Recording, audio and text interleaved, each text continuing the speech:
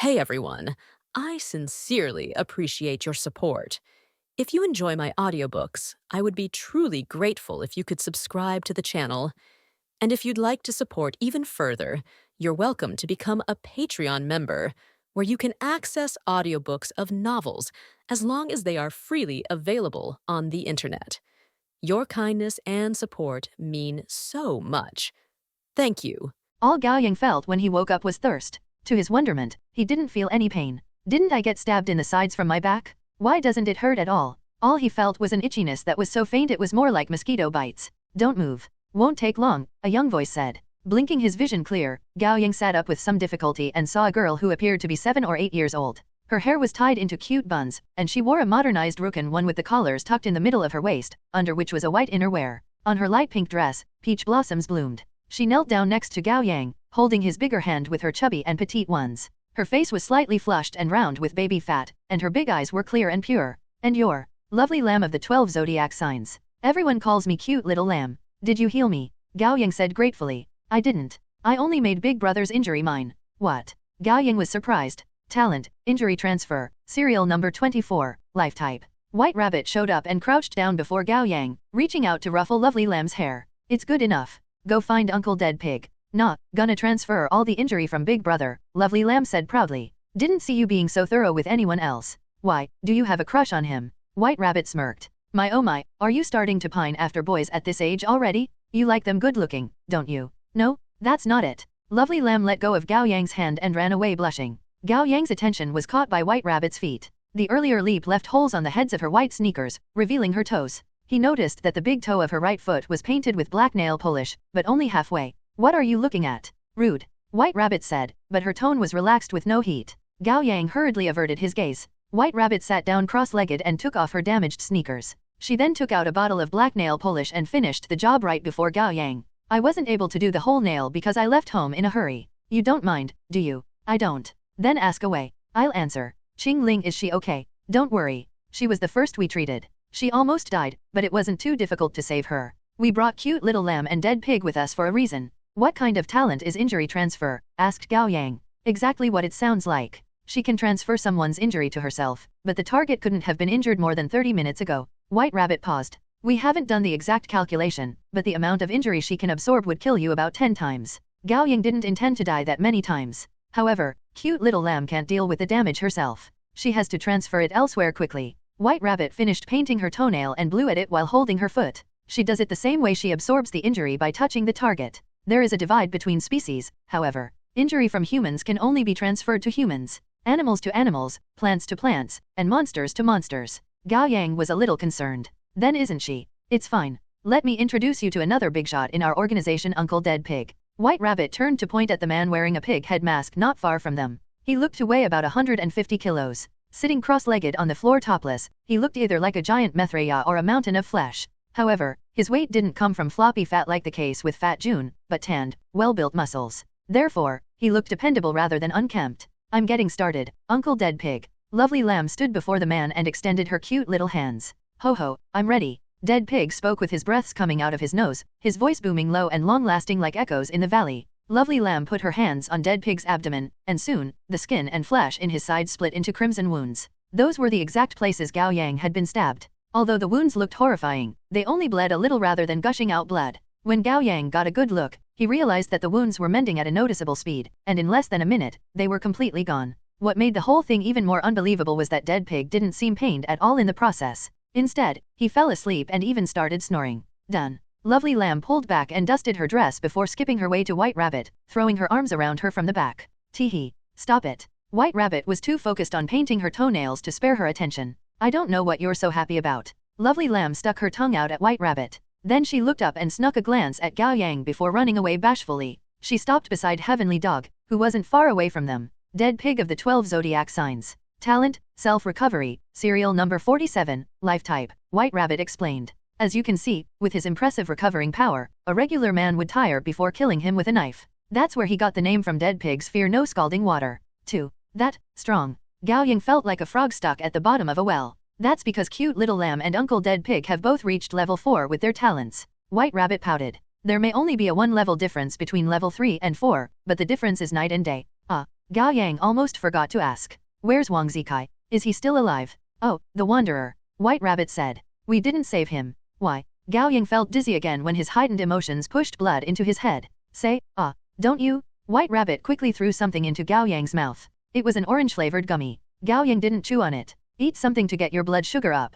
Don't worry, I didn't touch my foot with this hand. Gao Yang finally chewed and swallowed the gummy, his chest tightening again. You said you don't kill wanderers. We don't kill them, but that doesn't mean we save them. Alright, I'm just teasing you. White Rabbit put another gummy in Gao Yang's mouth. It was an apple-flavored one. He's not dead. Gao Yang was overjoyed. White Rabbit blinked her brown, almond-shaped eyes and said through the mask, we didn't save him because he didn't need saving. Your wanderer friend is quite a special one. It seems he'll only die if his head is cut off or his heart is carved out. Blood loss isn't a threat to him, and there's nothing to worry about when his heart stops. That's merely his body activating his self-recovery. Isn't that Dead Pig's talent? Gao Yang was surprised. He really is born with great talents. Far from Uncle Dead Pig's level, but enough to save himself. While they talked, Wang Zikai showed up from inside the ruined house with Fat Jun's support, pressing a hand to his mostly recovered injury. He spotted Gao Yang in the front yard immediately, and he burst into laughter. Ha, ha ha, ha ha ha ha ha. He laughed so hard that he started trembling, and the exertion made his mended wound split again. He grimaced in pain.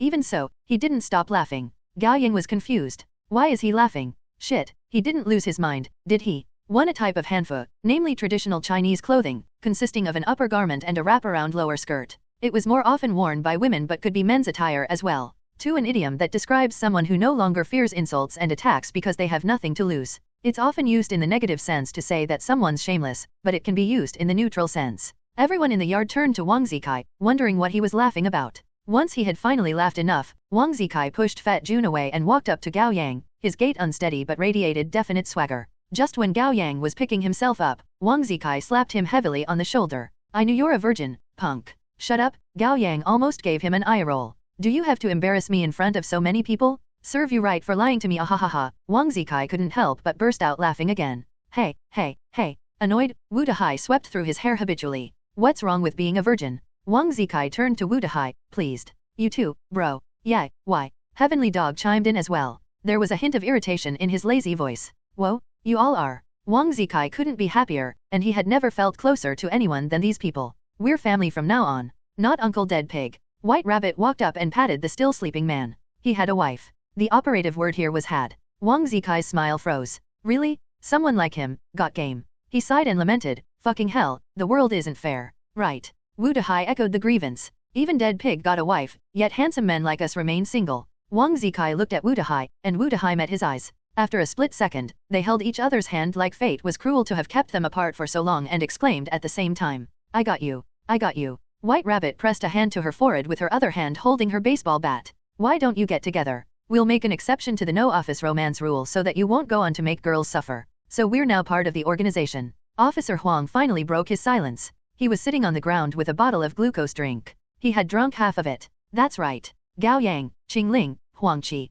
White Rabbit made the official announcement. Congratulations on passing the test and joining the organization. Whew. Officer Huang exhaled a long breath and lay down with his arms open, ignoring all the dead monsters around him. Being an adult is so difficult. Finally, even though they had brushed shoulders with death, they managed to survive and pass the test. Gao Yang let out a long breath as well and opened a bottle of water, taking a big gulp. Then Qing Ling, who had been lying on the ground unconscious, blinked her eyes open. Someone had wiped the blood off her face, and it looked clean and fair as usual. Her eyes widened after 2 seconds. Gao Yang recognized immediately that it wasn't Qing Ling, but her sister. Face twisted in fear and body shuddering and heaving with hurried breaths, she threw herself at Gao Yang the moment she saw him like he was her only lifeline. Arms wrapped around him, she clawed at Gao Yang's clothes and buried her face into his chest, sobbing silently. Her tears drenched his clothes. Gao Yang could feel the warmth on his chest. It's okay, you're safe. Gao Yang didn't know how to comfort her, so he simply patted her gently on the shoulder. It was already impressive for a regular girl to endure this much.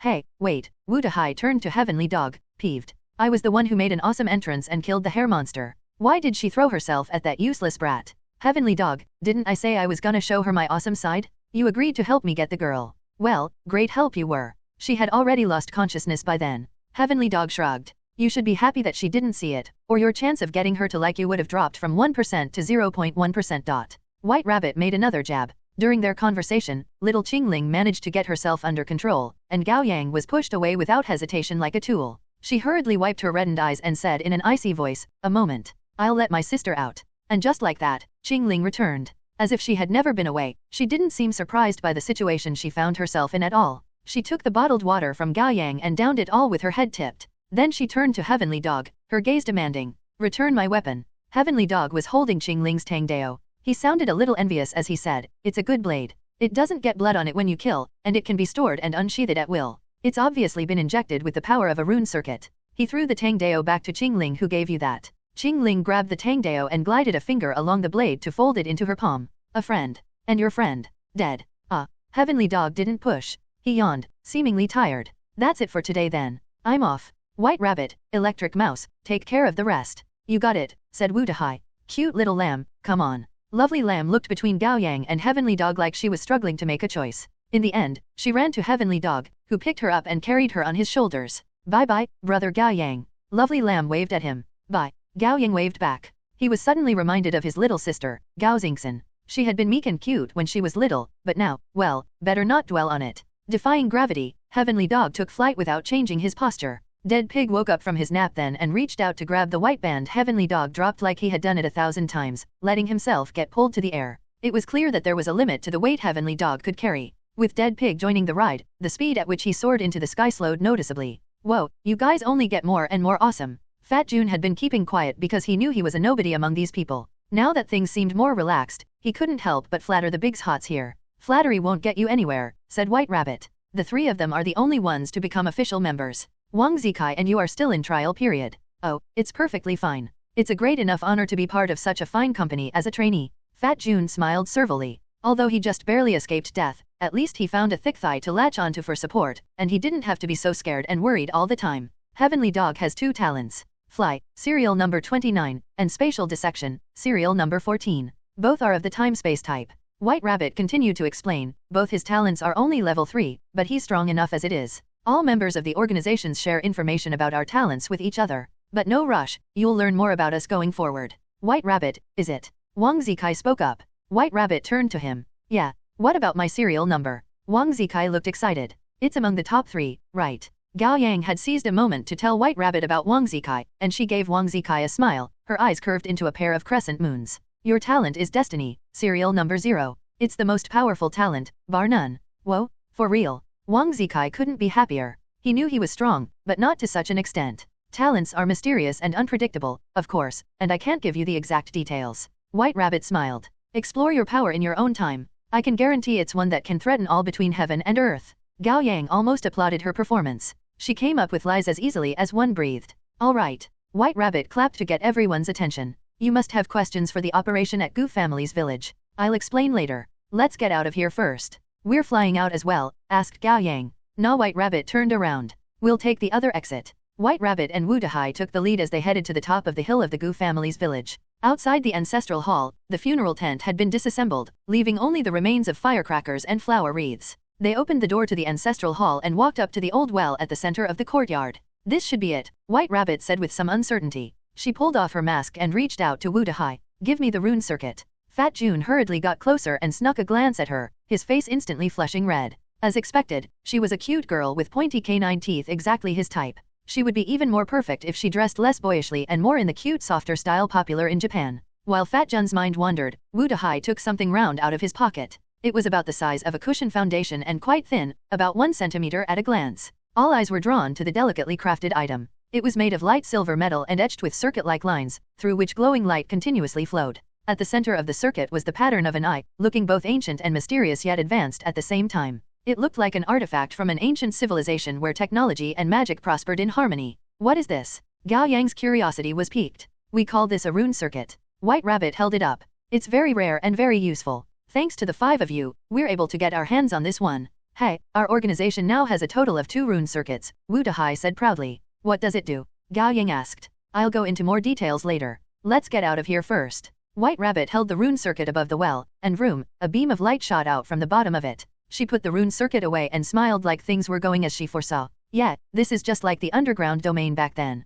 She turned back and said, "We'll go one by one. There's no rush. You go first, Electric Mouse. I'll go last." "Got it." Wu Dahai got into a cool posture and jumped toward the well. Rather than falling in, he defied gravity and hovered in the orange light coming from the well. After about 2 seconds, he soared into the sky following the trajectory of the light beam with a swoosh, vanishing in the blink of an eye. Realization dawned on Gao Yang. This was essentially a more advanced elevator. Next, White Rabbit said, "I'm going." Wang Zikai jumped into the light excitedly and ascended in a second. Then Officer Huang, Fat Jun, Qing Ling, and Gao Yang took the elevator in order. The moment Gao Yang jumped into the beam of light, he felt the pull of gravity vanish. Then a powerful yet gentle magnetic field wrapped around him and brought him up into the air at great speed. All he could see was the energy particles flowing at high frequency around him. His mind seemed to go blank for a moment, and he found himself reaching what seemed like the edge of the sky and moving past a long underground tunnel, until his vision suddenly cleared up. When he regained his senses, he was already right in front of the ancestral hall of the Gu family's village. He would have wondered if he hadn't moved at all if not for the now crumbled well.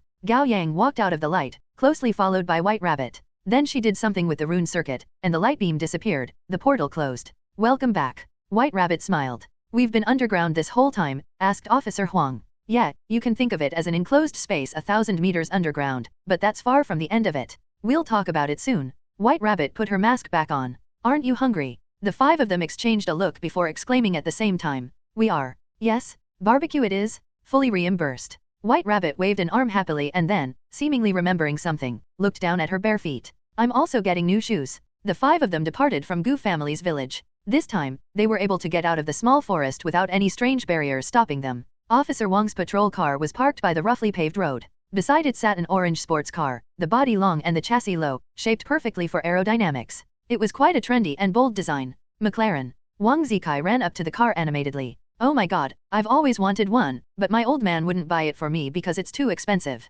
"Oh, you've got taste, brother." Wu Dehai walked up to his car and took out his car key nonchalantly. Beep. The car doors raised like a pair of robotic wings. That was a surprising revelation. Who would have guessed that the seemingly average Wu Dehai was actually filthy rich? He threw Qing Ling a leering glance. "Wanna take a ride in my car, Qing Ling?" Qing Ling didn't even spare him a glance before diving into the back of the patrol car. After a pause, Gao Yang followed her in. "Fat Jun, is it? You've got a bigger physique, so you should ride shotgun." White Rabbit took the back seat as well, sandwiching Gao Yang with Qing Ling. Gao Yang tensed up immediately, not knowing where to even rest his hands. "Whoa, I've never ridden on a patrol car. My heart's pounding." White Rabbit seemed to be in a good mood, and she chattered like a girl excited for a picnic. "I can handcuff you to make it a more immersive experience," Officer Huang joked. "Sure, I'm game." White Rabbit was excited. Officer Huang actually threw her a pair of handcuffs. "Here." She took the handcuffs and cuffed her left hand before grabbing Gao Yang's right and cuffed it with a click. "What are you doing?" Gao Yang was surprised. White Rabbit shook her hands.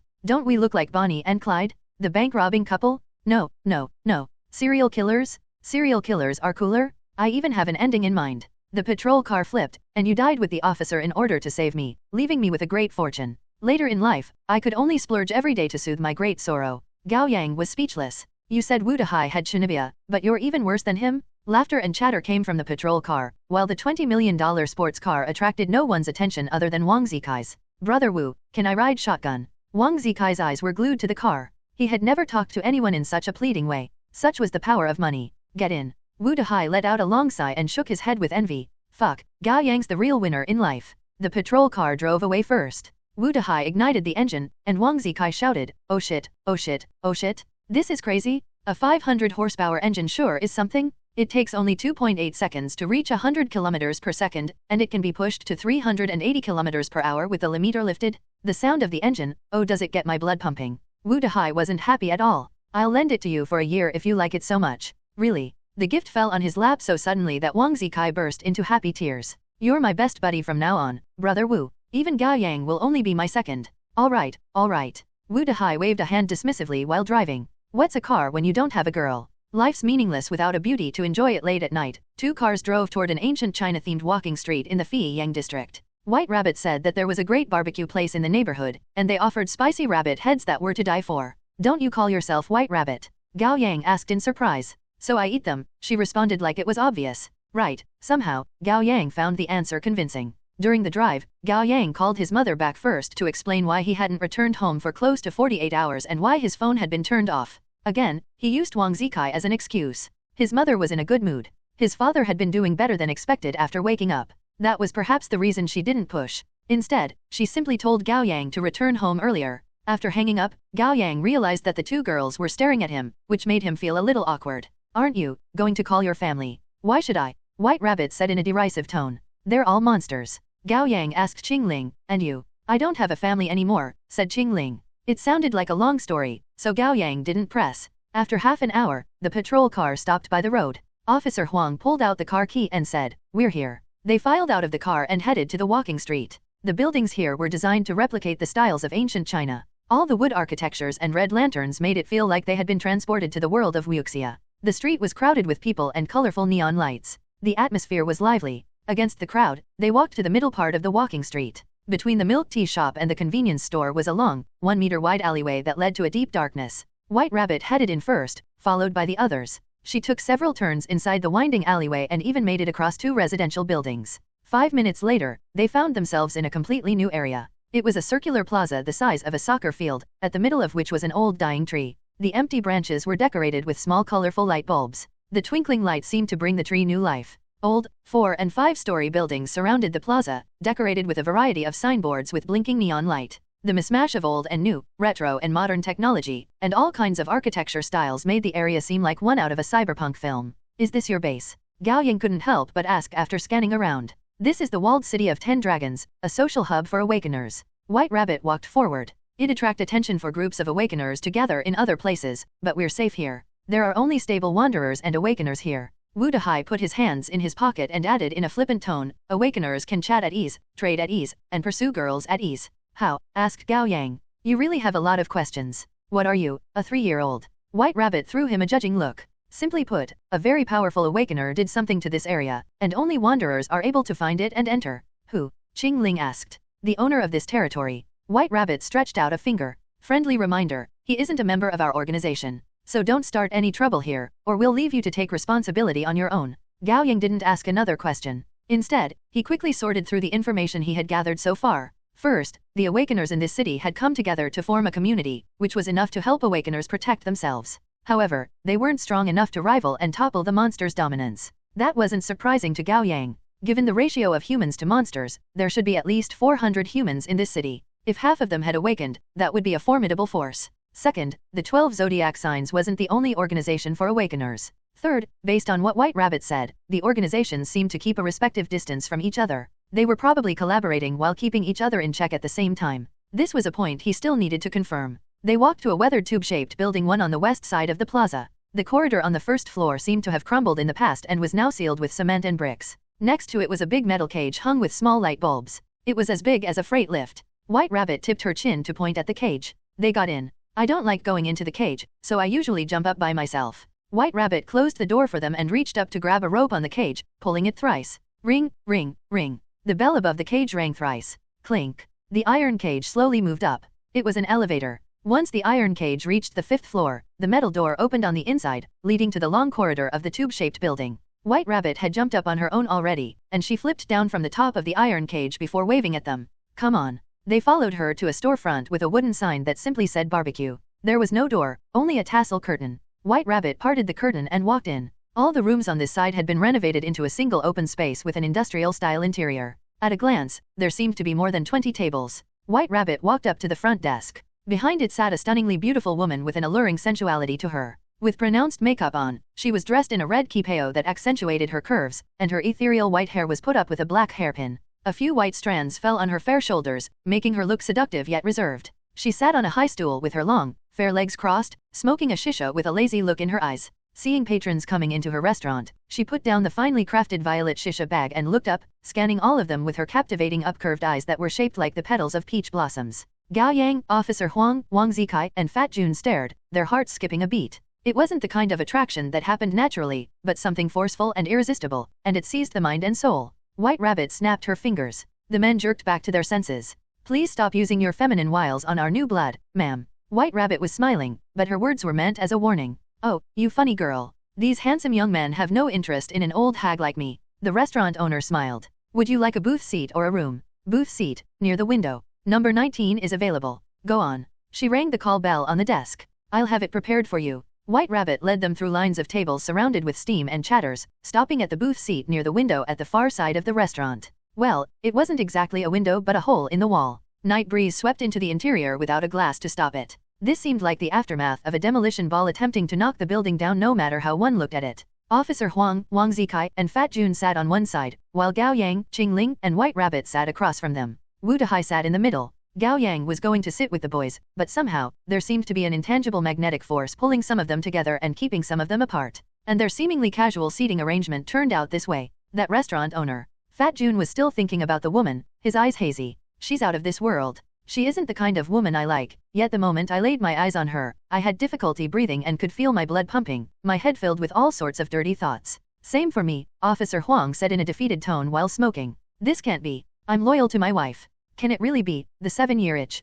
Wu Dahai burst out laughing. You aren't to blame. The restaurant owner is an awakener. Talent, seduction, serial number 61, psyche type. White Rabbit unfolded the menu. Then she looked up like she just remembered something and said, oh, for your information, it's not she, but he. One Tongzilu, tube-shaped building, is a type of apartment building in China. A long corridor runs through the center of the floor with rooms on both sides. It's common for several families to crowd the limited space, sharing public bathrooms, kitchens, and living rooms like dorms. It's designed to save space and lower cost. Fat Jun splattered tea out of his mouth. That's a man. I knew it. Unlike him, Officer Huang seemed rather relieved and kissed the wedding band on his ring finger. I'm still a good man. Look at him, electric mouse. You can learn a thing or two. Having picked the food she wanted, White Rabbit pressed the call button. I should learn from him? I'm known for my devotion to my romantic partner. Wu Dahai defended himself vehemently. But first I need a girlfriend. A young waiter came to their table. Evening. Are you ready to order? White Rabbit rattled off all the orders without pause. Large portion of beef short ribs, large portion of pork belly, 1 portion each of squids, soles, eggs, corns, king oyster mushrooms, enoki mushrooms, and finally, 1 portion of spicy rabbit heads. Oh, wait, any of you want it? All the others shook their heads, unwilling to try. Save for Qing Ling, I'd have one. White Rabbit gave her a look of genuine appreciation. Say no more. From now on, we're sisters of different parents. After they made their order, Gao Yang asked, White Rabbit, what? What's going on with Gu family's village? What are rune circuits? White Rabbit cut in. You've been waiting to ask that, haven't you? Yeah. Gao Yang was a little embarrassed. It seemed that everyone else was fine with not knowing right this moment, while he was the only one asking all the questions like a curious child. But he couldn't help but be hung up on it. He wanted to gather more information and grasp more rules so that he can survive in this terrifying world longer. Nothing wrong with that, right? Be a little more patient, would you? I prefer talking while eating. White Rabbit took off her baseball cap, her short, slightly puffy hair dropping and framing her fair pink cheeks. With her bright, almond-shaped eyes, cute, delicate nose, and the 2 canine teeth that made themselves known when she smiled, there couldn't be a more apt description for her than White Rabbit. Fat Jun couldn't tear his eyes from her. Noticing his gaze, White Rabbit said, What are you looking at? I don't have seduction as a talent. Fat Jun lowered his head bashfully. After a pause, White Rabbit said in realization, Oh, really? I'm your type.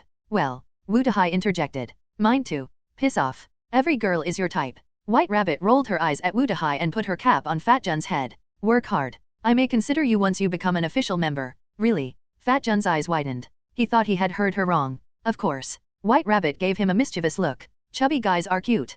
Give you a sense of security. Don't trust a word out of this woman's mouth, buddy. Wu Dahai said with pent-up rage. I was lured into the organization the same way. She's in charge of recruitment for the organization, and she's got a quota to fill every year. Ah, is that so? Fat Jun smiled sadly with resignation, scratching his head. Of course. How would someone like me? Don't listen to him. White Rabbit leaned forward with a hand propping her chin and smiled sweetly at Fat Jun. You're not like Wu Dahai. I meant what I said. Okay, Fat Jun said with renewed hope. I'll do my best. Gao Yang thought with fear, what a terrifying woman. Ah, right. White Rabbit turned to the others. As your senior, I'd like to give all of you newbies a piece of advice. Go on. Although monsters are the most terrifying beings in this world, you're unlikely to run into especially dangerous ones without doing something really stupid. For you people, the greatest threats are actually the awakeners. I'd advise you not to start trouble with awakeners from other organizations. The owner of this restaurant is a good example. Why? Fat Jun asked. We're all humans. Shouldn't we form a united front against monsters? That's the case in theory, but the reality says otherwise. White Rabbit shrugged. Let me tell you a figure. For every 10 awakeners who died, only 3 were killed by monsters, while all other 7 were killed by humans. The table fell silent. Gao Yang was suddenly reminded of a quote he read elsewhere. There are 2 things in the world you shouldn't look at directly. Sun, and the human heart. White Rabbit considered Gao Yang's face seriously. You aren't a long-lost brother of our captain, are you? What? You often say very similar things. White Rabbit smiled, pleased. It seems that we've recruited the right guy this time. As they talked, the waiter came to the table with a little cart. He moved the plates of proteins to the table before serving the drinks and beer. White Rabbit volunteered to be the chef with a pair of tongs, while Fat Jun poured drinks for everyone without being asked to. I should explain what rune circuits are before going into the deal with Goo family's village. White Rabbit flipped the beef short ribs on the grill. Rune circuits are something all awakeners should know about. There are. Hey, dig in. The meat is really tender. It's gonna be too charred if left on the grill any longer. Wu Dahai took a sip of beer. Focus on the barbecue. I'll do the talking. Sure. Seeing all the eyes shifted to him, Wu Dahai felt flattered and put away his usual flippant attitude, explaining in a professional tone. There are 12 rune circuits in total: life, support, poison, buff, guard, summon, damage, psyche, element, knowledge, time-space, and miracle. By the way, rune circuit is simply what awakeners call these things. No one knows what they really are. Anyway, the rune circuits are mysterious artifacts with many uses. They are certainly not made in our era, and the greatest known use for awakeners is to level up our talents. Level up. Qing Ling's eyes lit up. I heard Officer Huang say that you've been obsessing over a way to level up. White Rabbit picked up a piece of beef at just the right doneness and put it in Qing Ling's bowl. Here, eat. Tell me about leveling up first. Qing Ling couldn't wait to hear an answer. Talents started out at level 1. They can go up to level 2 after repeated uses. Level 3 is a little harder to reach. You have to kill a certain number of monsters with your talents. If you're lucky, you may only have to kill 1 monster. If you're unlucky, then you may have to kill more than 10. Of course, such a method applies to only talents that can do damage. Other types of talents level up in different ways, but let's not go into all the nitty-gritty now. Qing Ling nodded. My medal reached level 3 during the fight at Goo family's village. It's probably because you killed quite a lot of monsters with both metal and God of Blades. Wu Dahai raised an eyebrow. Our organization forbids unjustified killing of monsters, but those at the Goo family's village didn't count. We left them to you to help you level up. You say that, but we almost died. Officer Huang couldn't help but fume when reminded of what happened. Ha ha ha, don't blame Electric Mouse. It was my idea. We each got what we needed in the end. White Rabbit quickly picked up a few pieces of meat for Officer Huang. Let's put that aside for now. Yeah, there's a bottleneck between level 3 and 4 for talents, and going past it would make a significant difference. White Rabbit thought for a moment. To make an analogy, it's like the difference between regular rabbit heads and spicy rabbit heads. How much do you love rabbit heads? Gao Yang swallowed the comment threatening to come out. The hell's with your analogy, Wu Dahai interjected. I'd say it's the difference between bicycles and motorcycles. They all nodded bemusedly. That was much more understandable. I want to level up, said Qing Ling. Patient, girl. Let me finish. White Rabbit picked up another piece of meat for Qing Ling. It's not that easy. What I'm going to tell you now will all be in the test, class. White Rabbit waved the tongs like she was waving a teacher pointer.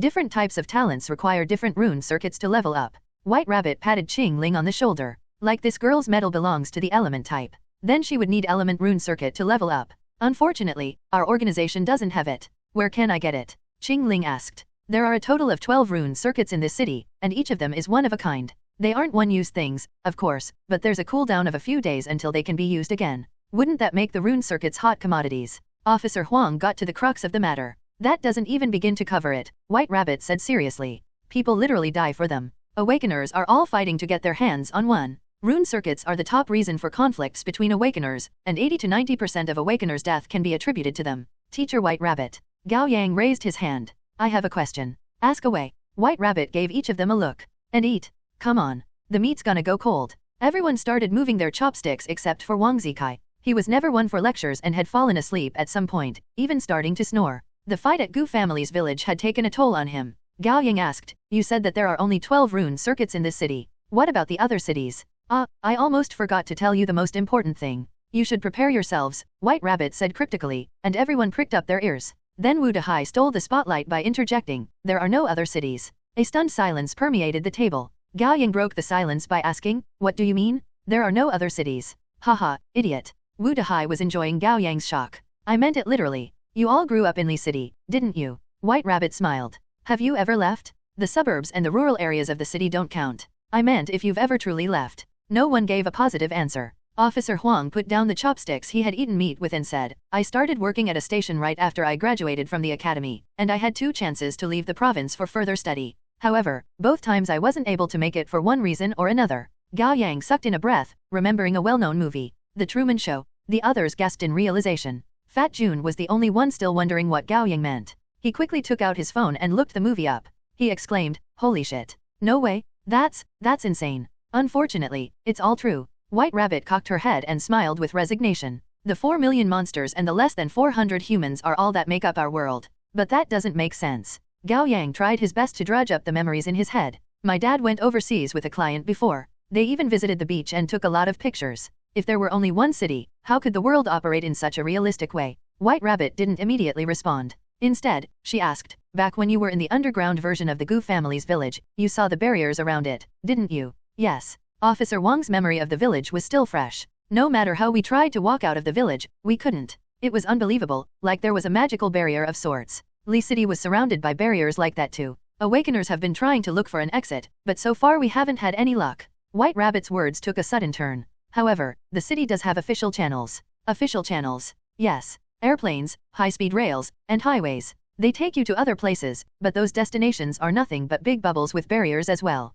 Don't even think about getting out of the train or car on the way. Many Awakeners have tried. Some even attempted to jump off the plane halfway. White Rabbit crossed her arms. They all failed. It's impossible. White Rabbit turned to Gao Yang. When your dad went abroad, he took a plane, didn't he? Yeah. Gao Yang tried to rationalize everything. You mean we cannot walk out of the city, but we can go to Maldives one on a plane, and on the way, we cannot get off the plane. Not even if I were Superman and could fly. That's it. White Rabbit nodded. There's nothing in the middle. What seems to exist is nothing but an illusion. Of course, it's also possible that there is something in the middle, but it's not open to any humans or monsters. Wu Dehai interjected again. He had something to share about this. I've been to Maldives many times, Gao Yang, and I took the time to explore it. I found the border quickly. The place is much smaller than Li City. White Rabbit leisurely enjoyed her food, giving everyone some time to digest all the information. A minute later, she cleared her throat. Listen to me carefully and do your best to understand it. First, forget everything you learn in geography class. Now close your eyes and imagine the world as a vast ocean. On the ocean are many isolated islands. Some are big, like our Li City. There is a population of 4 million with only 400 humans. Everyone else is a cutie.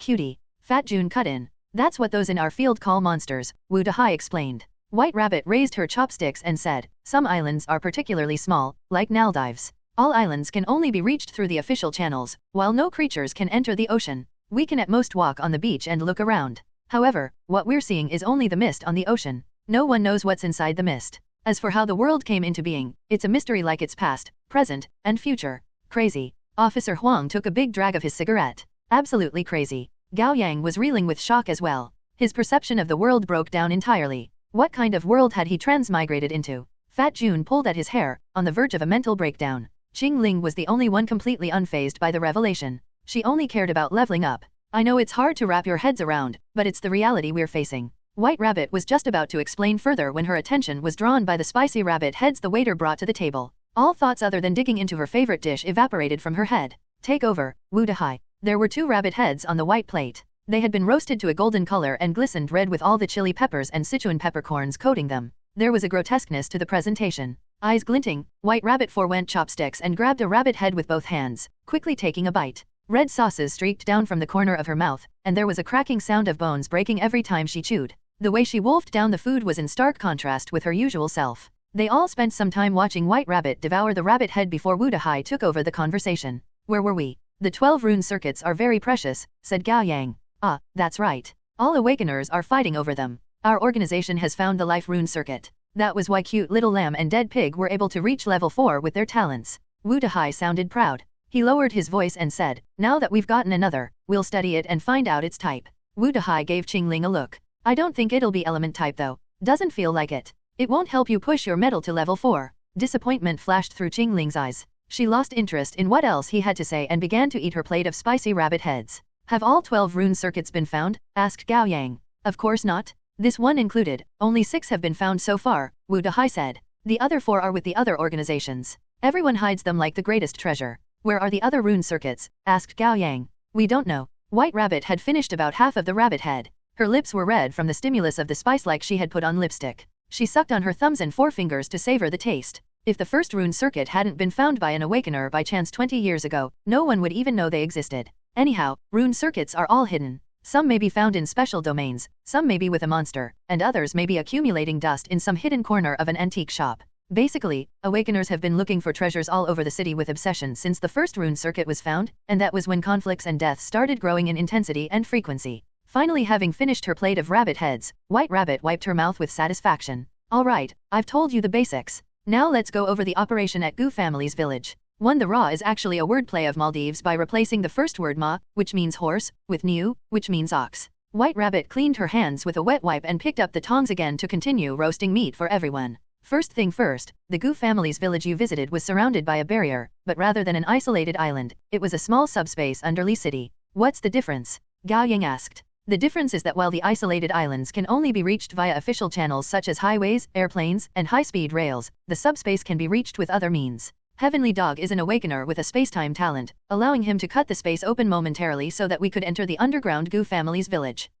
Gao Yang thought for a moment. But why are there two Gu family's villages? An underground one in addition to the one above ground? Good question. White Rabbit gave him a thumbs up. Unfortunately, I don't know either. Let me start from the beginning. 3 years ago, our organization found the first rune circuit, the Life Type 1. It was the fourth rune circuit Awakeners had ever found, and it was inside an underground space. I won't go into the details. Just know that it was a similar situation with Gu family's village. Last spring, White Rabbit threw Wu Dahai a rare appreciative glance. I lured Wu Dahai into the organization with my feminine wiles. Ha, you said it. Wu Dahai slammed his chopsticks on the table. Don't you feel a pang of consciousness for leading on a pure-hearted boy like me? Don't interrupt me. White Rabbit couldn't care less. Anyhow, Wu Dahai told me about the tragic happening at Gu family's village and said that it could be related to rune circuits. I looked it up and found out it was indeed a strange case. A family of 5 was killed, followed by the disappearance of all villagers. We sent our people to investigate the ruin of Gu family's village. The first time, we encountered the hair monster like you did, and we were brought to the underground Gu family's village. However, our people were stronger than you lot, and the hair monster fled once it realized it couldn't win. Then we stayed for another 2 days and found out all the information you've found, but the hair monster never showed up again. White Rabbit glanced at Wu Dahai. We visited the place a few more times to no avail. The hair monster was cunning. Knowing how much of a threat we were to it, it refused to show up. We concluded that the hair monster must have mutated after devouring a rune circuit. So you used us. Officer Huang smiled bitterly. Yeah, it's hard to find the right people. White Rabbit batted her eyelashes. First, it had to be Awakeners, but not those belonging to the other organizations since we couldn't trust them. Our best bet were free agents who didn't even know about rune circuits. That's what we call Awakeners who haven't yet joined any organization, Wu Dahai added. White Rabbit continued. Couldn't be too strong, or the hair monster wouldn't show up.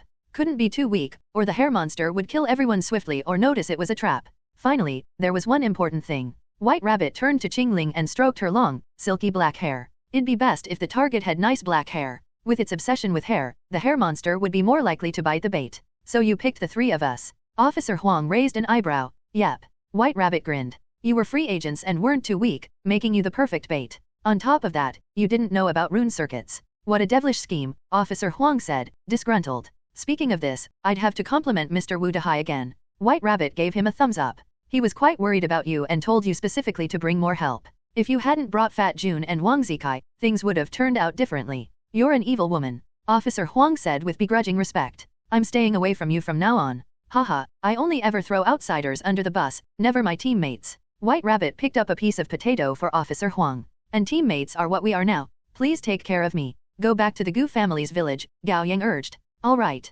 White Rabbit nodded. According to what I know, what happened in Gu family's village wasn't complicated. Simply put, Hua's daughter-in-law, the woman who married into his family, had been devoured by an overtaker. What's an overtaker? Gao Yang zeroed in on the key point. White Rabbit sighed. Dear Lord, you really know nothing. You're lucky to have survived for this long. Overtakers are a type of greed monsters, Wu Dahai said. There are 2 known types of greed monsters at the moment, freeriders and overtakers. White Rabbit continued. As the name would suggest, freeriders entered and hitchhiked in the human body as parasites at the price of their deaths. They coexist with the human, maintaining some sentience and capabilities. But all in all, the human remains the owner of the body.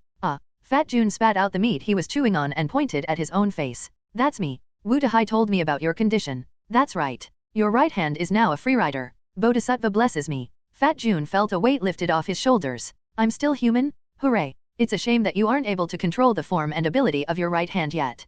Please work hard on that. White Rabbit winked at Fat Jun with a smile. You'll become an official member once you gain control of your right hand. Yeah, I'll prove that the organization is right to trust me, Fat Jun declared with renewed determination. Wake up, loser. Wu Dahai rained on his parade. Once you become a valuable tool and sign your body to the organization, she won't ever give you the time of day. I've been there myself. Fat Jun chuckled while touching his head. Haha, that's fine. Wait, that doesn't make sense. Gao Yang had been listening intently, and he realized something. If the white cat were a freerider, it should have died after biting Fat Jun. Yet the white cat showed up again later. Could those be 2 different cats? He filed that in his head and pushed the question aside for now. At least Fat Jun seemed fine at the moment. I'll continue. White Rabbit went back to her original topic. Another type of greed monsters are the overtakers. Basically, they enter and overtake the host bodies completely at the price of abandoning their own, turning into a brand new creature with the body of an awakener but the soul of a monster. Everyone quietly listened with rapt attention. The bride was an awakener who had been replaced by an overtaker, said White Rabbit.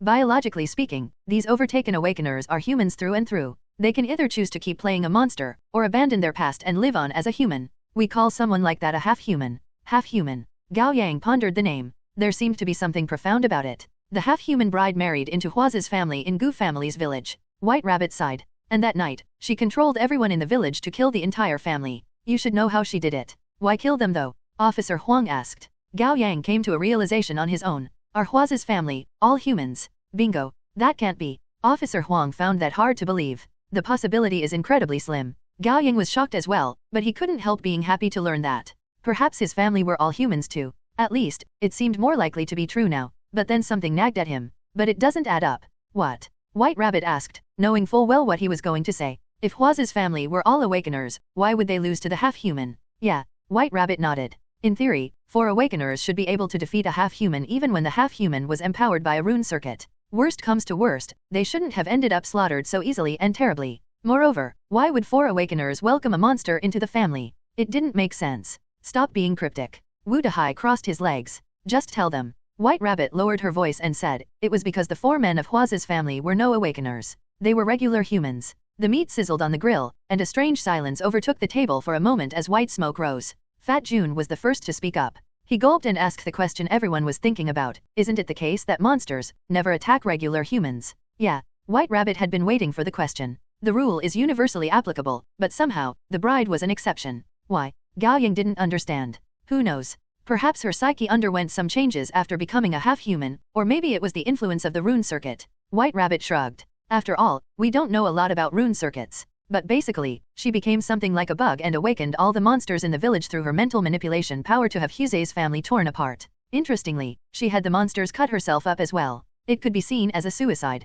That's strange. Officer Huang shook his head. She had finally become human, yet she got herself killed. How is that strange? Wu Dahai snorted. Maybe she regretted it. Maybe she thought it was better to be a monster than a human and wanted to start over. That is a possibility. White Rabbit propped her head up with a hand on her chin. In the end, her suicide attempt failed. The rune circuit kept her head alive and retained the powerful will of her living self as well as a certain degree of intelligence. After many years of mutation, she became the hair monster we encountered. As for the monsters of the Gu family's village, they all reverted back to their human forms with traces of the crime completely wiped out, all in the service of a consistent story. They forgot everything. To the police, Hua's family had been killed and cut up, while the bride's head was missing. Then the villagers organized a funeral for the family, and they all disappeared overnight. White Rabbit stopped suddenly. A few seconds later, the owner of the restaurant sauntered over with a tray, her body moving in an alluring way, and she also brought with her a pronounced, captivating fragrance. She put 7 glasses of drink on the table. Our specialty plum drink. It cools the body down and quenches the thirst. Would you fancy a taste?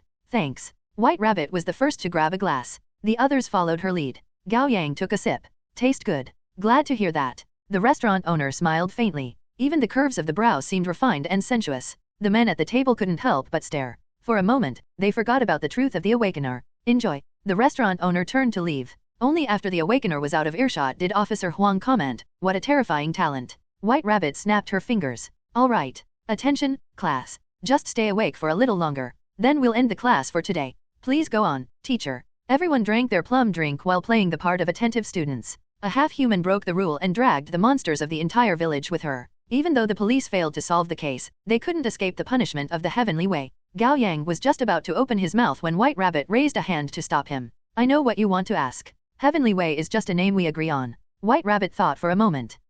It's basically an umbrella term for the rules, patterns, and order the world operates under. A good portion of awakeners believe there to be a tremendous intangible power governing the world, the relationship between humans and monsters, and the rules that have come into being. The power resembles the heavens and Dao the ancient people had written about: impartial, unemotional, unknowable, irresistible. Of course, there are also a smaller number of awakeners who think of it as something more similar to an advanced AI operating solely on cold reason, an artifact from an advanced civilization we cannot begin to wrap our minds around. And the rune circuits are of the same origin. These are the 2 major schools of thoughts. Anyhow, be it the heavenly way or an advanced AI, there are a set of stringent rules in place, and the most important one is, unawakened humans are not to be attacked. Otherwise, there will be punishment. We call punishments like this heavenly punishment. So those at the Gu family's village were subject to heavenly punishment, Gao Yang said in understanding. Correct. White Rabbit nodded. Our hypothesis is that due to the half-human bride killing unawakened humans, the heavenly way brought the entire Gu family's village 1,000 meters underground, forcing all monsters to endlessly repeat the particular period of time. Don't ask me why that was the punishment the heavenly way deemed appropriate. I don't have an answer. As it is, the monsters were essentially being put in life imprisonment, and the hair monster was stuck with them without a way out. As for the Gu family's village above ground, think of it as a replica made through 3D printing. Heavenly Way put it there in place of the original Gu family's village. White Rabbit clapped. Alright, that's the end of it. Ask away if you have any questions. No one did. They were all trying their best to digest the revelations. Heh. Wu Dahai patted Fat June on the shoulder like a senior would a newcomer. I was stunned out of my mind like you when I first heard the truth, but this is just the beginning? Do you know what the gates of closure are? Or the Crimson Tide? You have much to learn, young Padawans. Alright, let's end things here. Take some time to think about it. White Rabbit stood up and stretched her arms. Enjoy the food. I'm off. Wait, Gao Yang called out to her. Last question. Go on. Gao Yang felt lost. What should we do now? Well, White Rabbit's eyes twirled. On an individual level, you have to get stronger. That's the one thing all awakeners must do. The stronger you are, the less likely you'll get killed by monsters, humans, half-humans, mutated creatures, or whatever enemies coming your way, and the more likely you'll survive the next Crimson Tide.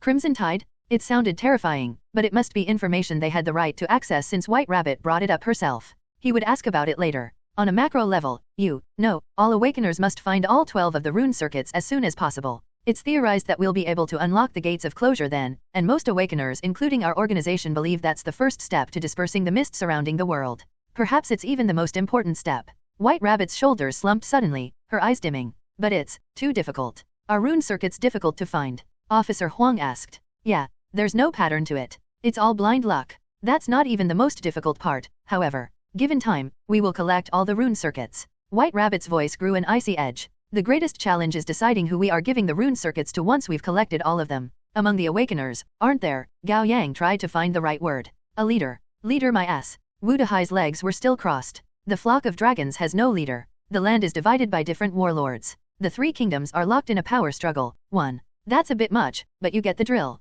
White Rabbit snorted. By then, the awakeners are likely going to break into a total civil war. A mathematician among the awakeners built a risk assessment model and concluded that the day the war ends, 94% of all awakeners will have died, while one awakener reigns supreme. The awakener will then lead the survivors to open the gates of closure and move forward. To be honest, I don't really look forward to that future. White Rabbit's lips curled into a smile that didn't quite reach her eyes. Who knows if I'll be among the surviving 6% rather than the other 94%. Gao Yang didn't say anything, while Officer Huang frowned. Qing Ling's expression didn't even change. And Fat June gulped. Why the hell are you scared? Then shouted a booming, boisterous voice. Wang Zikai had woken up at some point, and he stepped on the table, swinging his arm as he hollered, in a year, I'll kill all lizard people, topple the other organizations, and break down those damn gates, leading you all to victory. The lively atmosphere in the restaurant turned instantly icy. Dozens of customers put down their chopsticks and turned to stare at Wang Zikai, who had stood up high with a foot on the table, and the companions around him. One Wu Dahai used 3 Chinjiao, 4-character Chinese idioms, here. The meat sizzled on the grill, and a strange silence overtook the table for a moment as white smoke rose. Fat June was the first to speak up. He gulped and asked the question everyone was thinking about. Isn't it the case that monsters never attack regular humans? Yeah. White Rabbit had been waiting for the question. The rule is universally applicable, but somehow, the bride was an exception. Why? Gao Yang didn't understand. Who knows? Perhaps her psyche underwent some changes after becoming a half-human, or maybe it was the influence of the rune circuit. White Rabbit shrugged. After all, we don't know a lot about rune circuits. But basically, she became something like a bug and awakened all the monsters in the village through her mental manipulation power to have Huse's family torn apart. Interestingly, she had the monsters cut herself up as well. It could be seen as a suicide. That's strange. Officer Huang shook his head. She had finally become human, yet she got herself killed. How is that strange? Wu Dahai snorted. Maybe she regretted it. Maybe she thought it was better to be a monster than a human and wanted to start over. That is a possibility. White Rabbit propped her head up with a hand on her chin. In the end, her suicide attempt failed. The rune circuit kept her head alive and retained the powerful will of her living self as well as a certain degree of intelligence. After many years of mutation, she became the hair monster we encountered. As for the monsters of the Gu family's village, they all reverted back to their human forms with traces of the crime completely wiped out, all in the service of a consistent story. They forgot everything. To the police, Hua's family had been killed and cut up, while the bride's head was missing. Then the villagers organized a funeral for the family, and they all disappeared overnight. White Rabbit stopped suddenly. A few seconds later, the owner of the restaurant sauntered over with a tray, her body moving in an alluring way, and she also brought with her a pronounced, captivating fragrance. She put 7 glasses of drink on the table. Our specialty plum drink. It cools the body down and quenches the thirst. Would you fancy a taste? Thanks. White Rabbit was the first to grab a glass. The others followed her lead. Gao Yang took a sip. Taste good. Glad to hear that. The restaurant owner smiled faintly. Even the curves of the brow seemed refined and sensuous. The men at the table couldn't help but stare. For a moment, they forgot about the truth of the awakener. Enjoy. The restaurant owner turned to leave. Only after the awakener was out of earshot did Officer Huang comment, "What a terrifying talent." White Rabbit snapped her fingers. "All right. Attention, class. Just stay awake for a little longer. Then we'll end the class for today. Please go on, teacher." Everyone drank their plum drink while playing the part of attentive students. A half-human broke the rule and dragged the monsters of the entire village with her. Even though the police failed to solve the case, they couldn't escape the punishment of the heavenly way. Gao Yang was just about to open his mouth when White Rabbit raised a hand to stop him. "I know what you want to ask. Heavenly way is just a name we agree on." White Rabbit thought for a moment. It's basically an umbrella term for the rules, patterns, and order the world operates under. A good portion of awakeners believe there to be a tremendous intangible power governing the world, the relationship between humans and monsters, and the rules that have come into being. The power resembles the heavens and Dao the ancient people had written about: impartial, unemotional, unknowable, irresistible. Of course, there are also a smaller number of awakeners who think of it as something more similar to an advanced AI operating solely on cold reason, an artifact from an advanced civilization we cannot begin to wrap our minds around. And the rune circuits are of the same origin. These are the two major schools of thoughts. Anyhow, be it the heavenly way or an advanced AI, there are a set of stringent rules in place, and the most important one is, unawakened humans are not to be attacked. Otherwise, there will be punishment. We call punishments like this heavenly punishment. So those at the Gu family's village were subject to heavenly punishment, Gao Yang said in understanding. Correct. White Rabbit nodded. Our hypothesis is that due to the half-human bride killing unawakened humans, the heavenly way brought the entire Gu family's village 1,000 meters underground, forcing all monsters to endlessly repeat the particular period of time. Don't ask me why that was the punishment the heavenly way deemed appropriate. I don't have an answer. As it is, the monsters were essentially being put in life imprisonment, and the hair monster was stuck with them without a way out. As for the Gu family's village above ground, think of it as a replica made through 3D printing. Heavenly way put it there in place of the original Gu family's village. White Rabbit clapped. All right, that's the end of it. Ask away if you have any questions. No one did. They were all trying their best to digest the revelations. Heh. Wu Dehai patted Fat June on the shoulder like a senior would a newcomer. I was stunned out of my mind like you when I first heard the truth, but this is just the beginning? Do you know what the gates of closure are? Or the Crimson Tide? You have much to learn, young Padawans. All right, let's end things here. Take some time to think about it. White Rabbit stood up and stretched her arms. Enjoy the food. I'm off. Wait, Gao Yang called out to her. Last question. Go on. Gao Yang felt lost. What should we do now? Well, White Rabbit's eyes twirled. On an individual level, you have to get stronger. That's the one thing all awakeners must do. The stronger you are, the less likely you'll get killed by monsters, humans, half-humans, mutated creatures, or whatever enemies coming your way, and the more likely you'll survive the next Crimson Tide. Crimson Tide? It sounded terrifying, but it must be information they had the right to access since White Rabbit brought it up herself. He would ask about it later. On a macro level, all awakeners must find all 12 of the rune circuits as soon as possible. It's theorized that we'll be able to unlock the gates of closure then, and most awakeners including our organization believe that's the first step to dispersing the mist surrounding the world. Perhaps it's even the most important step. White Rabbit's shoulders slumped suddenly, her eyes dimming. But it's too difficult. Are rune circuits difficult to find? Officer Huang asked. Yeah, there's no pattern to it. It's all blind luck. That's not even the most difficult part, however. Given time, we will collect all the rune circuits. White Rabbit's voice grew an icy edge. The greatest challenge is deciding who we are giving the rune circuits to once we've collected all of them. Among the awakeners, aren't there? Gao Yang tried to find the right word. A leader. Leader my ass. Wu Dehai's legs were still crossed. The flock of dragons has no leader. The land is divided by different warlords. The 3 kingdoms are locked in a power struggle. 1. That's a bit much, but you get the drill. White Rabbit snorted. By then, the awakeners are likely going to break into a total civil war. A mathematician among the awakeners built a risk assessment model and concluded that the day the war ends, 94% of all awakeners will have died, while one awakener reigns supreme. The awakener will then lead the survivors to open the gates of closure and move forward. To be honest, I don't really look forward to that future. White Rabbit's lips curled into a smile that didn't quite reach her eyes. Who knows if I'll be among the surviving 6% rather than the other 94%.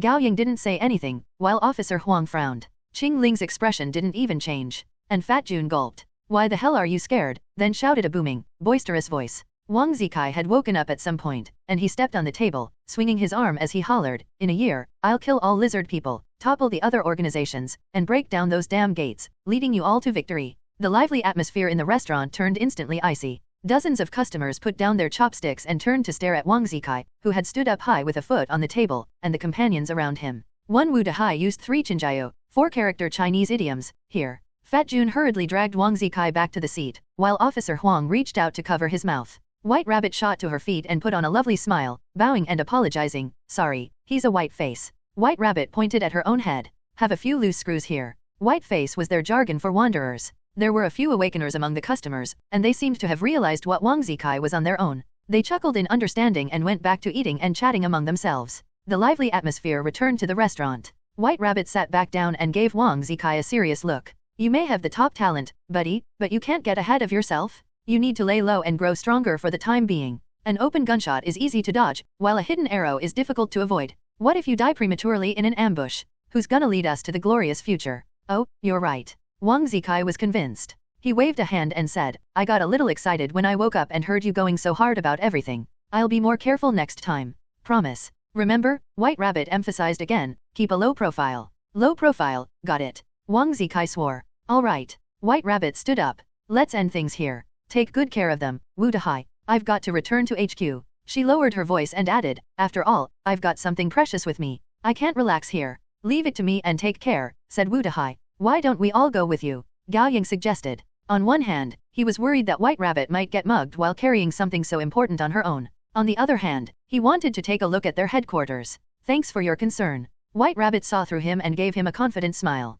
"I'll be fine." Wu Dahai laughed. "She's nothing if not the champion of running away." That put an end to any further protest. They had all witnessed White Rabbit's formidable leap. White Rabbit walked up to the window or the big hole that did nothing to stop the chilly wind of the night. She put her baseball cap and mask back on, keeping her hair from flying all over the place. "See you?" With a graceful leap, she vanished into the night. Wu Dahai stayed with Gao Yang and the others for another half an hour, talking about awakeners and other related topics. Wu Dahai was quite open to them, but what he knew was but the tip of an iceberg. Once the conversation shifted to the more concrete details, his knowledge in the field turned out to be only surface level. It might be because his rank in the organization wasn't high enough, or it could be that awakeners in general didn't know much more about monsters. Late at night, the 6 of them departed from the walled city of 10 Dragons. Officer Huang offered to drive Gao Yang, Jingling, and Fat Jun home, while Wu Dahai told Wang Zikai to give him a lift back, then he would be free to take the car and drive it to his heart's content. Wang Zikai was so overjoyed that he hugged Wu Dahai and called him his good brother at the end of every sentence. He couldn't have expressed his gratitude more passionately outside of giving the man a kiss.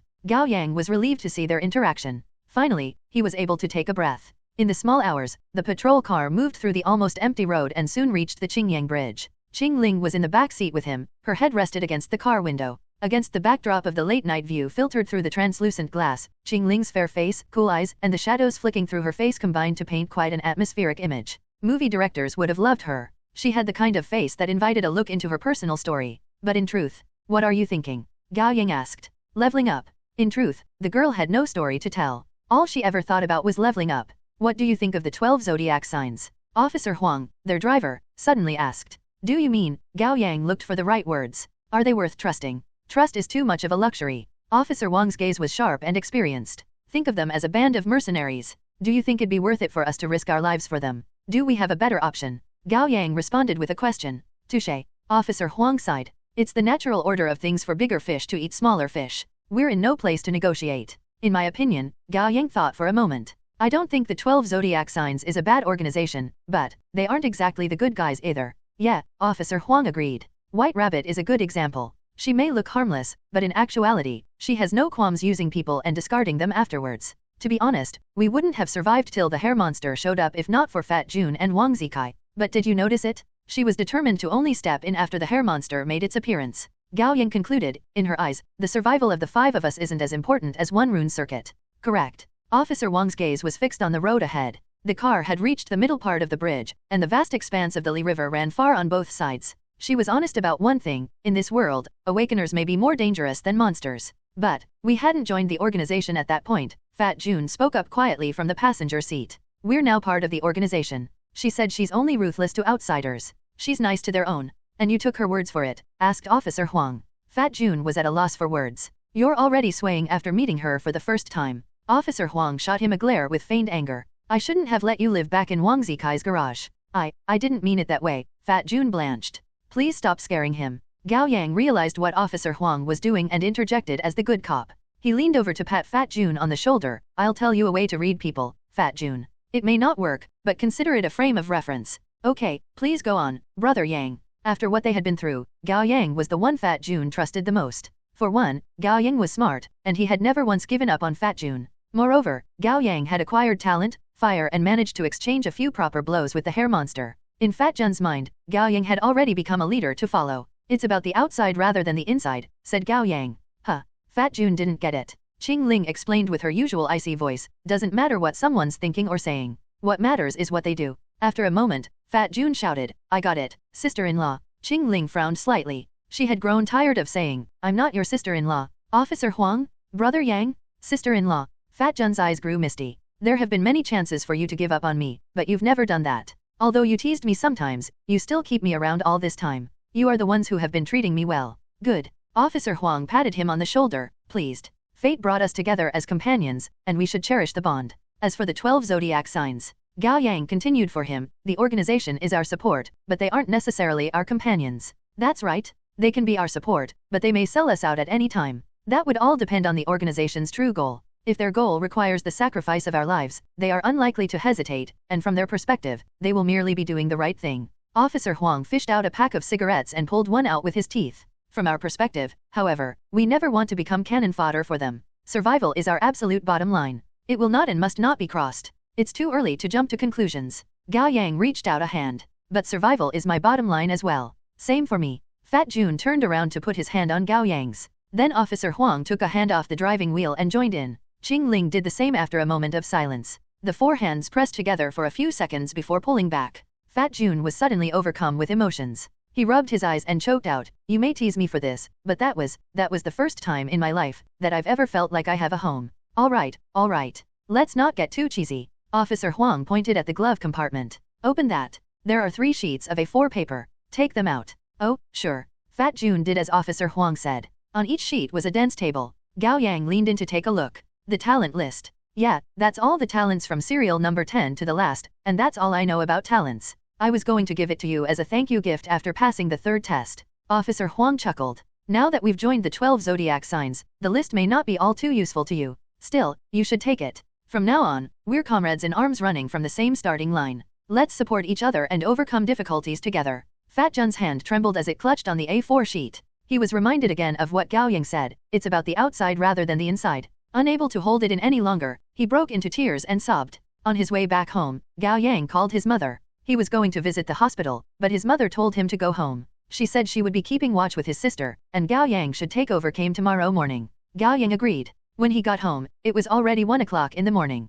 Exhausted, he took a shower and threw himself onto his bed, forgetting about the talent list altogether. When he was just about to slip into unconsciousness, he heard a staccato of dull sounds. Gao Yang sat up immediately, alerted. The sounds were coming from his bedroom door. Someone was knocking. Gao Yang's sleep-addled brain kicked into overdrive, making him feel a pain in the back of his head like he was free-falling, and his heart thumped faster and faster because of the rush of his blood. Both his mother and sister were in the hospital. This late at night, the one knocking on his door could only be his grandmother. Wait, no. Mom sent Granny to Uncle's house in the rural area because no one can stay at home to take care of her. She won't be back until half a month later. Gao Yang got off the bed and focused his energy on his hands, readying himself to activate fire at any moment. He called out to the door, who is it? It's me. It was Gao Xingxin. Gao Yang sighed in relief, but the relief was immediately replaced by alertness. His sister shouldn't be home now, and she never knocked. She always kicked the door open and barged in. You're really my sister? Asked Gao Yang. Who else can it be? Her prideful tone was familiar to him. I don't buy it, said Gao Yang. Tell me a secret only the two of us know. His sister raised her voice and shouted, you peed in 2 streams until 10. There are 3 moles on the soles of your feet? You're a moron? Is that enough for you? Yeah. Gao Yang opened his locked door. Dressed in white pajamas made of light and airy silk, Gao Xingxin stood outside barefooted, her hair messy and her mouth pouty. She looked unhappy. Aren't you at the hospital? Asked Gao Yang. You returned home, and Mom told me to come back too. His sister walked in and plopped herself on his bed. I can't sleep at the hospital. Mom was just worried that I wouldn't be safe staying in the house on my own. Gao Yang sat down beside her. How's Dad? His sister lowered her head, her shoulders drooping. The doctor said that he's recovering better than expected, but that's not good enough for me at all. Why? Dad will be bound to a wheelchair the rest of his life. His sister tucked her legs in and hugged her knees close, resting her chin on them as she looked out of the window. Uncle Qing visited today and talked about the factory. He said the revenue isn't looking good, and there's a great debt he wasn't able to collect. One of their clients, the owner of a supermarket chain, declared bankruptcy and fled. There's a lack of liquidity, and the workers haven't been paid for 2 months. Gao Yang sighed as well. Their father's food processing factory hadn't been doing well the past 2 years. That was why he had been rushing around with more and more social functions to attend. And then he got into a car accident. Uncle Qing was his business partner. The man must be burning on both ends too. Dad said that worst comes to worst, we'll sell the house and move back to the countryside. His sister's voice broke a little. I don't want to go back. Gao Yang was conflicted. His sister was at an age when kids were most vain. After enjoying the convenience of the city, it was only natural that she couldn't go back to the rural lifestyle. Even if they disregarded everything else, the pit toilet alone was a nightmare to her. Whenever they visited their maternal grandmother's home, she always tried her best to avoid using the toilet. Gao Yang was wondering how he should comfort his sister when she said, I want to stay here. Once I graduate from middle school, I'll start doing part-time jobs. Jobs in the city pay better. Gao Yang paused, feeling both moved and ashamed. He had thought his sister was reluctant to go back to the countryside because of material reasons, but she simply wanted to start working earlier to help shoulder the financial burden on the family. No, Gao Yang said vehemently. You should be studying, not doing part-time. I can do photo shoots. Gao Yang jumped. What photo shoots? 1. Fashion bloggers, basically. You know I like Lolita dresses, and I often upload pictures of my looks to my social media. I already have more than 6,000 followers. A few sellers have contacted me and sent me their dresses, paying me to advertise their products. That's the job I'm talking about. His sister sounded proud. I made the calculations. If I get 3 offers every month, and each seller pays me 300 yuan, I'll get 900 yuan. Then I can sell the dresses the sellers give me for free and earn another 1,000 or so yuan. That's about 2,000 yuan in total every month. Once I get even more followers, more sellers will seek me out, and I'll get even more money. However, it'll be difficult to continue this job if we return to the countryside. Gao Yang stroked her hair and said gently, you have my full support if you love Lolita dresses and want to be an online model, but that can only be a hobby of yours. You must not give up on your study. Understand? But. No but? Dad won't have to sell the house. Don't worry about money. Your brother will find a way. What can you do? Gao Xingxin didn't sound convinced. What else could he do? Wang Zikai was rich, and Wu Dehai even more so. He would have to borrow some money from them, or perhaps they would be willing to invest in his father's factory as shareholders. Gao Yang would just have to pay them back through labor. You don't have to worry about that, Gao Yang said with a smile. Yeah. Relieved, his sister shifted closer to him and rested her head on his shoulder. Can I sleep here tonight, brother? No. Gao Yang rejected her without hesitation. His sister pouted. Why? We used to sleep on the same bed when we were little. Like you said, we were little. But not now. But I'm scared. His sister grew quiet. I have been getting a strange feeling lately. I even had a nightmare last night that you were dead. Why would I die for no reason? Gao Yang chuckled. Dad got into an accident for no reason. That's not something that happens every day. Misfortune has found our family once already. We'll be fine going forward. Gao Yang assured her. Come on, go back to your room and sleep. Okay, I'll leave after a bit. His sister was still a little reluctant. Gao Yang didn't kick her out. Instead, he stayed with his sister for a little longer. He had thought it was strange for his sister to actually knock before coming in, but perhaps she had simply grown more mature. With what had happened to the family, it made sense that she found it necessary to grow up. Kids did that. Growing up overnight. Gao Yang was suddenly hit with a feeling of dissonance. 2 hours ago, he was in a barbecue place in the walled city of 10 Dragons, talking about rune circuits, the mist world, the gates of closure, and the crimson tides, yet he was just talking to his sister about ordinary issues like his father's accident, their potential move back to the countryside, and dropping out of school to work part-time jobs. Sometimes, Gao Yang found himself wondering which was the real world. The brother and sister stayed together for a few minutes, steeping in their own thoughts. Then Gao Xingxin let out a sigh like she had made up her mind and got to her feet. All right, I'll go to bed. Go on. Then his sister suddenly stopped walking. Her gaze zeroed in on the A4 document on his computer desk. Although the light was off in the room, the moonlight streaming through the window hit the desk just so, illuminating a part of the paper. Shit, it's the talent list. Gao Yang jumped to his feet and pushed his sister out of the room. Come on. You should have been in bed yesterday. Yeah. His sister slowly walked out of his room. Before Gao Yang could close the door, however, his sister suddenly turned around like she had just realized something. Anything else? Gao Yang tightened his grip around the doorknob and tried his best to play nonchalant. Brother. His sister stared right at him with her big, clear eyes. There was a strange fleeting glint in them, as if a hidden source of light was cut off and quickly reconnected. When did you awaken? Gao Yang's heart contorted. No, not her. No, no, no, no, no, no, no, no, no, no, no. Beep. Warning, you are in extremely great danger. Luck acquisition rate increases to 3,000 times. One in the original, Gao Xingxin said that she could be Zhang Caog, which literally means girls who make you want to buy something, usually for Lolita, Japanese high school uniform, or other less mainstream attires. The word, however, is pronounced the same as chicken, which is a euphemism for sex worker in China. That's why Gao Yang was so shocked. What are you talking about, sis? Gao Yang's palm was sweating, and his heart pounding. He hoped against hope that he could get this under control, but his rational mind told him that no, he was not talking his way out of this. Was he scared? Of course he was. What did an acquisition rate of 3,000 times mean? He and his 4 companions had failed to defeat the hair monster before. Now, his sister, if the girl before him could still be considered his sister, was 3 times more dangerous than it? To conclude, he was doomed. Strangely, compared to his fear, the more overpowering emotions filling his chest was actually a mix of regret, self-resentment, and sorrow. Why wasn't I more careful? Why did I let her see the talent list? Why oh why didn't I memorize the list and destroy it? Don't be scared, brother, Gao Xingxin said gently, sounding even a little resigned and sad. I'll be quick with it. Bam! Gao Yang didn't even see what happened before his throat was constricted. His back slammed into the wall with a heavy thud. His sister was strangling and pinning him with a fair, delicate hand around his neck. Gao Yang did his best to pry her fingers off him, yet the soft hand he had held countless times as they grew up were now more unyielding than any metal. She could have easily broken Gao Yang's neck, yet she didn't. She was confident and demanded obedience. Sis-ter. Gao Yang struggled to speak, his eyes welling with tears he could not stop. After a pause, his sister laughed like she was amused. Come on, don't look so sad. Look scared. Otherwise, how am I going to enjoy killing you? Why? Gao Yang's voice grew a little pleading. Why must we go for each other's throat? We can continue to be family. You got it wrong, brother. His sister clicked her tongue. First, we and you humans aren't enemies going after each other. We are the hunters, and you humans the prey. And you are my brother. His sister sounded almost gentle. And I, your sister. Even though you've awakened and I must kill you, that will never change. Tomorrow morning, I'll forget about all this and shed tears for your death. I'll miss you forever. And it'll be real. Even now, I can hear myself crying at the bottom of my heart. I love my big brother so very much. I don't get it. Gao Yang was lost. You don't have to get it. You awakeners die because you can never leave well enough alone. His sister's eyes grew cold. Goodbye, brother. Wait.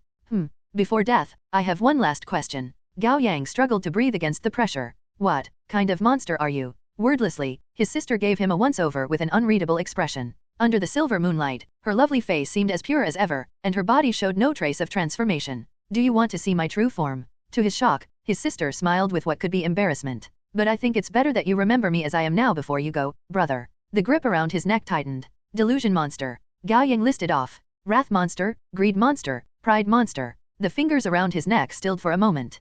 Pride monster it was. He knew nothing about them, but he couldn't die here, not yet. Sister, warm tears streaked down Gao Yang's flushed face. I'm sorry. He suddenly grabbed onto Gao Xingxin's head.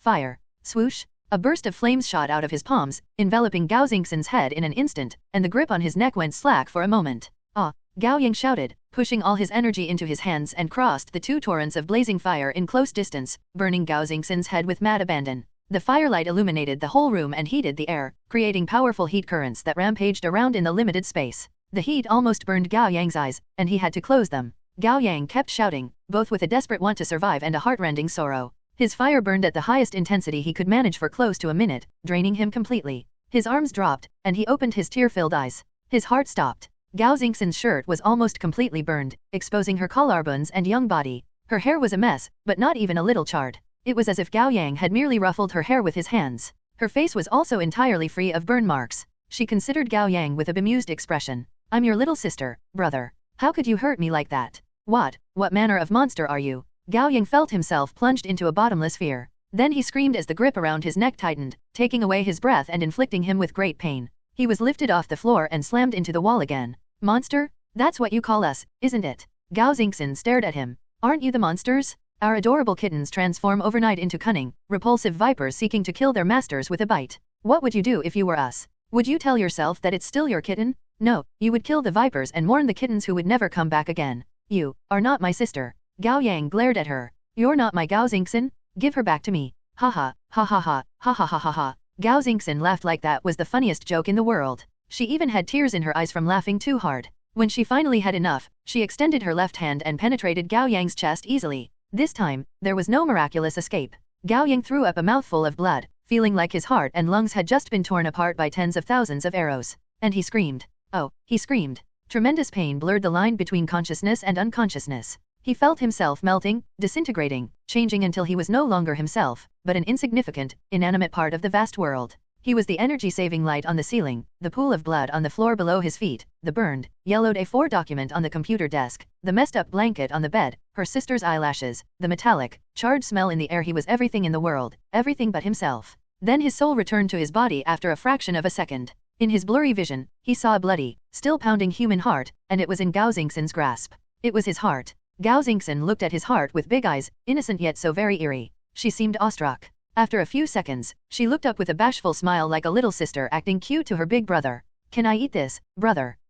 Gao Yang jerked up to a sitting position on his bed, instinctively reaching toward his chest. It was intact, and his heart was still beating. It was all a dream. But, it felt all too real. Gao Yang had never had a dream with such details and such realistic pain. And it was his worst nightmare. He found his body covered in cold sweat, drenching the tank top he was wearing. After calming himself down, he made to get off his bed when he felt a sudden chill. He caught a figure at the corner of his eye. There was someone else in the room? Silver moonlight streamed through the gauze curtains at a 45-degree angle, illuminating a corner of the room like a spotlight highlighting an actor on stage. And there sat a woman. She was dressed in well-fitted kipao, her silver hair glowing like white snow under moonlight. She sat on the chair with a natural gracefulness and sensuality. It was the swivel chair Gao Yang usually sat on when he played games, but the gas spring was no longer airtight, and the height of the seat couldn't be adjusted. It thus sank a little too low for comfort. With her voluptuous figure and the way she crossed her long, jade-like legs, she seemed at odds with the broken chair, yet it only served to make her even more enthralling. Restaurant owner. Gao Yang recognized the uninvited visitor immediately. The name's Lu Qingying. The awakener smiled. "Don't be a stranger. You can call me Sister Lu." "Sister Lu, what's going on?" Gao Yang put on a calm expression, while his hands were tense and ready to activate fire any time. "Relax. I meant you no harm."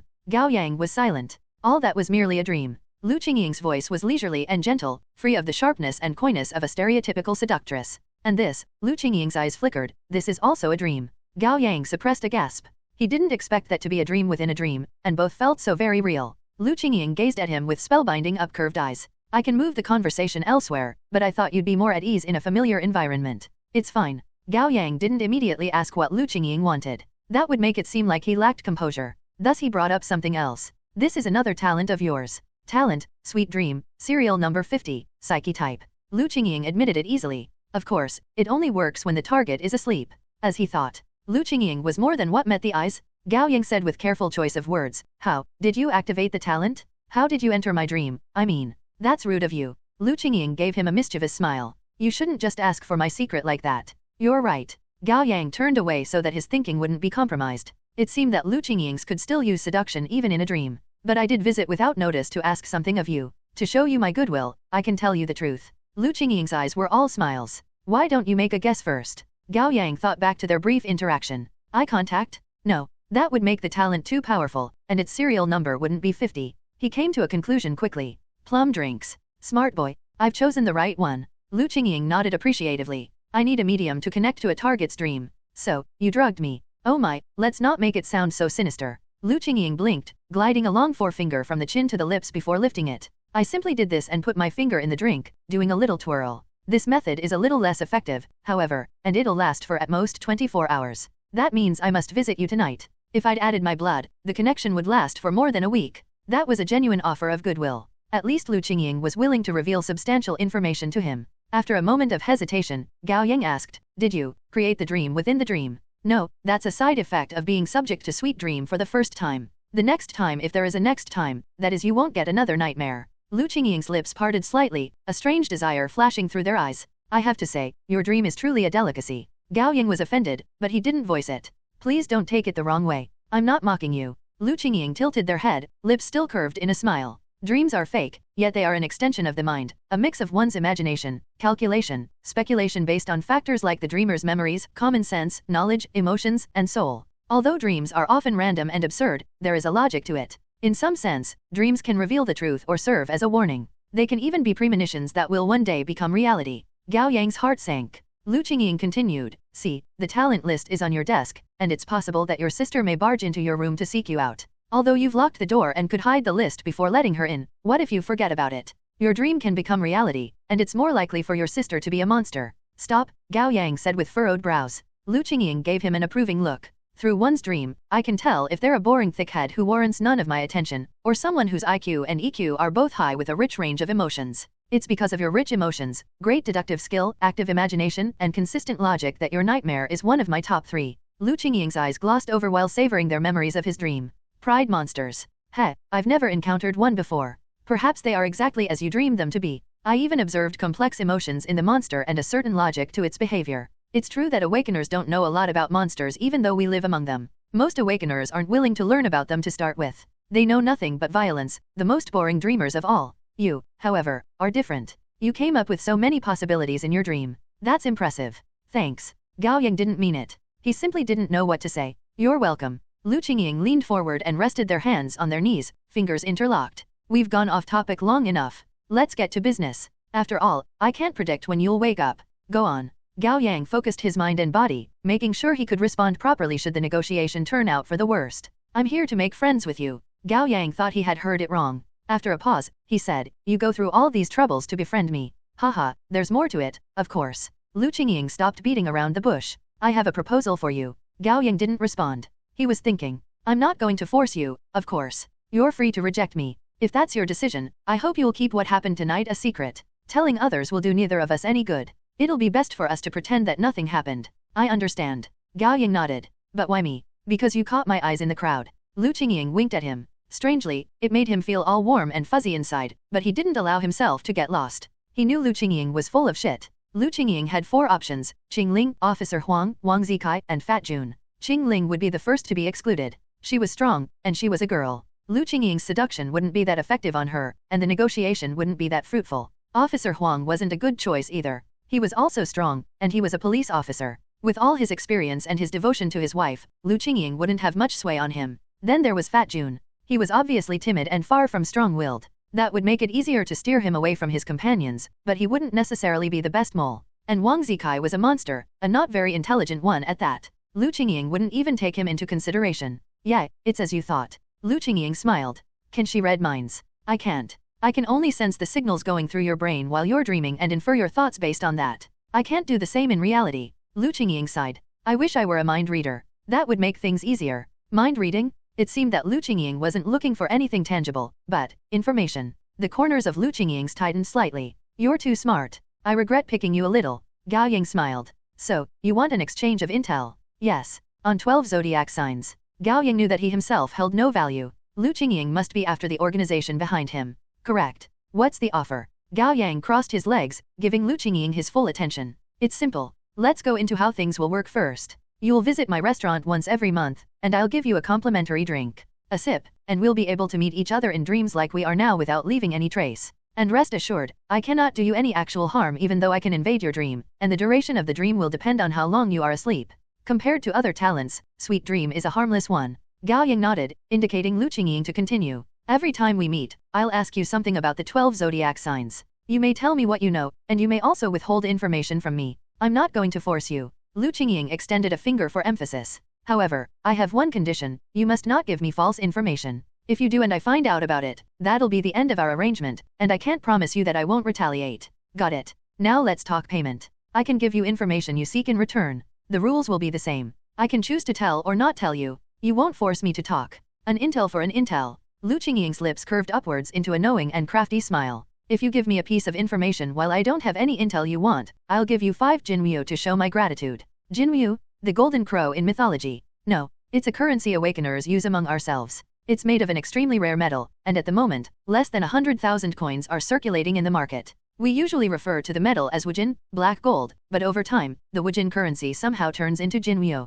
Lu Qingying smiled. You may not be able to actually understand the value of it. Let me put it this way. 5 jinryu is equivalent to about 2 million yuan. Of course, no awakeners would be stupid enough to exchange the coins for regular money. Considering the state your father's in, however. Enough. What a terrifying person he was dealing with. What does black gold do? Why are coins made of it used as currency between awakeners? Asked Gao Yang. Oh, it's very useful. First, although we cannot create rune circuits ourselves, we know for certain that they are made of black gold. And weapons and items made of black gold contain a special energy that resonates with certain talents, resulting in all sorts of amazing synergies. Gao Yang was reminded of Qingling's Tangdao. Perhaps it was made of black gold. He pushed aside the thought as soon as it flashed through his head. Lu Qingying was able to read minds to a certain extent in dreams. He didn't want to unintentionally reveal his companion's secret. Anyway, the coins are very useful. Even if you don't make them into special weapons, you can trade with other awakeners with the coins. I'm not going to go into the details. I'm sure you'll get to know the world of awakeners soon with you joining the 12 zodiac signs. Gao Yang nodded. Lu Qingying put their hands back on their knees. That's the deal. Fair. Gao Yang couldn't identify any problems with it. Moreover, Lu Qingying stood up from the chair. Under the moonlight, they looked seductive with the crimson kipao wrapping around their body. Their silver hair gave them an air of mysteriousness and gracefulness, arousing the instinctual desires in men. You're a man. Perhaps, in the dreams, Lu Qingying didn't spell it out, but instead made the suggestion with an alluring look. Don't worry. It's not part of the deal. The night we spent together will be long, and I can't leave before you wake up. We might as well do something to kill time while solidifying our bond and partnership. That won't be necessary. What the heck? You're a man? Huh, I knew White Rabbit would tell you that. Lu Qingying didn't seem surprised by his reaction. Are you not a man? To be precise, I'm both. You're intersex. Gao Yang was surprised. Intersex people were those with the sex characteristics of both male and female. Only 1 out of 7,500 people were intersex 1, and there were only a little more than 400 humans in Li City. Yet there was an intersex person right before him? That further cemented Gao Yang's belief that it was possible for his family to turn out to be humans. Although I'm intersex, I identify as a woman 100%, and I can remove my male characteristics here. There's nothing for you to worry about. Besides, this is just a dream. So, Lu Qingying walked up to him and reached out a hand gently. Won't you consider it? 1. The percentage usually cited is 0.05% to 1.7%, so at the lowest it's 1 out of 2,000. While there's debates about the definition of intersex, I'm not entirely sure where the author gets the figure from. Perhaps it's a fictional ratio in the fictional world. Kind of you to offer, Gao Yang rejected with a smile. But no thanks. All right. Lu Qingying didn't seem surprised. She took 2 steps back and sat down on the chair. Tell me whenever you change your mind. She smiled. I am quite confident in my talent. Sweet dream and seduction combined would give you the time of your life without any risk. True, said Gao Yang. You may not believe me, but someone once offered 50 Jinyu for a chance to sleep with me, and I turned them down. I believe you. You are very attractive. And Gao Yang was only telling the truth rather than trying to butter her up. However, he lived by his principles and was wary by nature. As an orphan who had transmigrated into this world, he came to realize after experiencing what a family was that in many cases, love was more dangerous than raw power. Although they were merely business partners, and every interaction would be taking place in dreams, there was no telling if he would develop feelings for her after getting intimate. Then he would be a slave to his feelings for her. Given he had 0 experience in relationships, he knew very well that he could end up losing everything to a beautiful, experienced woman with a cunning mind and a long list of past conquests and one with seduction as a talent at that. Knowing that's how you see me makes me a little hurt. Lu Qingying read his mind again. Gao Yang wasn't concerned about that, though. He was making it clear that she should give up on seducing him. So, do we have a deal? Lu Qingying asked. Deal. But don't get your hopes up, said Gao Yang. It's possible that I won't sell you any intel in the end. That's fine with me. Even if our deal ends up not working, our relationship remains. Lu Qingying smiled. Still, we'll have to stay like this the rest of the night. It's going to put you at a disadvantage since I can decipher parts of the thoughts going through your mind, albeit not an accurate reading. Thank you for the reminder, but it's okay. I have a way to deal with it. Gao Yang closed his eyes and accessed the system. Beep. Access granted? I don't need anything. Just stay running. Understood. Lu Qingying was stunned. What did he do? Suddenly, his brain seemed completely empty. How did he do it? Even the most experienced meditation master wouldn't be able to clear their heads of all thoughts. It was as if he had reached the greatest heights of Zen Samadhi, and he entered the state in but a second. The young man was full of surprises. Meanwhile, Gao Yang was screaming in his head. Shit, shit, shit. This woman is cunning. I almost fell for her trap. And the nightmare? She saw everything? Fuck me. How humiliating. Just kill me. Your emotions are running too wild. Wait, isn't this a dream? Does the system exist in dreams as well? The system is not limited to specific time, space, or state of energy. Ah, so when you warned me that my luck points acquisition rate had jumped to 3,000 times in the nightmare, the points I got are real too? The time flows at the same speed in the dream as in the real world. The bonus applies. Show me. You have a total of 160 luck points. That much? Still, it makes sense. I fought my sister for at least 3 minutes in the dream, which is 0.05 hours. Times 3,000, and I get 150 luck points. Added to that the 10 hours I've survived in a normal situation, I got 160 in total. What seems like bad luck sure can be a blessing in disguise. Would it be possible to get more luck points by exploiting the loophole? No. The bonus stemming from artificial danger created by psyche-type talent, be it dreams or illusions, is only applicable on the first instance. You sure are particular with rules. Duty demands. Keep the 160 luck points. I'll save up more to comprehend new talents.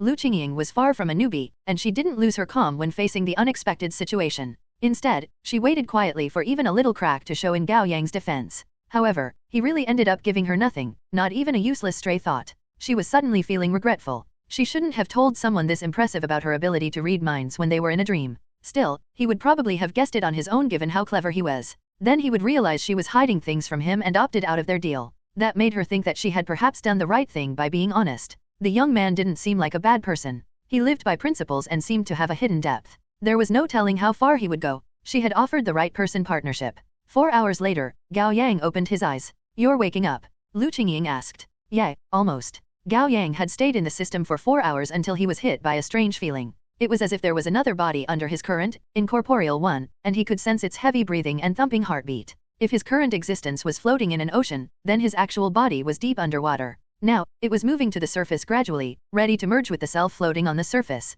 In an instant, everything seemed to freeze around him. All the furniture and items in his room, the air, the moonlight coming from outside the window, and Lu Qingying dissipated into countless particles before dispersing. His vision plunged into a thick darkness. Right before darkness enveloped him fully, he heard Lu Qingying say in a lilting voice, "Pleasure doing business with you. See you next time." Gao Yang opened his eyes. It was 6 o'clock in the morning, and he was in a familiar bedroom staring at a familiar yellowed ceiling. From outside the window came the hubbub of early traffic, and the pleasant smell of detergent coming from his blanket wrapped around him as his heart beat in his chest, strong and steady. He was finally awake. It had been a long, long dream. After taking care of himself, Gao Yang had breakfast and visited the hospital, getting soybean milk, yushao, and congee with century eggs and minced pork for his mother and sister. His father could finally talk. The four of them had a pleasant breakfast together in the ward for the first time since forever. Feeling guilty, his father kept saying, "I'll get better soon and go home. Then I'll make egg drop soup for you." Gao Yang and his mother and sister smiled in response, changing the subject under silent agreement. They hadn't told his father that he could never walk again the rest of his life. He had thought that he was merely suffering from the after effects of the surgery, and that he would soon regain senses in his lower limbs as well as his mobility. After breakfast, Gao Yang's mother and sister went back home. He walked them to the entrance of the hospital. His mother hailed a taxi while his sister stood by him. Gao Yang couldn't help but ruffle her hair. "What?" His sister shot him a glare, still angry at him for disappearing for 2 days. "Nothing. Weirdo." "Yeah, I'm a weirdo." Gao Yang chuckled, quietly swearing to himself that he would be even more careful from now on to prevent his sister from finding out what he was. The question of whether she was a monster be damned. After seeing his mother and sister get into a taxi, Gao Yang returned to his father's ward. He saw an old doctor in white coat observing his father from the foot of the bed. His father had fallen asleep again, and the old man left after jotting something on the medical record and folding it. Gao Yang followed and called out to him, "Where's Dr. Bailey?" Gao Yang had officially entered the world of awakeners, and he had a lot to ask Bailey Yi. "Dr. Bailey." The old doctor gave him a strange look. "The attending physician in charge of my dad. That'll be me." The old man seemed bothered. "What's wrong with you, kid?" Gao Yang was surprised. "But I remember the doctor was named Bailey Yi. I did the surgery, and I remembered it clearly. Your father almost didn't make it, while your mother, your sister, and you were waiting outside the operating room. When I got out, your mother and sister were still in pajamas. I don't remember what you were wearing, but there was blood on your hair. I thought you were with your father in the car and told you to get a CT scan in case you had a concussion. Don't you remember?" Gao Yang was stunned. Now that he thought about it, the doctor was right. That night, he had just finished his fight with old man Zhang. With his bloodied uniform burned, he changed into the casual clothes officer Huang had in the patrol car. However, he neglected to take care of his hair and almost got exposed. "Humph." The old man seemed pleased with himself. "You may have forgotten about it, but not me. I have a great memory. But Bailey, during the 30 more years I worked as a doctor here, I've never known someone with the surname Bailey at this hospital." 8 o'clock in the evening, Gao Yang stayed by his father's bedside chatting with him after they had dinner together. It was mostly his father doing the talking, and Gao Yang doing the listening. His father had been bored out of his mind since his surgery, and Talk Tick 1 videos could only keep someone entertained for so long. He had always been the sociable kind, and he could spend half a day catching up with an acquaintance after running into them on the street. At first, his father was still assuring him and telling him about the bright future ahead. He said that once he could get off the bed and walk on his own again, he would go back to work to support the family, and he would take them on a trip to Maldives after Gao Yang got into a good college. As the conversation continued, however, his father couldn't help but reveal his true thoughts. He wasn't so dense that he wouldn't notice his physical condition. He knew it would be unlikely for him to walk again. And the food processing factory in the countryside wasn't doing well. Old Qing, his business partner, called and told him that they were unable to get payment for many of their orders, and their workers had started a strike after missing 2 months of wages. And over the past 2 years, the large-scale food companies had been purposefully lowering prices even at the cost of revenue to drive smaller companies out of business. In the end, his father said with a troubled look on his face, "Things may get a little difficult from now on, son, but Dad will send you and Xingxin to college one way or another. Your dad has suffered enough for being uneducated. That's not true, Dad. You're amazing. Gao Yang assured him. Don't worry about your cash flow. I've talked to Wang Zikai. Little Kai. His father's eyes lit up. His family has the money and willingness to invest in our factory, Gao Yang said without actually consulting Wang Zikai first. If Wang Zikai said no, well, he had to say yes. Really. His father couldn't be happier. Haha, I told you. I told you that every friend will prove valuable down the road. And your mom said I was being a bad influence on you. Yeah, so just take care of yourself. Gao Yang's words were interrupted by a ring of his cell phone. He glanced at the screen and stood up. I'll take this outside, Dad. He walked out of the ward and stopped at the end of the hallway. It was quiet and free of unwanted ears. Officer Huang called. I checked for you. There's no such person. The person Gao Yang was looking into was none other than Bailey Yi. You sure? I'm sure. Not only is there no Bailey Yi in Li City, there's no one with the name in the national database. Officer Huang sounded certain. After a pause, he asked, You're looking for him. It's not a conversation to be had through calls. Talk to you later. I'm hanging up. Gao Yang quickly put away his phone, seeing his mother and sister walking out of the elevator not far from him. They had come to take his place. Gao Yang walked up to them, and his mother immediately said, You and Xingxin don't have to come to the hospital from tomorrow on. Yang. Focus on school. You especially shouldn't let anything distract you from studying when the entrance exams are on the horizon. Okay, I got it. Gao Yang nodded. Go home and rest. Xingxin will stay with your dad with me for the last time before his discharge. With that, his mother entered the ward. On the other hand, his sister stayed behind and approached him with her phone, a mysterious look on her face. Take a look at this, brother. Gao Yang leaned in and saw the social network page with an ID of Xingxin laughing while the guillotine blade falls too, and the profile picture was her dressed in the Lilithal dress Gao Yang recently bought her. She was wearing a blonde wig and a mask to cover her face. Can't you change your ID into something better? Gao Yang rolled his eyes. That's not the point. Gao Xingxin said proudly. Check out my followers. Pretty good. Over 6,000. And it's still rising. 2 stores shared my pictures recently and gave me a good boost. Everyone in the comments section calls me a little fairy and urges me to show my face. I'm not gonna, of course. Right? Awesome. Gao Yang had been following her for quite a while, actually. Mainly because he was worried that some perverts would go after his sister. Hey, brother, I've decided. You want to be a fashion blogger, said Gao Yang. Go ahead, but only as a hobby. If you dare drop out of school to become a full-time online model, I'll beat your ass. Gao Xingxin paused, impressed. Whoa, how did you know? And fashion bloggers? Look at you, speaking like a real pro. Brat, the moment you turn around, I know the kind of fart. 3. Shut it? Fairies don't fart. Gao Xingxin broke into a peal of laughter, entertained by her own response. Gao Yang was laughing as well, but inside, he couldn't help feeling a little anxious. Part of his nightmare turned out to be accurate. At least he had read over the talent list in the morning and burned it. Although he couldn't commit everything to memory, his system was able to record and store the information for him. When you were little, you loved having roasted sweet potatoes in winter. Don't you remember how much you fart back then? Gao Yang teased her on purpose. Not listening at all. I'm gonna kill you. His sister fumed and chased after him to hit him. While they were busy with their friendly sibling fight, a voice interrupted them. Gao Yang. Gao Yang turned to see a girl with short ponytail. She was dressed in a beige jumper, a pair of whitish, cropped jeans, and white sneakers. On her back was a bare backpack. With a pure smile on her face, she looked like the fantasy of a college girl. It took quite a while for Gao Yang to realize that it was White Rabbit. Whoa, he thought with surprise. She looks totally different in this style. Ah, here you are. White Rabbit walked up to him. I heard that your dad was hospitalized. I just finished my part-time job in the neighborhood and decided to swing by. Ah, right, Gao Yang grumbled. White Rabbit tilted her head to look at Gao Xingxin. And this is? I'm his sister, Gao Xingxin said, disgruntled. She didn't like girls who seemed way too close to her brother. Who are you? I was your brother's senior at high school. I'm now a freshman in college. White Rabbit offered a hand. I'm White Rabbit. You can call me Sister Rabbit. Strange name. Gao Xingxin glanced at her. Do you know my brother well? I've never heard him talk about you. Really? White Rabbit threw Gao Yang a glance before putting on a hurt expression and said with a sigh, I suppose there are too many girls around your brother. I thought I was different, but it seems to be wishful thinking. Gao Yang was stunned. Wait, when did I ever? Gao Yang. His sister got mad enough to call him by name. How many more girlfriends do you have? There was the Busta one you went to a love hotel with. Now your senior showed up. What? Busta? Love hotel. White Rabbit committed to the part of a heartbroken girl and put on a look of shock and disgust. Gao Yang? You told me you didn't like Busta girls. You said you liked someone like me, with a moderate. Gao Yang. Go to hell, bastard. Help? Women are scary. 10 minutes later, Gao Yang walked out of the hospital with White Rabbit, his eye swollen with a bruise. White Rabbit hadn't stopped laughing the whole time. Ha ha ha, that's fun. Would you please call me on the phone like a normal person? Gao Yang pleaded, and not mess with me like that. Your sister's cute. White Rabbit walked before him with her hands held behind her back. Is she a human or a cutie? I don't know. We have a member who can differentiate between humans and monsters. Why don't I introduce you? No need.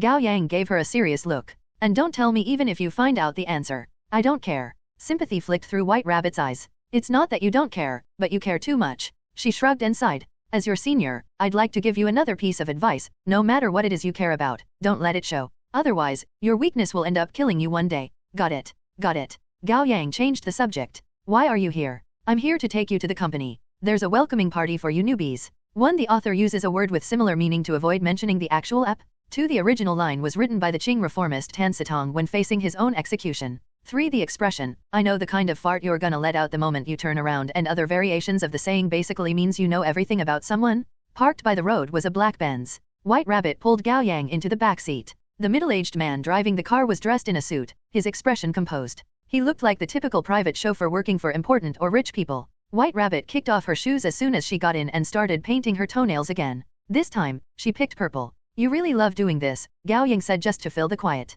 Yeah, I redo it 7 to 8 times a day. People browse TalkTick when they are bored. I paint my toenails. Careful not to destroy your nails. It won't happen. Not sparing him another glance, White Rabbit focused on painting her toenails like an artist immersed in her creation. She had steady hands, and as she moved the brush vertically along the curve of her toenails back and forth, each stroke parallel to the previous stroke, she gradually covered her nail with a consistent layer of just the right amount of nail polish. Gao Yang watched her do the work for a while. The process was oddly therapeutic and aesthetically satisfying. It was about 10 minutes later that White Rabbit finished the toenails of 1 foot. Pleased, she blew on her toes and looked up at Gao Yang. Good. It's all right. I think so too. White Rabbit put the nail polish away. But after a bit I'll think it doesn't look good. Then I'll want to redo my nails in a different color again. That's what people call OCD. Nah, I just have a foot fetish. Gao Yang didn't want to waste his breath arguing. After some deliberation, he asked in the most natural tone he could manage, the owner of the barbecue place from yesterday. What? You're still thinking about her? No, I just want to know how strong she is.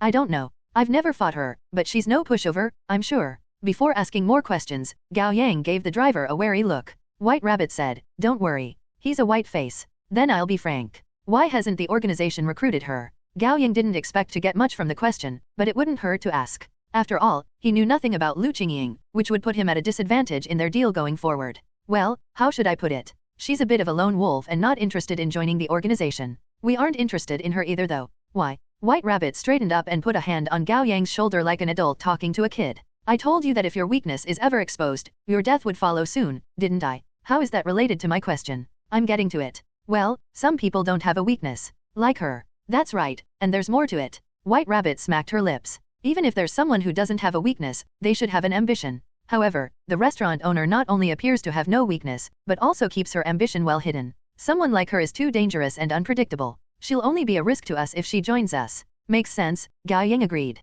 Right? I didn't say all that myself, but heard it from Captain. Whenever she talked about their captain, her eyes always glinted with admiration like an avid Idol fan. The one who could have been my long-lost brother. Gao Yang snorted. Yep. Would I get to meet him at the party? No. He's a bit busy lately. But everyone other than him and the vice-captain will be there. White Rabbit glanced out of the window. Here we are. Gao Yang got out of the car after White Rabbit and was stunned to see their destination. The Millennium Tower. That's right. The Millennium Tower was built 5 years ago. It was also known as the Li City International Financial Center, located in the most developed district of the city, Daegsu District. Found at the intersection of Furong Road and a walking street, the towering skyscraper was an amalgamation of a massive shopping mall, high-end office building, serviced apartment, and 5-star hotel. Standing 430 meters in height with 90 floors and accompanied by a 60-floor, 305-meter-tall side building, the Millennium Tower occupied a land of 74.4 thousand square meters with a total building area of more than 1 million square meters. It was the tallest building in Li City. At the very top of the tower was a small Ferris wheel flickering light 24/7, like a Technicolor gear hovering above the Li City. The Ferris wheel had never been opened to anyone.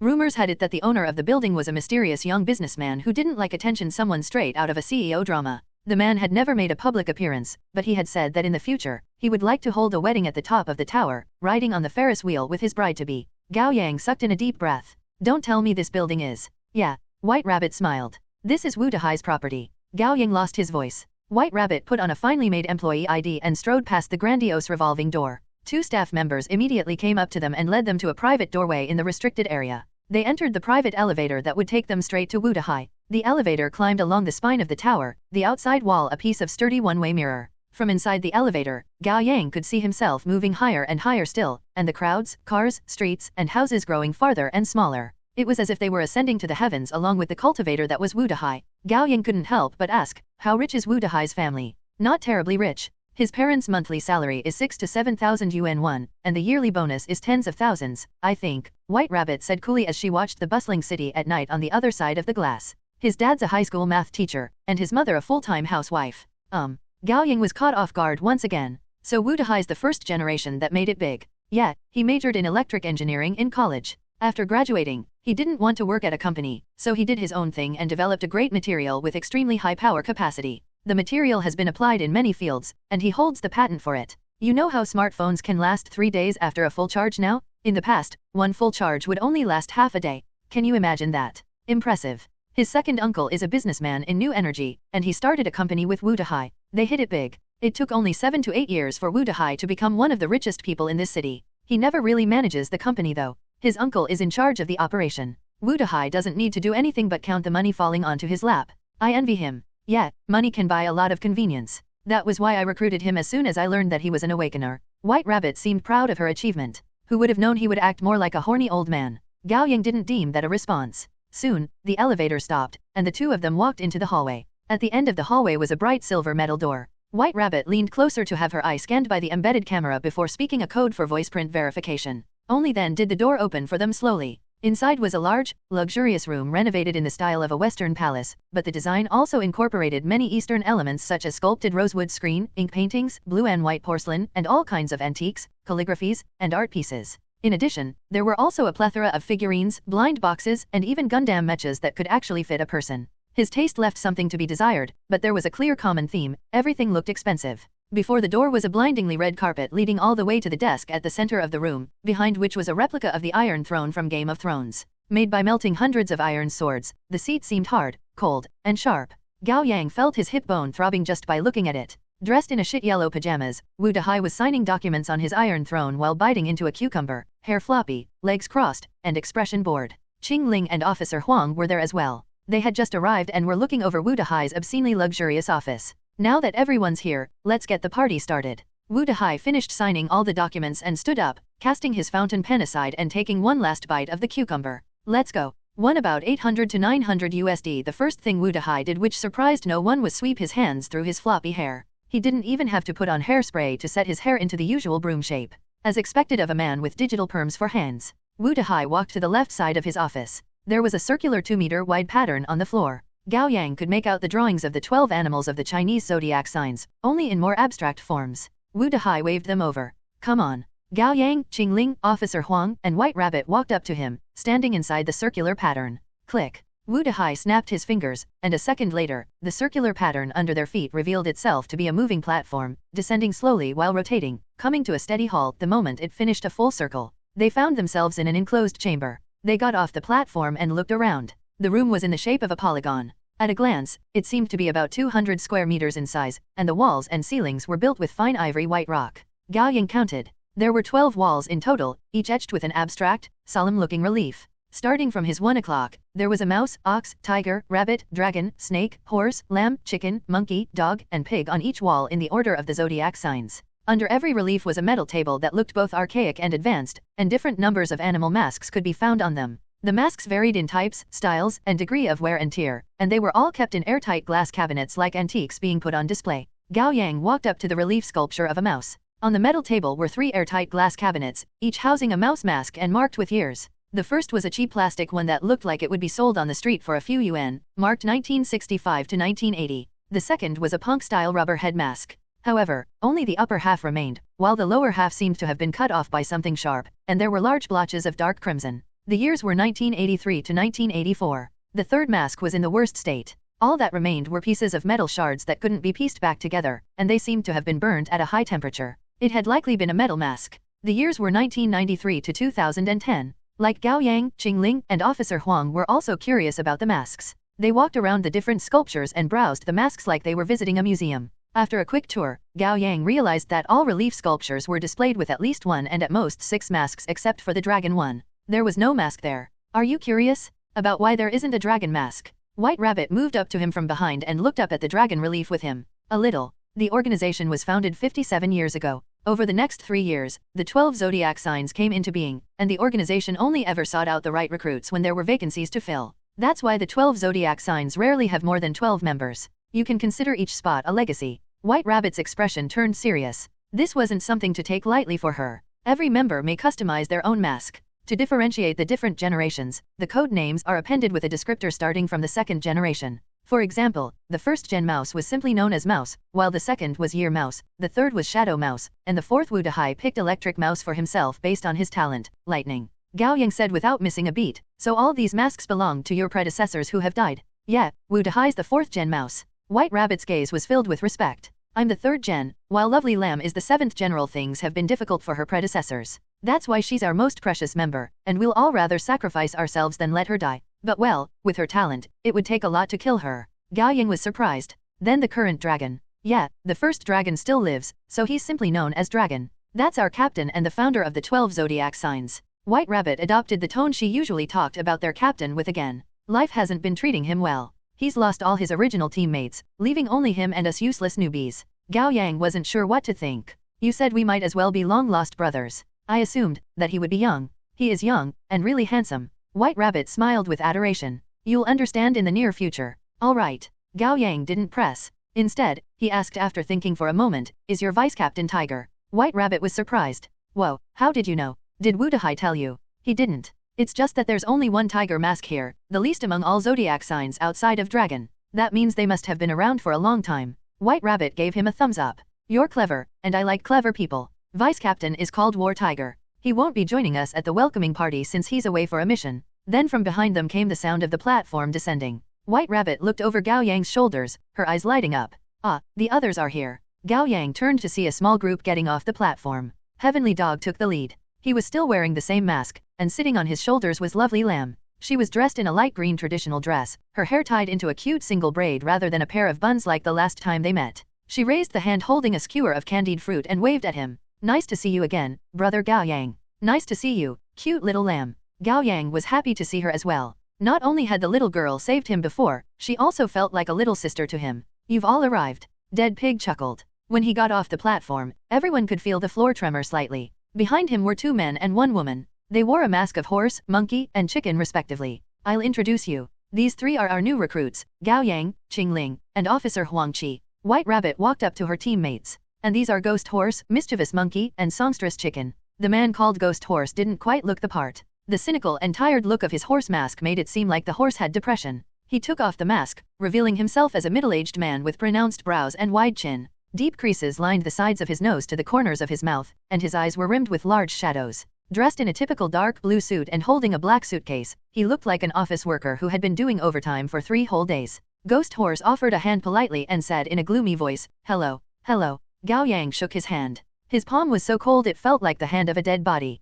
Then Ghost Horse went on to shake hands with Qing Ling and Officer Huang. After that, he took out 3 name cards from the pocket of his suit jacket. Please. The 3 of them exchanged a look before taking the name cards, feeling awkward. Gao Yang took a look. He was surprised to find that Ghost Horse was a lawyer at a law firm. The man backed away. Then Mischievous Monkey stepped forward. He was wearing a mask of the Monkey King, the kind that one would see in a traditional play, and it seemed from his silver hair and white Tai Chi clothes that he was an elderly man. He took off his mask, and Gao Yang was stunned when he saw the man's face. It's him, Old Man Lu. Officer Huang was the first to call out to him. Mischievous Monkey was the old man selling malatang near the station, Old Man Lu or someone who looked just like him. You know me? The man asked in surprise. You? Officer Huang stumbled on his words in astonishment. Aren't you, a wanderer? The old man chuckled in realization. That's my older brother. Older brother. Officer Huang frowned. You're Old Man Liu's twin brother. Mischievous Monkey nodded with a smile. You may call me Old Second Lu. Gao Yang observed the old man. True to his words, while the man looked similar to Old Man Lu, he seemed younger, more spirited, and in better physical condition, and his gaze was bright and clear rather than muddled with age like his twin brothers.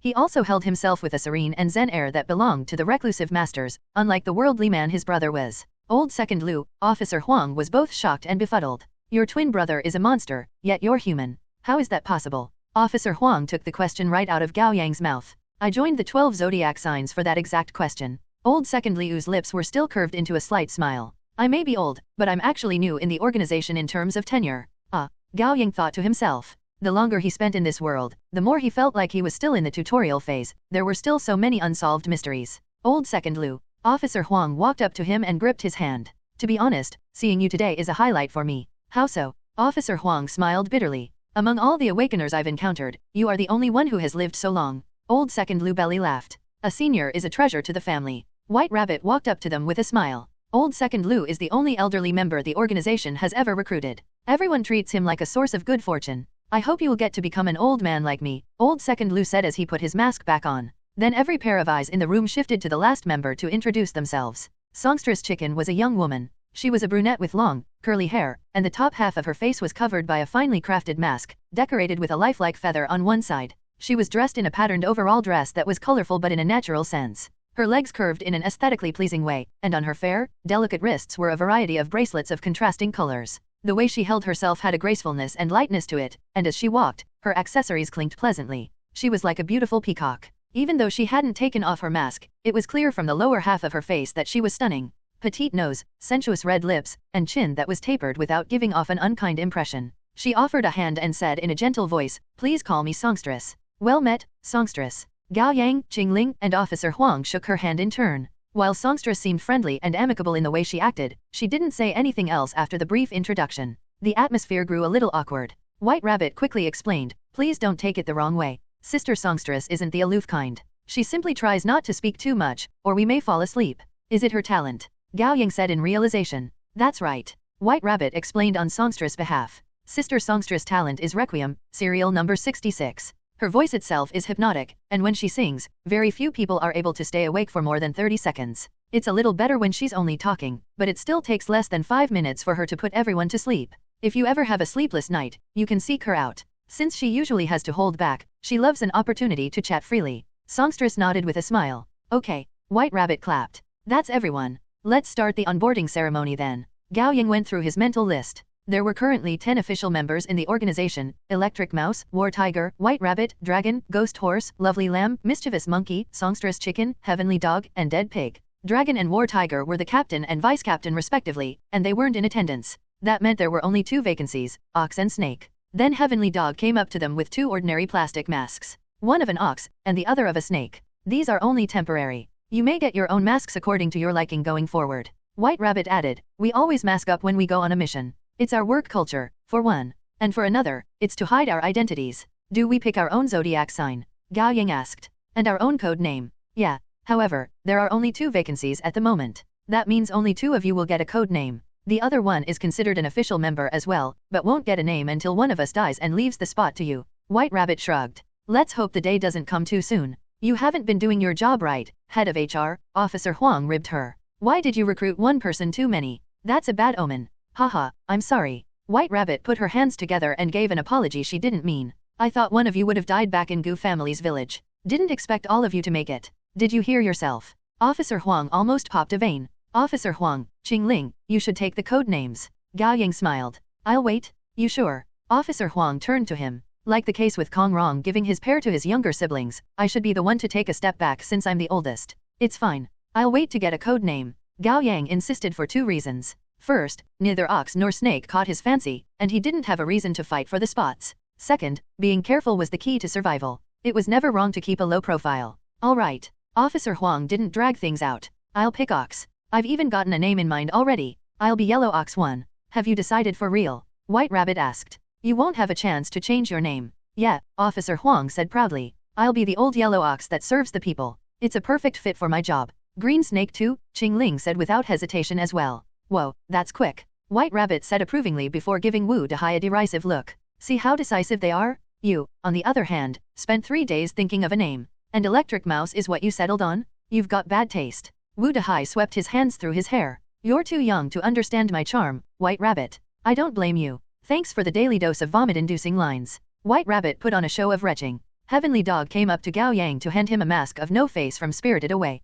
Gao Yang put it on. It made him feel quite cool. "All right, we're done," said White Rabbit. Officer Huang interjected. "Wait, aren't we going to take an oath or something?" "Nope, that's too edgy. We don't do things like that." White Rabbit snapped her fingers. "That reminds me though. Group photo time, peeps. Otherwise we won't even have a picture of ourselves at our funerals." White Rabbit had everyone put on their masks and stand in a line. She set up a SLR camera on a tripod and picked up the remote shutter control. For their absent captain and vice captain, they were added into the picture via White Rabbit and Wu Dahai holding up their masks. White Rabbit raised her voice and declared, "I hereby announce that the 12 zodiac signs are complete again. 3, 2, 1. Cheese. Click. 1 Huang, his surname, means yellow. 2 Qing, her surname, means green." After the group photo, Wu Dahai created credentials for Gao Yang, Qingling, and Officer Huang in his company's internal security system and gave them each an employee ID with a false identity. From now on, the 3 of them were official employees of his company and would be able to come and go freely in the Millennium Tower. Gao Yang took a look at his ID. It said Marketing Manager.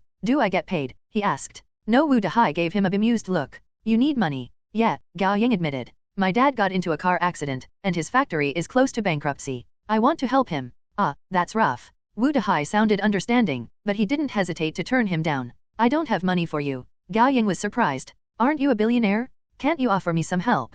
Wu Dahai patted him on the shoulder, but didn't sway at all. "If you are the one who needs money, you only have to say the word, buddy. But we don't help monsters." "My family may not be monsters," Gao Yang insisted. "All non-awakeners are to be treated as monsters," Heavenly Dog said lazily. "It's best to let them be. Awakeners must not interfere with a monster's life." He realized everyone was looking at him when he finished, so he hurriedly explained, "Ah, that's what Captain said. Wang Zikai is a monster too," Gao Yang argued. "And you lent him a sports car. Wang Zikai is a special case. Given how different he is as a wanderer, the organization would like to observe him. And he's rich to start with." Wu Dahai wasn't gonna change the trajectory of his life by lending him a car. White Rabbit approached Gao Yang and winked at him. "Why don't you turn to Wang Zikai to help your dad? It's fine for a monster to interfere with another monster's life." "All right." Gao Yang nodded. "By the way, it's best that you don't visit this place for no reason even though you 3 now have your own employee ID." White Rabbit stepped onto the moving platform. "Don't think that things will be okay just because you have the organization as support. Monsters are still cunning and dangerous. Lay low while you aren't doing a mission and maintain a good act." Gao Yang didn't need to be told that. One by one, they got onto the platform. Then they returned to Wu Dahai's extravagant office. Mischievous Monkey, Songstress Chicken, Dead Pig, and Heavenly Dog had missions to take care of and departed, leaving Gao Yang, Qingling, Officer Huang, Wu Dahai, White Rabbit, and Lovely Lamb behind. White Rabbit threw Wu Dahai a glance. "Is the renovation of the underground 6th floor complete?" "Yeah, done last week." Wu Dahai crowed. "It'll blow your mind. Come on, I'll give you a tour." "What's that?" asked Gao Yang. "One of the organization's secret bases," White Rabbit explained. "Something like a bat cave, if you will." That gave Gao Yang a mental image, but then he got worried. Did Wu Dahai design it? Of course not. "I'd rather die than let him design our base with his atrocious taste," White Rabbit said with obvious disgust. Heavenly Dog made the blueprint. He's an interior designer. Wu Dahai only paid for the construction. "Ho ho ha he? Quick, use the nunchucks. Ho ho ha he? Keep in mind, martial artist? Kindness makes the unrivaled master." One Wu Dahai took the lead and danced around rapping as he walked, ignoring White Rabbit's comments like it was a routine of theirs. Just when the 6 of them were going to enter the private elevator, Gao Yang came to a halt. "Wait." White Rabbit turned around. "What's wrong?" Heart-pounding, Gao Yang felt an overpowering sense of violent, chilling murderous intent. Beep. "Warning, you are in extremely great danger. Luck acquisition rate increases to 2,500 times. Something's coming. Something dangerous." The smile on White Rabbit's face froze as she looked at Gao Yang, and she blanched. She shouted at Wu Dahai, "Get them out of." Bam! Following the explosive impact, the large bulletproof floor-to-ceiling window shattered, the glass particles flying in the air like ice crystals. In the split second, Gao Yang saw the figure moving amid the splattering glass pieces. A man? Wearing a stealth suit and a balaclava, the man tucked both hands and legs to his torso to curl himself into something like a black cannonball, shattering the bulletproof window wall with the momentum he built up from high-velocity free fall. But this is hundreds of meters high up?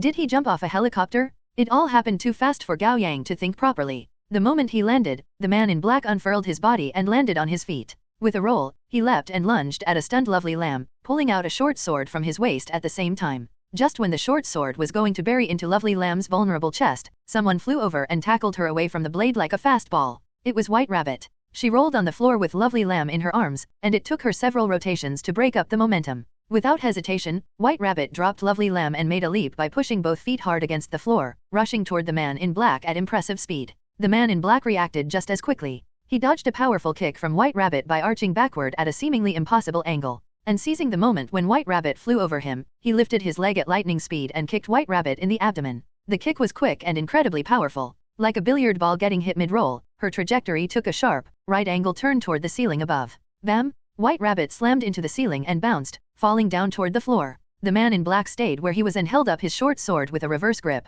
lifting his hand to stab her in her vitals. Clink. His short sword was parried by a Tangdao. The man in black paused, surprised that Qingling would close the 8 meters between them so quickly. He lowered the tip of his short sword, forcing Qingling to shift the center of her gravity forward. Then he straightened his left arm and tensed up the muscles to stab at Qingling's throat. He struck quickly and from an unexpected angle like a rattlesnake hunting its prey. Mid-strike, he quickly pulled back his left hand to block the dagger that was a hair away from stabbing him in the right eye. It was the hidden weapon Qingling had manipulated with metal. Then sensing another source of danger, the man in black whirled around and threw his short sword. About 10 meters away, Officer Huang had just pulled out his gun when the short sword suddenly hit him in the right arm. Officer Huang grimaced, his gun falling from his right hand. But his god of firearms made all guns an extension of his body. With a quick crouch, he caught the gun with his left hand before it hit the ground and turned around quickly, his ring finger already on the trigger. Bang! 3 bullets were shot in quick succession. Every one of his movement flowed to the next seamlessly like water. The bullets hit, but instead of hitting the man in the head, the bullets hit the left arm the man had raised to shield himself.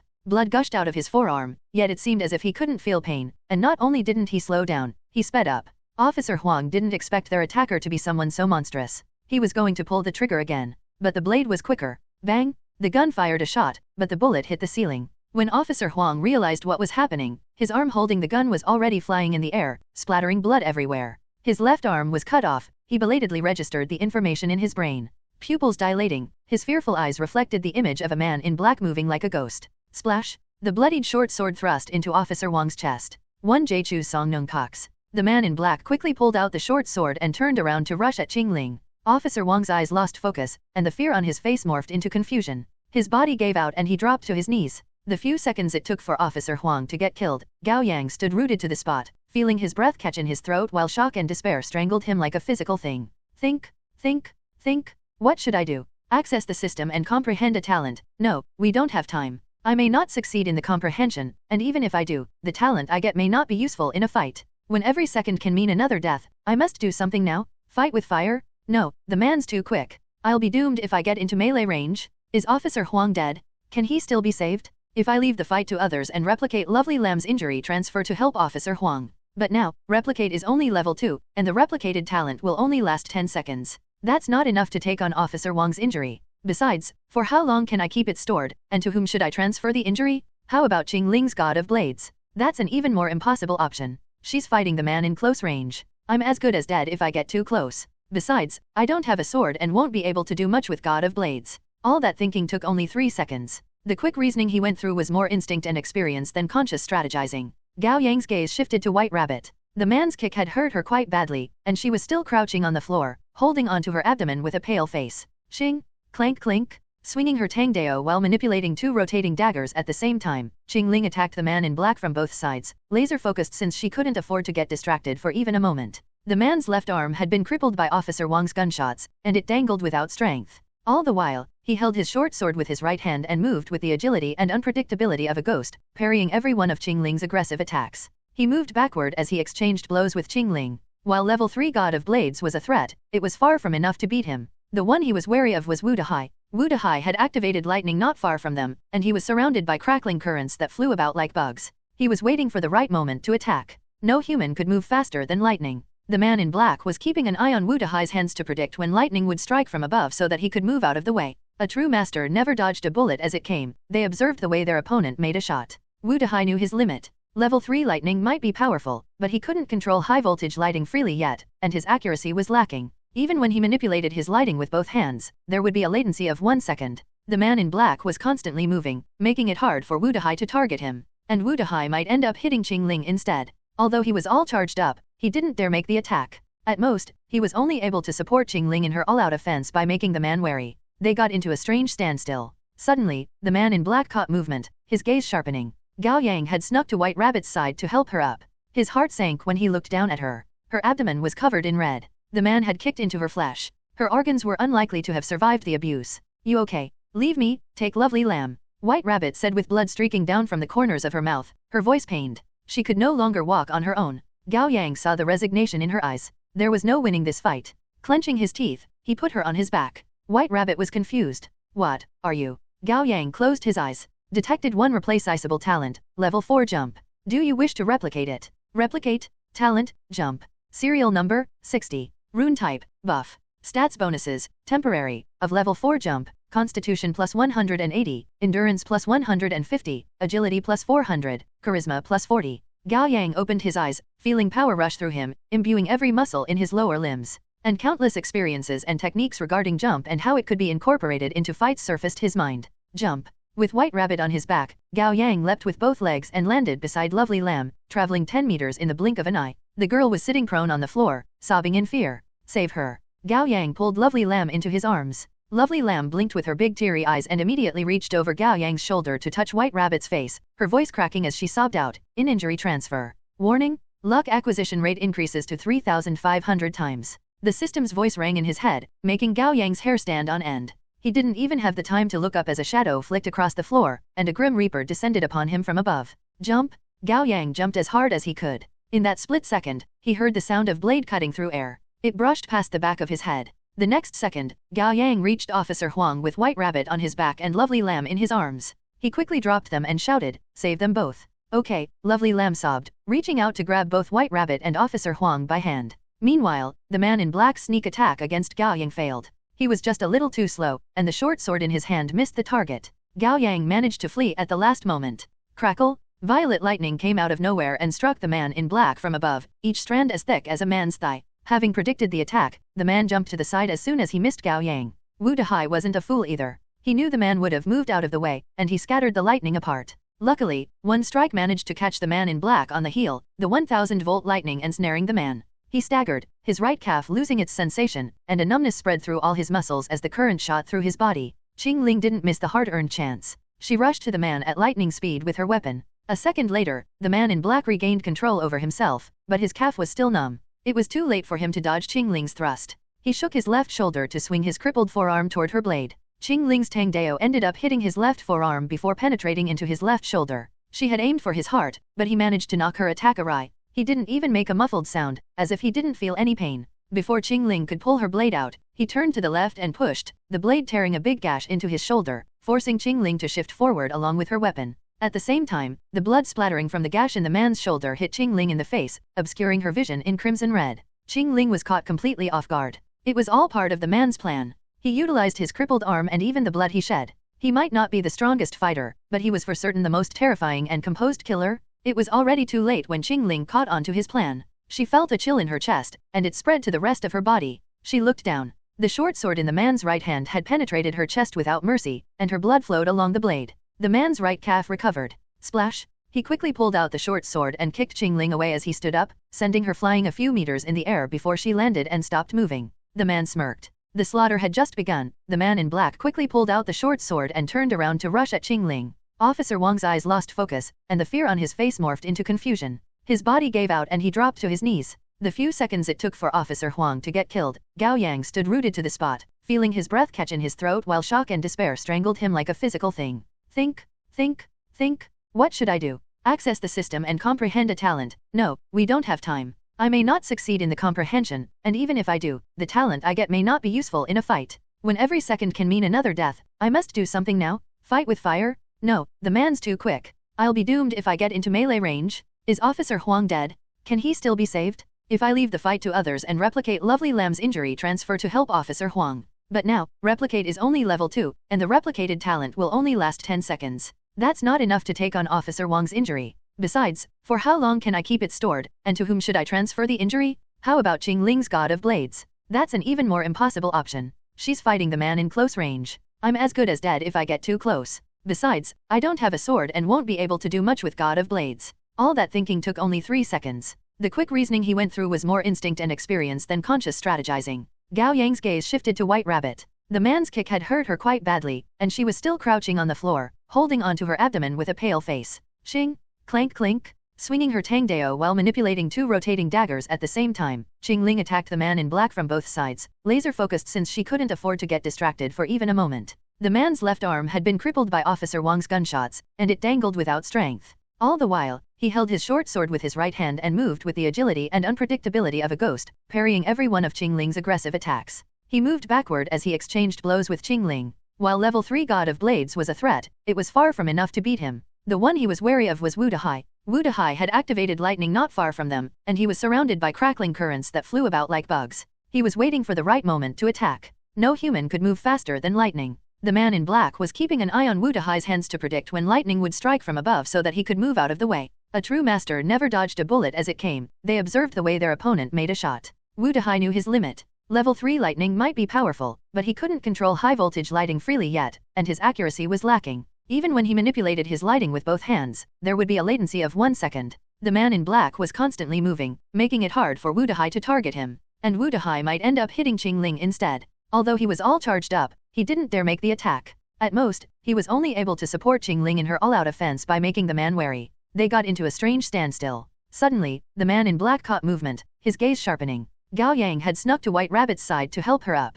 His heart sank when he looked down at her. Her abdomen was covered in red. The man had kicked into her flesh. Her organs were unlikely to have survived the abuse. "You okay? Leave me, take lovely lamb," White Rabbit said with blood streaking down from the corners of her mouth, her voice pained. She could no longer walk on her own. Gao Yang saw the resignation in her eyes. There was no winning this fight. Clenching his teeth, he put her on his back. White Rabbit was confused. "What are you?" Gao Yang closed his eyes. Detected one replaceable talent, level 4 jump. Do you wish to replicate it? Replicate, talent, jump. Serial number, 60. Rune type, buff. Stats bonuses, temporary, of level 4 jump, constitution plus 180, endurance plus 150, agility plus 400, charisma plus 40. Gao Yang opened his eyes, feeling power rush through him, imbuing every muscle in his lower limbs. And countless experiences and techniques regarding jump and how it could be incorporated into fights surfaced his mind. Jump. With White Rabbit on his back, Gao Yang leapt with both legs and landed beside Lovely Lamb, traveling 10 meters in the blink of an eye. The girl was sitting prone on the floor, sobbing in fear. "Save her." Gao Yang pulled Lovely Lamb into his arms. Lovely Lamb blinked with her big teary eyes and immediately reached over Gao Yang's shoulder to touch White Rabbit's face, her voice cracking as she sobbed out, "In injury transfer. Warning, luck acquisition rate increases to 3,500 times." The system's voice rang in his head, making Gao Yang's hair stand on end. He didn't even have the time to look up as a shadow flicked across the floor, and a grim reaper descended upon him from above. "Jump!" Gao Yang jumped as hard as he could. In that split second, he heard the sound of blade cutting through air. It brushed past the back of his head. The next second, Gao Yang reached Officer Huang with White Rabbit on his back and Lovely Lamb in his arms. He quickly dropped them and shouted, "Save them both." "Okay," Lovely Lamb sobbed, reaching out to grab both White Rabbit and Officer Huang by hand. Meanwhile, the man in black's sneak attack against Gao Yang failed. He was just a little too slow, and the short sword in his hand missed the target. Gao Yang managed to flee at the last moment. Crackle! Violet lightning came out of nowhere and struck the man in black from above, each strand as thick as a man's thigh. Having predicted the attack, the man jumped to the side as soon as he missed Gao Yang. Wu Dahai wasn't a fool either. He knew the man would have moved out of the way, and he scattered the lightning apart. Luckily, one strike managed to catch the man in black on the heel, the 1000-volt lightning ensnaring the man. He staggered, his right calf losing its sensation, and a numbness spread through all his muscles as the current shot through his body. Qingling didn't miss the hard-earned chance. She rushed to the man at lightning speed with her weapon. A second later, the man in black regained control over himself, but his calf was still numb. It was too late for him to dodge Qingling's thrust. He shook his left shoulder to swing his crippled forearm toward her blade. Qingling's Tang Dao ended up hitting his left forearm before penetrating into his left shoulder. She had aimed for his heart, but he managed to knock her attack awry. He didn't even make a muffled sound, as if he didn't feel any pain. Before Qingling could pull her blade out, he turned to the left and pushed, the blade tearing a big gash into his shoulder, forcing Qingling to shift forward along with her weapon. At the same time, the blood splattering from the gash in the man's shoulder hit Qingling in the face, obscuring her vision in crimson red. Qingling was caught completely off guard. It was all part of the man's plan. He utilized his crippled arm and even the blood he shed. He might not be the strongest fighter, but he was for certain the most terrifying and composed killer. It was already too late when Qingling caught on to his plan. She felt a chill in her chest, and it spread to the rest of her body. She looked down. The short sword in the man's right hand had penetrated her chest without mercy, and her blood flowed along the blade. The man's right calf recovered. Splash! He quickly pulled out the short sword and kicked Qingling away as he stood up, sending her flying a few meters in the air before she landed and stopped moving.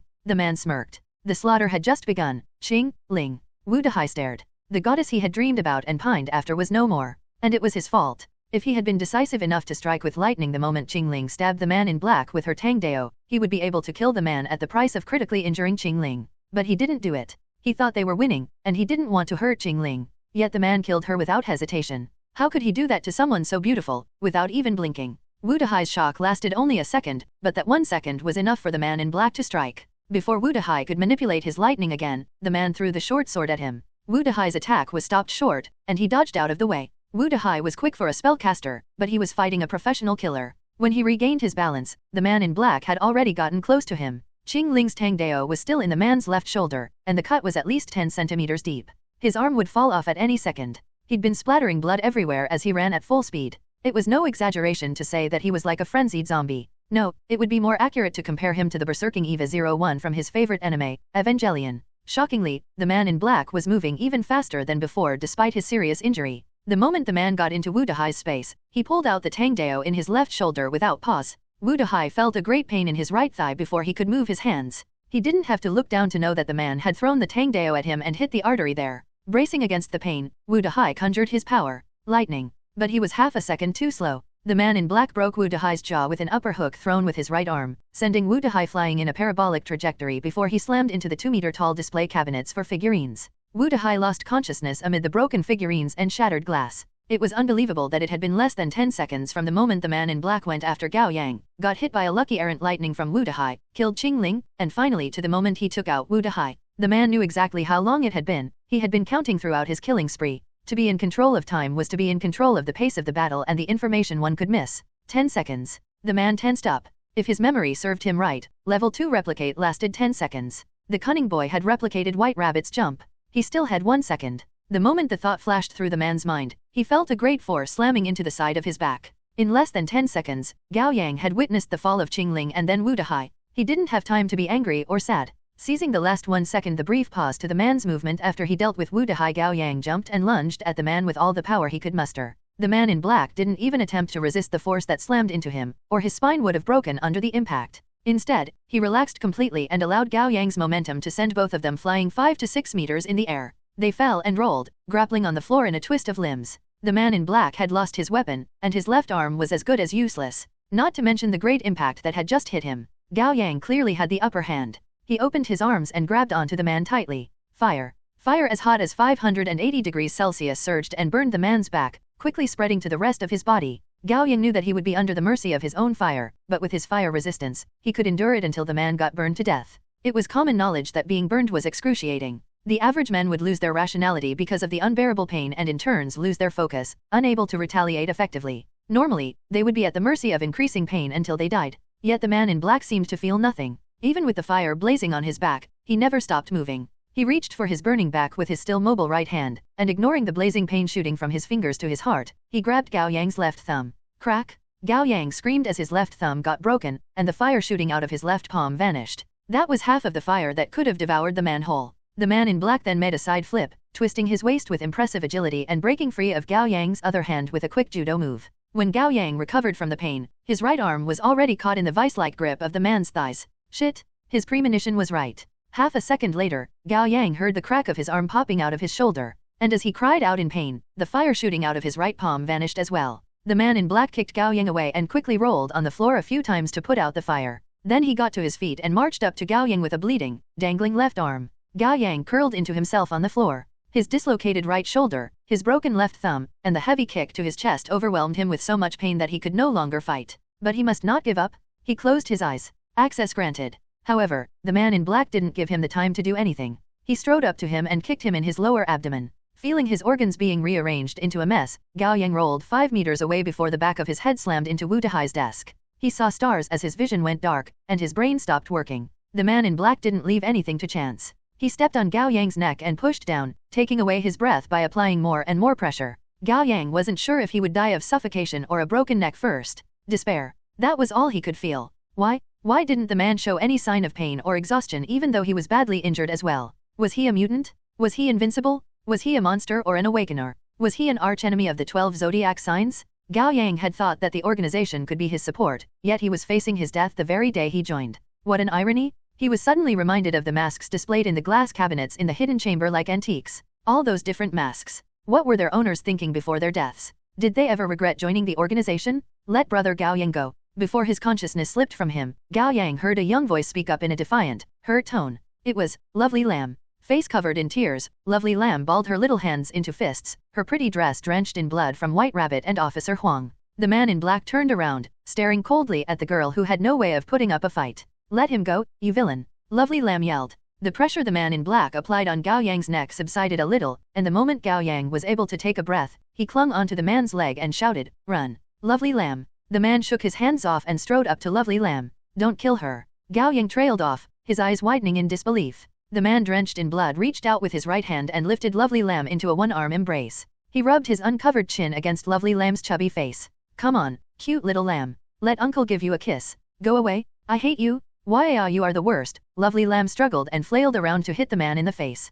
"Come on, just a kiss. Then uncle will put you down." "No, then I'll kill him." The man in black was still smiling as he turned around to glance at Gao Yang. "Didn't you say he's your second favorite big brother in the world? Go to hell." Then a girl flew over, kicking the man in the head with both feet and sending him flying. White Rabbit landed and gracefully caught Lovely Lamb, who had just flown out of the man's arm. She put the little girl down and held onto her still injured abdomen, her face pale. Patting Lovely Lamb on the head, she instructed, "Go save Sister Qing Ling. She's in the worst condition." "Yeah." Lovely Lamb wiped off her tears and ran toward the girl lying in her own pool of blood. Enduring the pain in her abdomen, White Rabbit strode toward the man lying prone on the floor and stomped on him repeatedly. "Are you fucking nuts? Who would welcome newbies like this? I'd been avoiding you on purpose exactly because I was worried about you getting another crazy idea. You truly never disappoint, you psycho. Haha, ha ha ha ha." The man in black broke into laughter, never resisting White Rabbit's kicks. Finally, White Rabbit grew too tired to continue, and she slumped down on the floor. The man in black slowly sat up, holding onto his bleeding left shoulder and calling out to Lovely Lamb, "Hey, cute little lamb,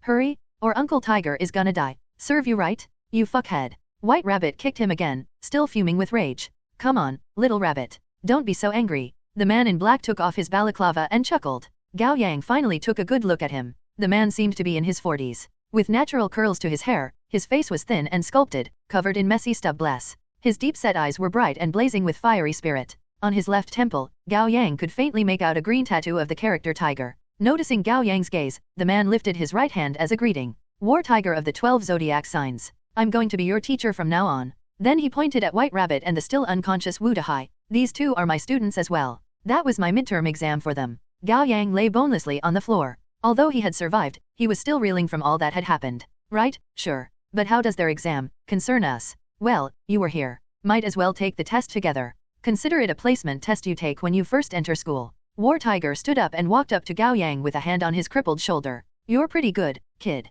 You made quick judgments and pulled every possible tactic at your disposal. Do you know why you lost?" "I'm too weak." "Good. You know yourself well." War Tiger squatted down and helped Gao Yang up. "Fire and replicate? Both amazing talents. Unfortunately, the level is too low, and you have no training in close combat. In that, Qing Ling is much better than you. You've both got potential though. I'll train you too well from now on." "May I say no?" That seemed to have caught him off guard. War Tiger thought for a moment. "Well, your Uncle Tiger isn't a real devil. How about this? Either you accept me as your teacher, or I kill you. Your choice. Please take care of me, teacher. You learn quickly." War Tiger patted him on the shoulder. "Don't worry. Neither Qing Ling nor Officer Huang are fatally injured. It may seem like I've stabbed them in the heart, but I had purposefully made my stab 2 centimeters off to the right. And the blade of my short sword is narrow and thin, meaning the wounds aren't large. Lovely Lamb would be able to heal them fully in a few minutes. Even though the physical wounds will heal, Gao Yang covered his neck and broke into a coughing fit. "How are we supposed to recover from the psychological trauma?" War Tiger walked to his side and grabbed his right shoulder with one hand, making a twist and a push to pop Gao Yang's arm back into his shoulder joint with an audible crack. Gao Yang screamed and almost fainted. "Why should you recover from that? Remember how weak, pathetic, and helpless you were tonight. Be grateful that you hadn't run into a real enemy, or you would have been dead." The man seemed entirely too pleased with himself. "That's my first lesson to you." Still holding onto her abdomen, White Rabbit slowly walked up to Gao Yang and said, "Apologies for the scare. Uncle Tiger got these ideas every once in a while, and no one can stop him. That's the norm for Wu Dahai and I. You'll get used to it sooner or later." "How?" Gao Yang suppressed a shudder. War Tiger then walked up to Wu Dahai and dragged him toward Lovely Lamb by the leg. He didn't forget to lecture Gao Yang and White Rabbit as he walked past them. "You and Wu Dahai have gotten better from the last test, but all in all, you still need to improve. Come on." White Rabbit cried out. "It's easy for you to say. With your level 5 killing expert, who other than Captain can defeat you? If all of you together can't deal with me on my own, you'll die for sure when you run into one of the specters." War Tiger then cast Wu Dahai to Lovely Lamb's side like he was throwing away a bag of garbage. Kneeling on the floor with both hands on Qing Ling's injured chest, Lovely Lamb shifted one hand to Wu Dahai's fist-shattered chin without even batting an eye. Wu Dahai groaned and trembled in discomfort. Gao Yang took notes of 2 important pieces of information: the Spectres, and Killing Expert. Was the Spectres an enemy organization of the 12 zodiac signs? He would ask about it later. As for Killing Expert, that was the number 11 talent. Although Gao Yang had memorized all the talents from 199 to 11 with the system's help, all he knew were the names of the talents, not the detailed information. He sought out the system in his head. System: examine War Tiger's talent, killing expert. It takes 3 luck points to examine the talent. 3, fine, do it. Talent, killing expert. Serial number, 11. Rune type, damage. Killing expert, mastery over all physical techniques, martial arts, and the use of all cold weapons and firearms for the purpose of killing. Pain sensitivity is lowered to 10% in battle, and physical abilities are enhanced the more seriously one is injured. When on the verge of death, all stats are buffed with a maximum multiplier of 3. Stats bonuses of level 5 killing expert, constitution plus 1000, strength plus 1000, agility plus 1000, willpower plus 500, charisma plus 200. Holy shit, killing expert? That's crazy. If only I could replicate it. Level 5 replicate allows one to replicate any talent with a serial number greater than 10. My replicate is only level 2. Sigh, I've still got a long and hard way to go. Ding! The private elevator opened then, and everyone turned to look at it. The one in the elevator was Dead Pig. Given how big his build was, he alone was enough to fill the entire elevator, and he looked like a giant stumbling upon Lilliput, the nation of tiny people. He walked out of the elevator and looked around. Then he turned to War Tiger and let out a bitter nasal laugh. I knew it had to be something bad when you called me here. Thanks, Dead Pig. I'll buy you a meal later. 3 whole lambs, deal. 3 whole lambs, deal. War Tiger agreed without hesitation, but then he added, on Wu Dahai's tab. Dead Pig chuckled while walking toward Lovely Lamb. For a moment, Gao Yang felt bad for Dead Pig. It seemed to be a common occurrence for him to endure the injury transferred from his teammates. No matter how good his regenerative ability was, the pain was real. It took Lovely Lamb 15 minutes to absorb most of the injury from everyone and reattach Officer Wang's right hand and War Tiger's cut arm. Of course, the reattached parts wouldn't be good as new immediately. A 2 days rest was suggested, and it would be best to receive treatment from a healer like Fat June to fully recover. With all the damage stored in Lovely Lamb's body, her transferring all of it to Dead Pig resulted in quite the grotesque picture. For the next 10 minutes or so, Dead Pig's body kept bursting into wounds. He bled everywhere. After all the mess was cleaned up, Lovely Lamb and Dead Pig were both exhausted, and they fell asleep on the ground. Compared to the cold-blooded man who had gone on a killing spree before, War Tiger couldn't be more talkative if he tried. And true to his job title as their teacher, he had been giving them lessons the whole time. Green Snake's god of blades, Yellow Ox's god of firearms, and my killing expert are all damage-type talents. From now on, the 3 of us will be the main damage output of the organization. The 2 of you are pretty good fighters. Once you've recovered, you should go on missions with me. There's no better learning experience than actual battles. I'll formulate strategy A, B, and C for you later. The 2 of you should practice to get better at fighting as a team. The combo of Lovely Lamb and Dead Pig is my invention. Ain't it awesome? War Tiger kept talking, but no one paid him any attention. After the near-death experience, Officer Huang was in a solemn mood, and he leaned against the wall, smoking and talking on his phone with his wife. What are you doing, sweetheart?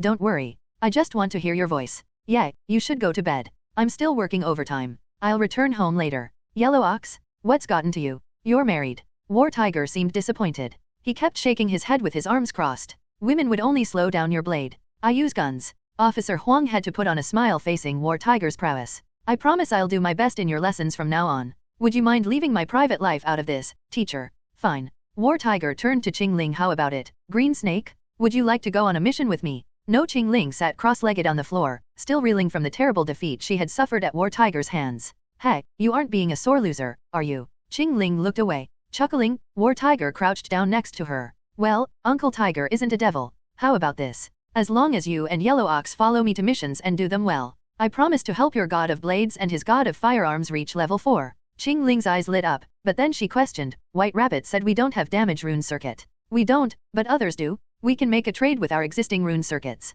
Or we can always just make a grab for it if all other options fail. War Tiger pounded himself on the chest. How do you think I pushed my killing expert to level 5? Hey, White Rabbit said unhappily. Don't make such an important decision on your own. War Tiger had made up his mind. I'm the vice captain. I'm in charge when the captain isn't around. Deal, said Qing Ling. Pleased, War Tiger reached out to help her up. Deal. Qing Ling stared at him with a serious expression. Once I reach level 4, we'll have a rematch. Haha, of course, anytime. War Tiger was overjoyed. Finally, he had a student who shared his passion.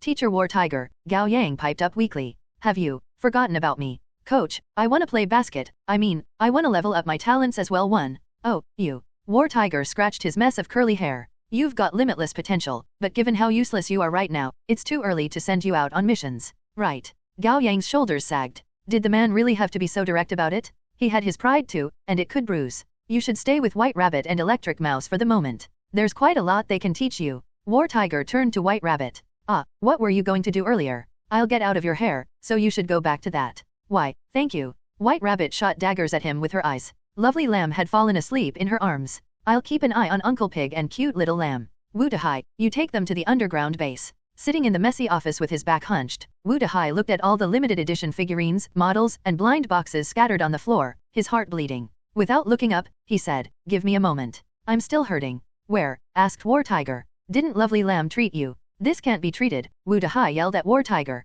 "It's my heart that's hurting." A few minutes later, Woo-da-hi picked himself up and led Gao Yang, Qingling, and Officer Huang to the underground base that had just finished construction. Having taken in 3 students with good potential, War Tiger was in a good mood, and he decided to follow them down. The 5 of them exchanged glances in the quickly descending elevator. Although War Tiger had a friendly smile on his face, Gao Yang still shuddered when he remembered the cold-blooded killer from earlier. Officer Huang seemed to share Gao Yang's sentiments. He couldn't help but ask, "Teacher, what if you stabbed me at a wrong angle and ended up hitting my heart? Would Lovely Lamb still be able to save me?" "Of course not." War Tiger seemed surprised. "Why would you ask such a silly question? Even monsters can't survive having their hearts stabbed, let alone a human. Listen carefully. There are many limits to Lovely Lamb's injury transfer. First, the injury must have been inflicted no more than 30 minutes ago, and it has to be the kind of damage that can be treated with modern medicine. If irreversible damage has been inflicted, of course the injury wouldn't be transferable." War Tiger explained with animated gestures like a passionate teacher. Officer Huang felt a shudder run down his spine.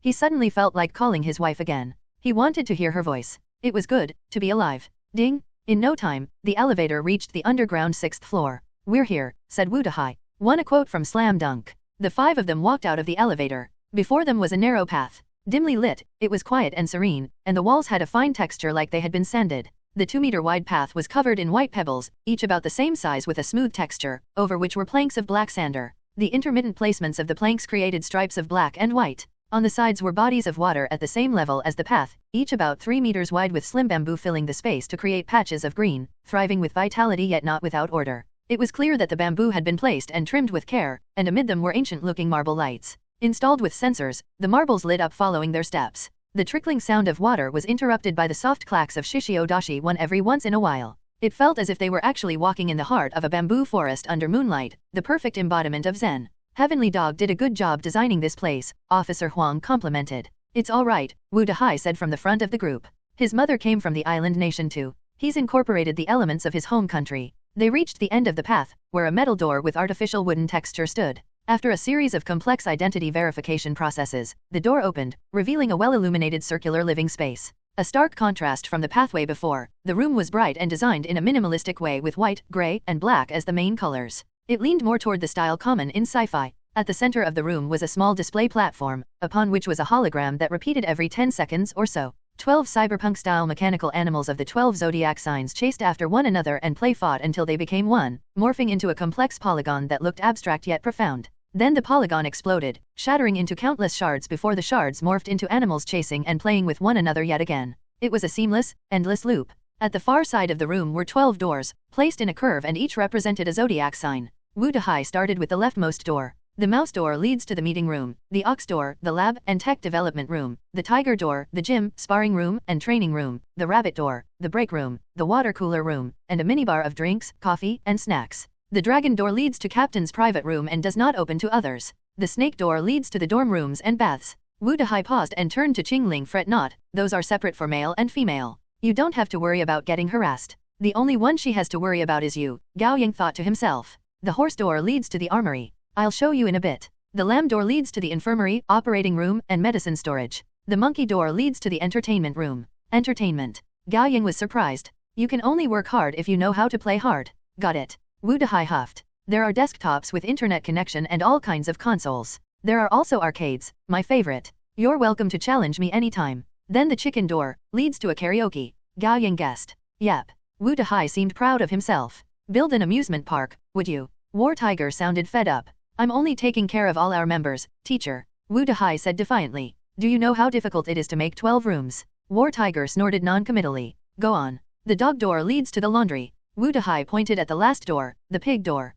"That's the canteen." Officer Huang was impressed. "I thought this was a simple base, but with all the facilities, it can provide accommodation for everyone." "Of course," Woo-da-hi boasted. All the supplies and reserved energy will last us a year. Why would we stay here for that long? Asked Gao Yang. You'd thank me when the next Crimson Tide came, Wu Dahai said. Oh, War Tiger pressed a hand to his forehead, recalling an unpleasant memory. During the last tide, I had to poop in the middle of nowhere and wipe my ass with dried leaves. It was terrible. What is Crimson Tide? Gao Yang couldn't suppress his curiosity. Let's talk about that later. War Tiger gave him a meaningful smile. You've gotten enough trauma today. Oh, so you do know? Gao Yang didn't voice his grievance. Wu Dahai led everyone through the horse door, and they found themselves in a multi-room armory. The first room housed the firearms. All four walls were covered in modern weapons, including handguns, rifles, light machine guns, heavy machine guns, sniper rifles, shotguns, rocket launchers, flamethrowers, as well as grenades like flash grenades, smoke grenades, sonic grenades, and grenade bombs. Officer Wang's eyes lit up,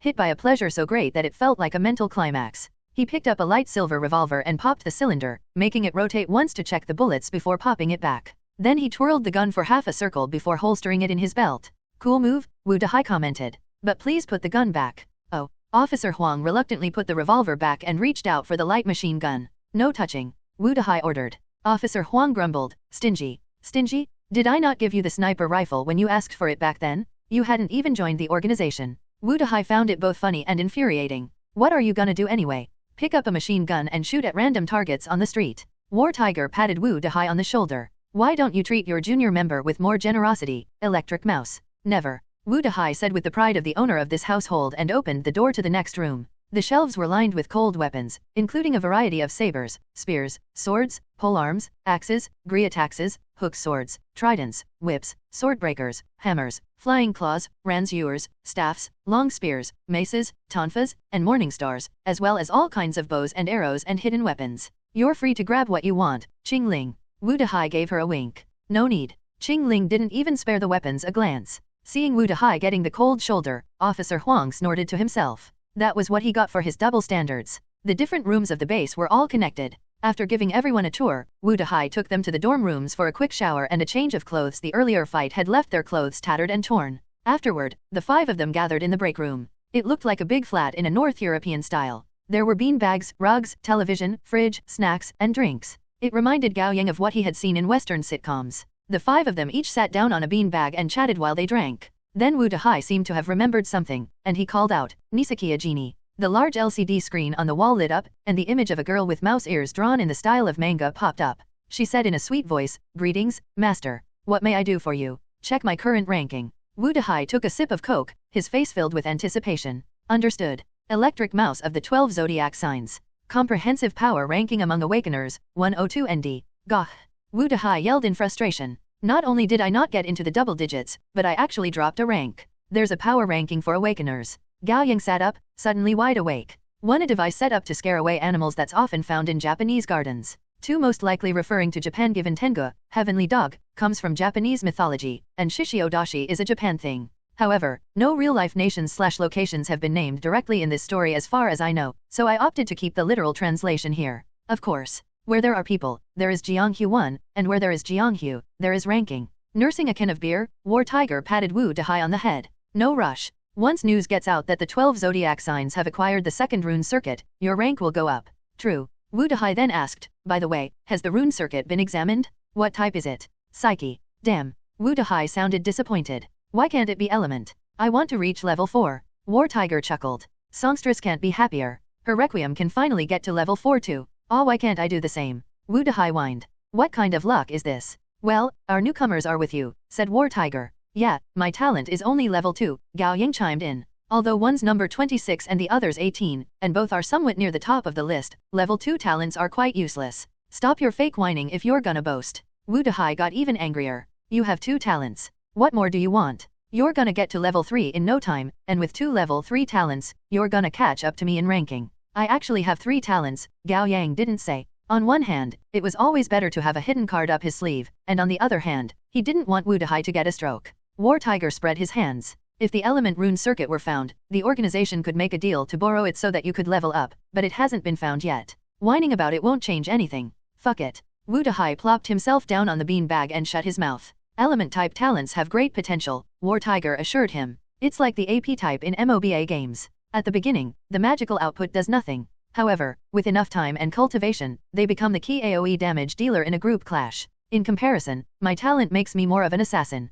In the beginning stage, I have a great advantage. War Tiger crossed his legs and drank his beer while scanning the names sliding up on the screen. This isn't me being boastful, but in a one-on-one duel, I can kill everyone outside the top 10 as easily as swatting a fly. No wonder you're ranked 9th. Xing Ling found War Tiger's name. There's room for me to climb up the ranks still. At the moment, I haven't been pushed to the verge of death yet, and my talent makes me stronger the more seriously I'm injured. I had first-hand experience with that. Officer Wang's face darkened as he remembered the terrible fight. Gao Yang quietly stared at the list. Among the 12 zodiac signs, 2 members were at the top 10. War Tiger, ranked 9th, and Dragon, ranked 3rd. Gao Yang had thought the 12 zodiac signs were at best a middle-of-the-road organization given how few members there were, but it seemed that he had found himself a great thigh to latch onto. Who made this list? Asked Gao Yang. Kylin Guild. War Tiger flipped to his feet and crushed the empty bearkin with his left hand, checking the recovery of his injured arm. Kylin Guild. They own the walled city of 10 dragons. Wu Dahai had finally gotten out of his self-wallowing. In the world of Awakeners, they are the most influential organization with more than 50 members. Their leader is Kylin, the one ranked at the top. That's quite an edgy name, Officer Huang said with a laugh. Well, it's always best to have a memorable code name, said War Tiger. It's a ranking they made on their own, said Gao Yang. Is it even credible? It may not be the authoritative ranking, but it is the most credible one at the moment. The walled city of 10 dragons is the biggest hub for trades and exchanges between Awakeners, and thus they get the most holistic information. Moreover, there's a tournament every 6 years. This ranking is calculated based on a comprehensive evaluation of every Awakener's strength, reputation, and contribution. War Tiger opened another can of beer. In truth, the top 5s are all powerful beyond one's imagination, and they generally stay away from each other. They are ranked based on their reputation and contribution alone. So the top 5 haven't fought to find out who's stronger? Asked Gao Yang. Yeah. War Tiger nodded. And don't be misled by those shonen mangas. There is no absolute ranking for power. Real-life battles aren't one-on-one matches in an arena, but a mix of schemes, exploitations, ambushes, lies, poisons, psychological warfare, traps, and the age-long tactic of going after someone with greater numbers. There are more tricks than one can feasibly predict and prepare for. Take Wu Dahai and I as an example. War Tiger reached out to ruffle Wu Dahai's broom head, getting him an irritated "stop it" from his student. War Tiger ignored the protest and said, if he got his lightning to level 8, he would be able to burn everything inside and outside the building to charcoal in 3 seconds. If I happen to be drinking coffee here, or if all top 10 Awakeners happen to be having a party, at least half of us would die, including me. But would you say I'm weaker than Wu Dahai? War Tiger smiled. One-on-one, he would last less than 2 seconds against me. His 3 new students nodded in understanding. So don't focus too much on the ranking. It would lull you into the false belief that survival and fighting are as simple as it presented. Moreover, our real enemies aren't going to be part of the list, such as pride monsters, life monsters, death monsters, and War Tiger's gaze grew icy. The specters. The specters are. Gao Yang's question was cut off by War Tiger. I've heard from White Rabbit that you are the most curious among the 3 of you, Gao Yang, and I know you can't wait to find the answers to your questions. But be patient and take one step at a time. There are things you are better off not knowing at the moment. And regarding the specters, there are only 3 things you should know for now. War Tiger extended a finger. First, specters are Awakeners, but they're not like us. Second, they are the nightmares of all Awakeners. Third, if you ever run into them, don't ask anything, don't think about anything. Run, at once. War Tiger's eyes were steely. If you encounter a specter, things will be more dangerous than my ambush today. What do they look like? Asked Gao Yang. I don't have to tell you. You'll know when you see them. War Tiger smiled bitterly. I don't want to be all doom and gloom, but if you ever run into them, it means they have decided to kill you, and there's no escaping that. Not even you, Teacher War Tiger. Gao Yang was shocked. One-on-one, yes, I can put up a fight. But 2, and I'm dead. You've seen the altars for the 12 zodiac signs and the masks displayed there. I don't have to tell you how the original owners of the masks died, do I? The 3 of them fell silent, and the air in the room stilled. One day, you may come to regret your awakening. It's actually a great fortune to be able to live in peace among the monsters until you die of old age. I already regret it. Officer Huang smiled wryly. Gao Yang echoed the sentiment. What he said. Still, War Tiger chuckled. I welcome you to join us in Hell Mode. 1 in the general sense, Jianghu is used to refer to a society with conflicting interests, resentments, and all the complex human relationships, and this is a quote from Jin Yang's The Smiling, Proud Wanderer. Half an hour later, the group left the underground 6th floor. Inside the elevator, Gao Yang asked War Tiger, what can the Jinryu currency buy, teacher? Oh, you know about it. War Tiger sounded surprised. You sure are studious. He gave a brief introduction to the currency, which was pretty much what Lu Qingying had told him. Most of the time, the coins are used for trades, and the commodities can be put into 4 categories. What are they? Wu Dahai. Wu Dahai cocked his head and answered with some irritation, medicines, equipment, items, and intel. Medicines. Officer Huang asked. Those can be bought with money. Not regular medicines, you idiot, Wu Dahai said with a scoff. It's medicines specifically for awakeners, and they are potent. Realization dawned on Gao Yang. He turned to Qingling. The remedy you gave me? When I put some on my injury, it healed overnight. My cousin gave me that, Qingling said with an impassive look on her face. He didn't tell me how he got it. That was the only bottle I had. That moved Gao Yang. He and Qingling had been practically strangers at the time, yet she gave him her last bottle without hesitation. I'll make it simple. War Tiger wasn't terribly interested in anything outside of battles. There are some awakeners who can create special tools with black gold. With a mix of special herbal ingredients and the energy of awakeners with support type or life type talents, different specialized medicines can be made. One of the ingredients for the medicine you got before, Gao Yang, is dead pig's blood.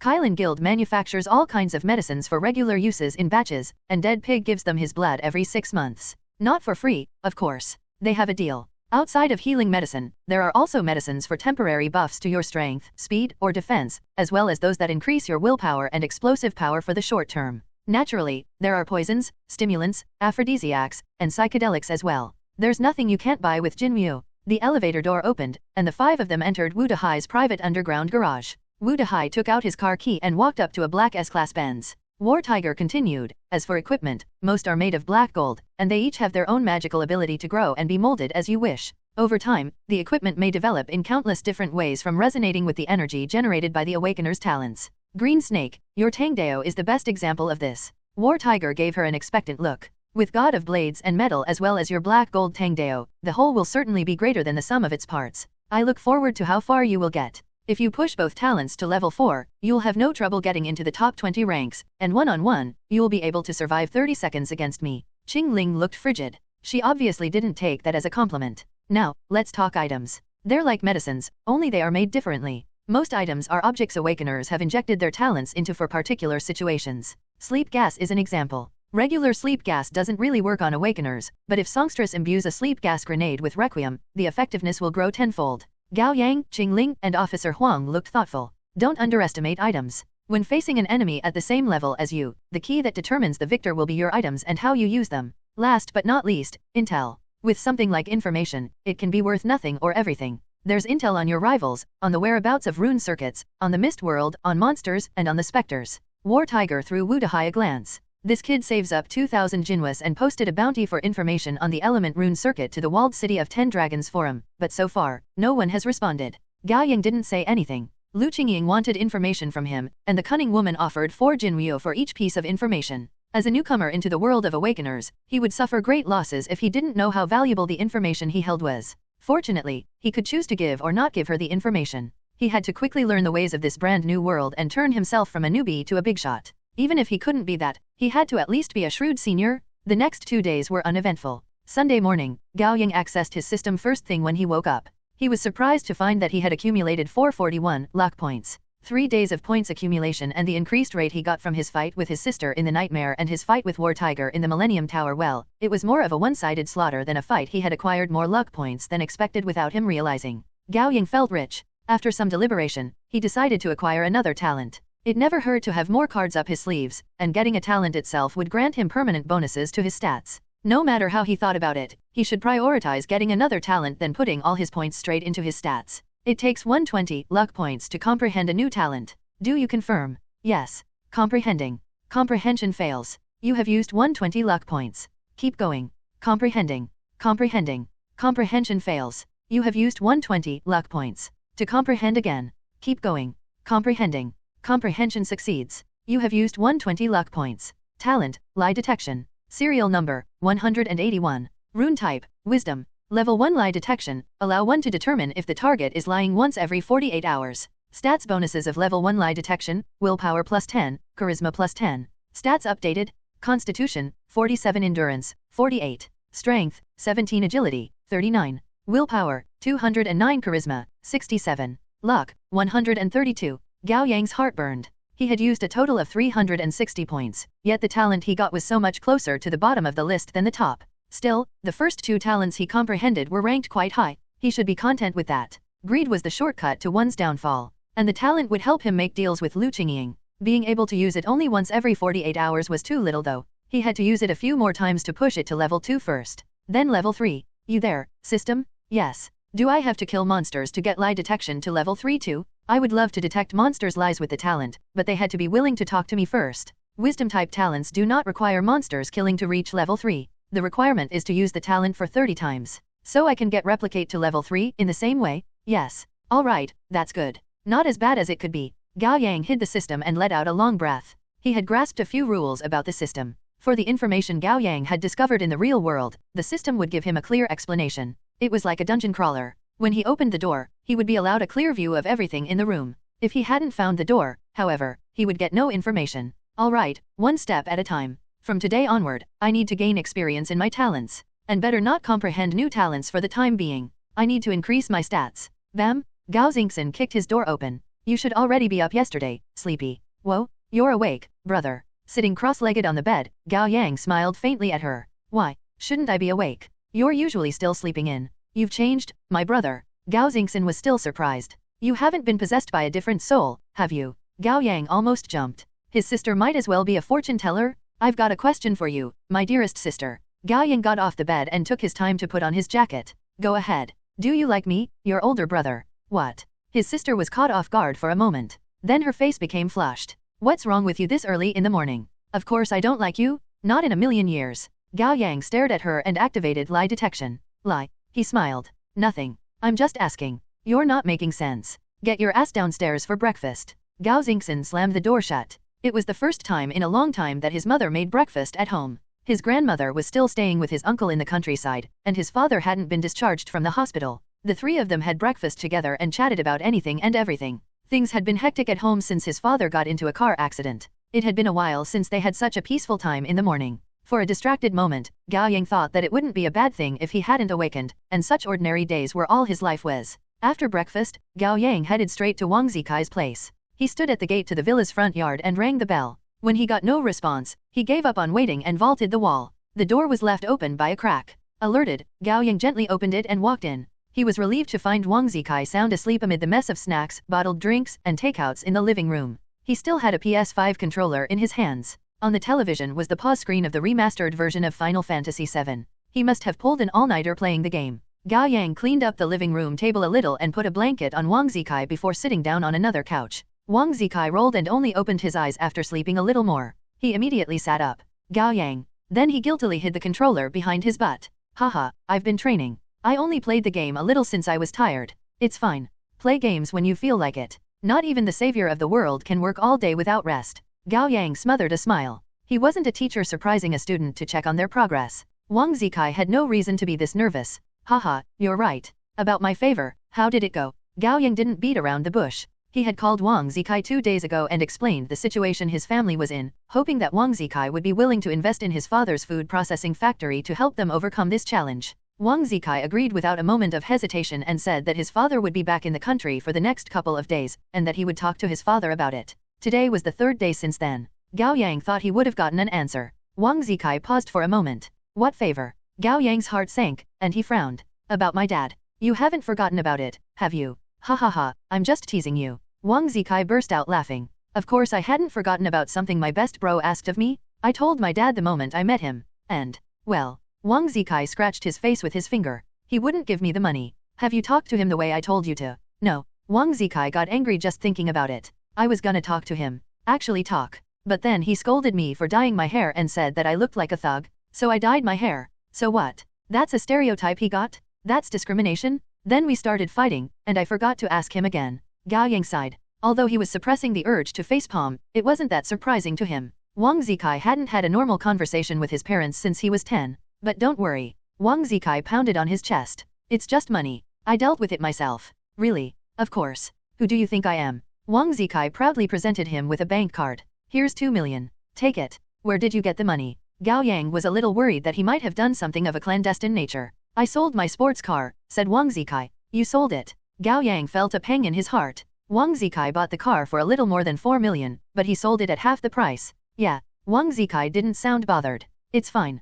I have Wu Dahai's McLaren. He's only lending it to you. You'll have to give it back sooner or later. Well, about that? Wang Zikai seemed pleased with himself. Wu Dahai said that the car would be mine if I help him get together with Qing Ling. That's a piece of cake to me, the matchmaking master. Didn't I get you and Li Weiwei together with a simple text? Should I thank you for that? Gao Yang felt like punching Wang Zikai every time he thought about it. If not for the practical joke Wang Zikai pulled, he wouldn't have gone on a date with Li Weiwei, and Li Weiwei wouldn't have transformed into a monster and attacked him. Then she wouldn't have died at the hand of Qingling, and she would still be the childhood friend he knew and trusted. Or he would still awaken and expose himself to another monster instead of Li Weiwei. Qingling might not show up to save him in that case. In a sense, perhaps he had Wang Zikai to thank for avoiding death. Gao Yang pushed aside the thoughts and took the bank card from Wang Zikai. Thanks. There are procedures to follow. You should sign a contract with my dad later. I don't know how to do that. Wang Zikai found the formalities troublesome. Leave that to me. You only have to sign. Then sure. Gao Yang got to his feet. Come on, let's go to the walled city of 10 dragons. I'll buy you barbecue. Gao Yang opened his eyes to find himself lying on a beach chair. Over his head was a palm tree with a dense enough canopy to shield most of the sunlight for him, and under his feet was a beach with soft, clean white sand. The sky was bright and the breeze pleasant. Extending before his eyes was a deep blue ocean, divided from the sky by a thin blurry line. There were a few seagulls flying in the blue backdrop. Gao Yang knew this was a dream, but he still couldn't help but be lost in the sight. This was his first time seeing the ocean. It looked different from the one shown on TV. For one, the ocean on screen wasn't as vast as the one before his very eyes. Do you like the setting this time? Asked the gentle voice of a woman. Gao Yang looked to the side to find Lu Qingying sprawling on another beach chair of her own. The bikinis she wore left no parts of her voluptuous body to imagination. She had sunglasses on with her hair tied loosely up, and she was putting sunscreen on her flat abdomen with her delicate fingers. During the day, Gao Yang took Wang Zikai to the barbecue place in the walled city of 10 dragons and had a cup of free plum drink. Came night, Lu Qingying visited him in his dream. Pretty good. Gao Yang nodded before asking curiously, can you recreate any environment in your dream? I can. Lu Qingying chuckled. But they have to be places I have been to in the real world so that I can put in all the details and make the dreams more realistic. The bedroom you dreamed about last time is foreign to me, so I had to let your subconscious fill in the blanks. That left a lot of flaws to be spotted. That was why I kept the light off. Darkness was the best cover for those flaws.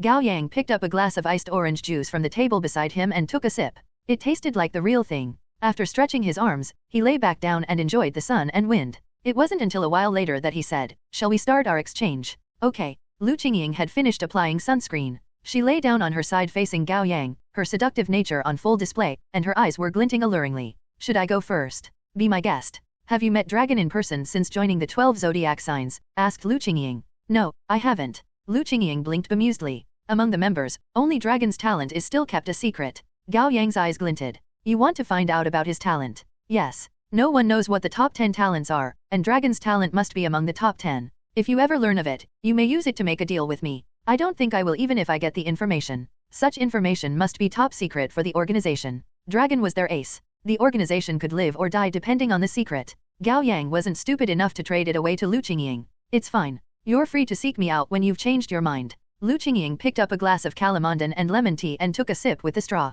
I heard that your organization acquired a rune circuit, and it's of the psyche type. Is that true? Will the confirmation count as an intel? Yes, a lower level one. On a scale of C, B, A, and S, it'll be a B-class intel. I was requested to confirm the truth. They seem to be considering an exchange with your organization, but they are worried that the information may not be accurate. Oh, that I can confirm for you. It's the real deal. The Psyche Rune Circuit. Gao Yang didn't think there was a point in hiding that fact. The other organization would find out through a trade sooner or later. Alright. One B-class intel is worth 5 Jinryu. Or you may ask me for intel of the same worth. I want intel. Regarding what? Gao Yang thought for a moment. Something related to me personally. Lu Qingying took some time to think about it. Would something about the 12 zodiac signs work then? Yes. Lu Qingying smiled. I'd say this is an A-class intel, but to show you my goodwill, I'll give it to you on discount. Well, thanks. In your organization, Lu Qingying said with a perfect poker face, there's a spy from another faction. Gao Yang didn't respond, but his heart skipped a beat. There's a 80% chance that it's true, and I don't know who the spy is.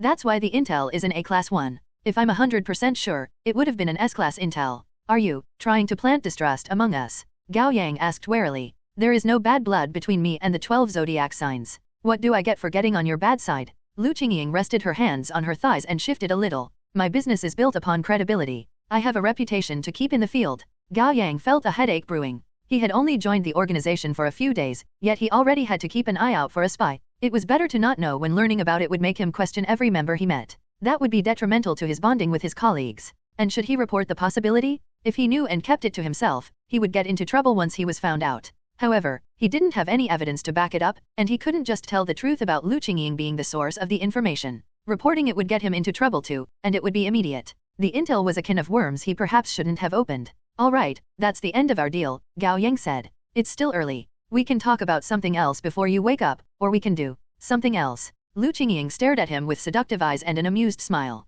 Allow me to decline. What he said could be used against him. It was better to be careful. He closed his eyes and accessed the system. It turned out that Lu Qingying was telling the truth. The next day, the moment Gao Yang finished evening self-study and walked out of the school gates, he saw a familiar black Benz by the road. The door opened, and White Rabbit smiled with her eyes at him, her face covered by a pink mask. Wanna get in and have a good time, handsome boy? Gao Yang looked around before diving into the car. Something comes up. Gao Yang asked and scanned the car. The one driving was Heavenly Dog, while Wu Dahai was riding shotgun. Yeah, we're on a mission. White Rabbit seemed to be in a good mood. Gao Yang was suddenly nervous. What mission? Would it be dangerous? Coward, what are you afraid of when you're with me, your dependable senior? Wu Dahai scoffed mockingly. Don't make us look bad when you're part of the organization. Yeah. Gao Yang played up the pity act. But I'm a benchwarmer, and I'm quite weak. I may just drag you down. Don't worry. We ain't fighting. White Rabbit put an arm around Gao Yang's shoulder. We're just going to the walled city of 10 dragons for an exchange of rune circuits. We bring you along to let you get some experience.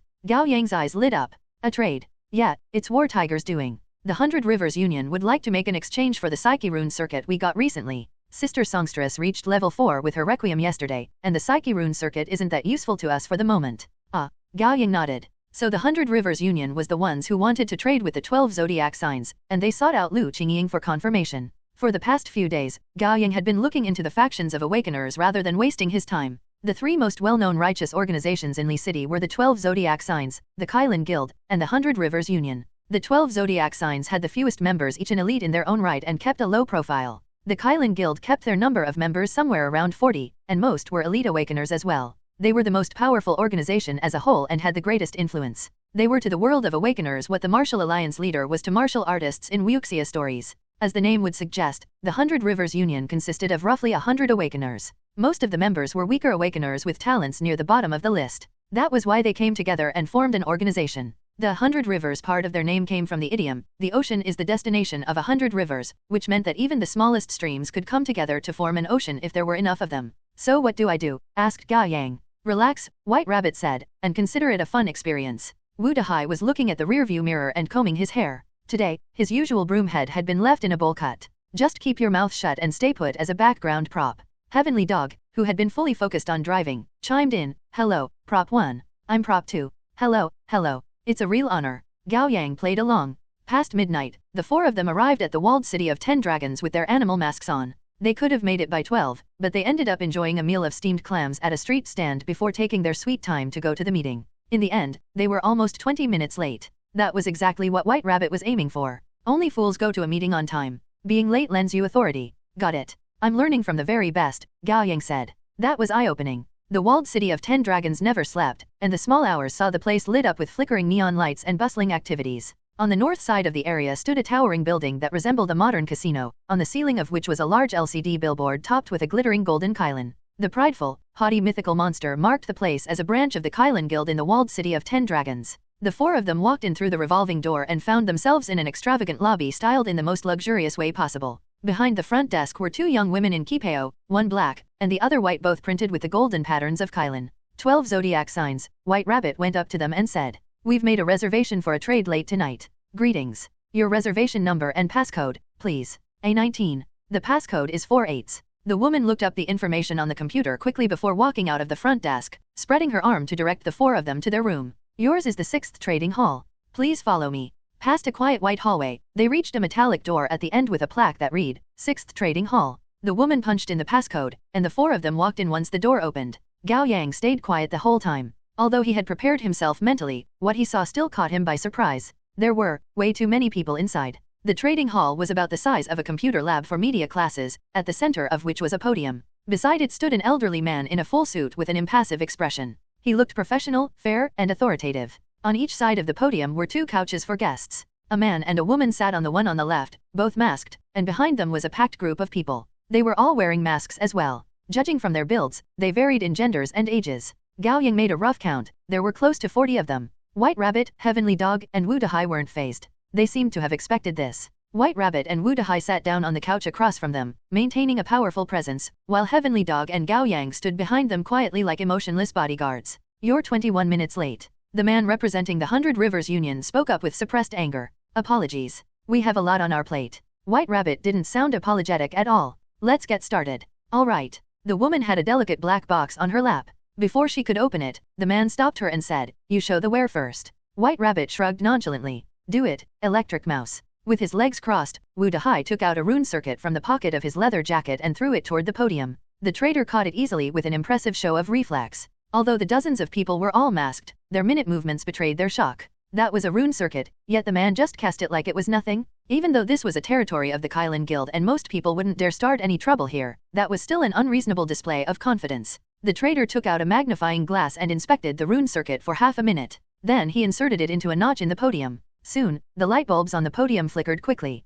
"It's real." The trader's voice was worn by years, but steady. He turned to White Rabbit. "Please swear upon your organization that the rune circuit is of the Psyche type." "I swear upon the 12 zodiac signs that the rune circuit is Psyche type," White Rabbit said with a hand raised. "It is done." The trader turned to the other side to look at the two representatives of the Hundred Rivers Union. The man gave the woman a look. The woman then walked up to the trader, holding the black box carefully with both hands. The trader opened the box and took out the rune circuit inside to appraise it. The same process was soon completed, and the representatives of the Hundred Rivers Union gave a guarantee that the rune circuit was the damage type. The trade was completed. White Rabbit and the man representing the Hundred Rivers Union went up to the podium at the same time and each took the rune circuit the other brought. "The exchange is done without issues," announced the trader. "I'd like to ask one party to leave the room first, while the other party is to stay here for another half an hour." "You were late," said the man. "We'll take our leave first. Be my guest." White Rabbit remained on the couch and made a gesture to send the guests off. The man and woman quickly stood up and led the dozens of people out of the room. Then the trader took his leave as well. Before walking out of the door, he politely reminded them, "I'd ask the four of you to stay another half an hour." The metal door slowly closed, and the room quieted. Now that they were alone, Gao Yang couldn't help but smack his lips and comment, "That's quite the entourage. Aren't you a smart one? Use your brain and think about why they brought so many people to the trade." White Rabbit had already taken off her shoes and socks and fished out a bottle of red nail polish from her pocket. "They are afraid of us," Gao Yang guessed. "Bingo," Wu Dahai said proudly. "They may have greater numbers, but most of them are quite useless, and useless people have to stick together to protect themselves. They don't want something as important as a rune circuit to be robbed from them. They're weak," White Rabbit corrected. "Not useless." "Well, same difference." Wu Dahai crossed his legs again. "We were told to stay here to prevent us from taking back our rune circuit after the trade. Kylan Guild won't be there to enforce order outside this place." "That's so." Gao Yang felt a little bitter inside. In whichever world, the weak always had a difficult life. After inspecting the damaged rune circuit in her hand, White Rabbit threw it to Wu Dahai. As someone with an element-type talent, Wu Dahai had no use for the rune circuit and thus wasn't interested in it. He spared it a couple glances before giving it to Heavenly Dog. And Heavenly Dog handed it to Gao Yang after inspecting it for a little while. Gao Yang took a close look. The rune circuit was just like the Psyche rune circuit they had acquired not long ago. The only difference was the pattern etched at the center. It was an irregular geometric shape with sharp angles that resembled a sea urchin. "Keep it safe with you until we get back to the base, Gao Yang," said White Rabbit. "What?" Gao Yang was surprised. "Something so precious. That's why we need to train your mental fortitude," White Rabbit said seriously as she painted her toenails. "You need to learn to keep a straight face even as the Tai Mountain crumbles before you, newbie. You still have a lot to learn." "Right." Gao Yang thought that made sense. Half an hour later, they left the walled city of 10 Dragons and drove back to the Millennium Tower. The underground basement became the new headquarters for the 12 zodiac signs after its construction. Most members had been gradually moving to their new base with their belongings outside of their captain, Dragon. Gao Yang had asked Wu Dahai privately why Dragon had been so mysterious and never showed his face. Wu Dahai had responded with a mocking look, "Who do you think you are? I haven't met Captain myself." "Why would you have met him already?" Gao Yang didn't push, but the mystery shrouding Dragon had become thicker in his mind. "How are Qingling and Officer Huang?" Gao Yang asked on their drive back. "Qingling hasn't been going to school these days." Wu Dahai laughed. "They are in training hell with War Tiger. Now that we've gotten the damaged rune circuit, War Tiger will make sure to go even harder on them to help them reach level 4 quickly." "Is that difficult?" Gao Yang asked. Then he was reminded of something. "Oh, sorry. Your talent is only level 3. Who are you to look down on me, bastard?" Wu Dahai growled and reached over to grab Gao Yang's hair. "You're dead." Bam! There was a dull thud. Then the car came to a sudden halt. Without the seatbelt on, Wu Dahai was hurled forward by the momentum and slammed his head against the window. He cried out, "What the hell, Heavenly Dog? You trying to kill me?" "Hey," Heavenly Dog said with difficulty, "you hit someone." White Rabbit was a little surprised. Heavenly Dog was known for being a safe driver. Someone rushed out suddenly, Heavenly Dog protested. "I stepped on the brake immediately, but still hit him. I saw it too." Gao Yang had seen a figure suddenly rushing onto the road. He quickly rolled down the window and popped his head out to take a look. It was 1 o'clock in the morning. This area of the old city region was quiet and desolate. Under the illumination of the headlight lay an unmoving figure. There was no telling whether the person was dead. What do we do? Asked Heavenly Dog. Just leave it, Wu Dahai said coldly. It's most likely a monster. If they're dead, they're dead. No, White Rabbit's expression hardened. We don't kill wanderers, remember. They rushed out suddenly. Wu Dahai wasn't convinced. Who is to blame when they were the one that didn't obey the traffic laws? Besides, are you sure it's a wanderer? What if it's another type of monster? Wouldn't it be better to kill them then? Gao Yang pulled back into the car. There's a traffic light at the crossroad. In other words, there were surveillance cameras, and they would be held responsible if they hit a pedestrian and drove away. That would lead to more trouble. With a sigh, White Rabbit put her mask back on and then her socks and shoes. Let's take a look. If they're still alive, we'll take them to the hospital. If they're dead, we'll get an ambulance to collect the body. As law-abiding citizens, we'll do things by the book. The four of them masked on and got out of the car. Heavenly Dog and Wu Dahai took the lead while Gao Yang and White Rabbit followed in the back. The four of them slowly walked up to the person, making sure to scan their surroundings for an ambush. Just in case, Gao Yang quietly accessed the system in his head, and he only relaxed once he made sure that the acquisition rate of luck points hadn't increased. Hey, you alive? Wu Dahai walked up to the person and asked. Once he was a little closer, Gao Yang saw that it was a man with red hair. He was dressed in a thin layer of patient gown and lying down in a pool of his own blood. The hit must have been quite serious. His face was covered and obscured by blood as well. Hearing Wu Dahai's voice, the man twitched and slowly reached out with a hand. Save me. I don't want to die. The four of them sighed in relief. The man was alive. What did you think you were doing, rushing onto the road this late at night? Wu Dahai demanded with his hands on his hip.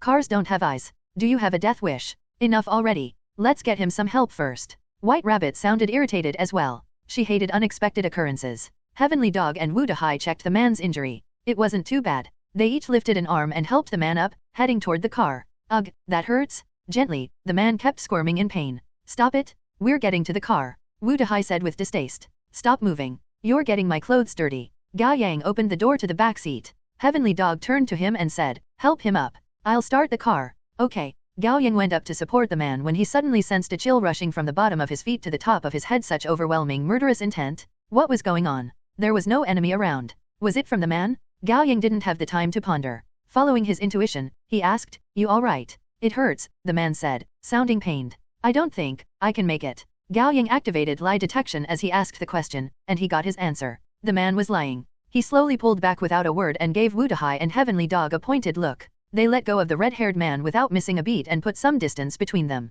Without their help, the man slumped to the ground and started groaning out unintelligible things again. What's wrong? Wu Dahai asked while getting into a fighting stance. Quietly, Heavenly Dog extended his right hand and pointed at the man on the ground, ready to strike anytime. He's acting, Gao Yang said in a low voice. White Rabbit walked up to him. How can you be so sure? It wasn't time to hide the truth. Gao Yang said, I have another talent. Lie detection. White Rabbit, Heavenly Dog, and Wu Dahai knew what lie detection was capable of, so they instantly bought Gao Yang's conclusion. We'll talk about you hiding your talent later, White Rabbit said, irate. She looked down at the man on the ground. Stop acting. Who are you? What do you want? Who sent you? The man stopped groaning and slowly got to his feet. With his head lowered, he stayed silent for a still moment. Then he suddenly burst out laughing, the sound perverted and mad. Ha ha, ha ha ha ha. What a shame, what a real shame. I almost got you. He stretched, his joints making cracking sounds. Then he wiped the blood off his face with both hands, revealing a sinister appearance. His eyes were bloodshot, and the left side of his face seriously burned, the skin uneven with bumps and divots, making it hard to look at him.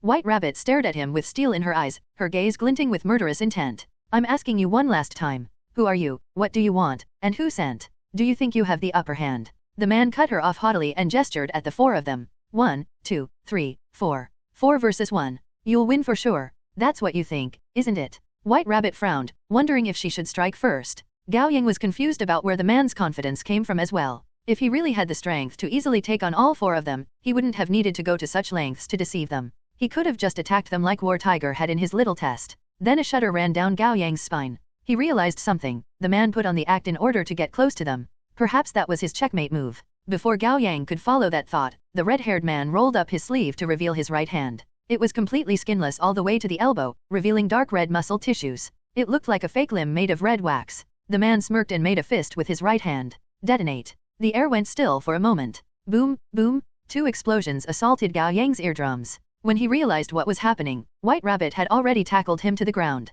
Gao Yang picked himself up.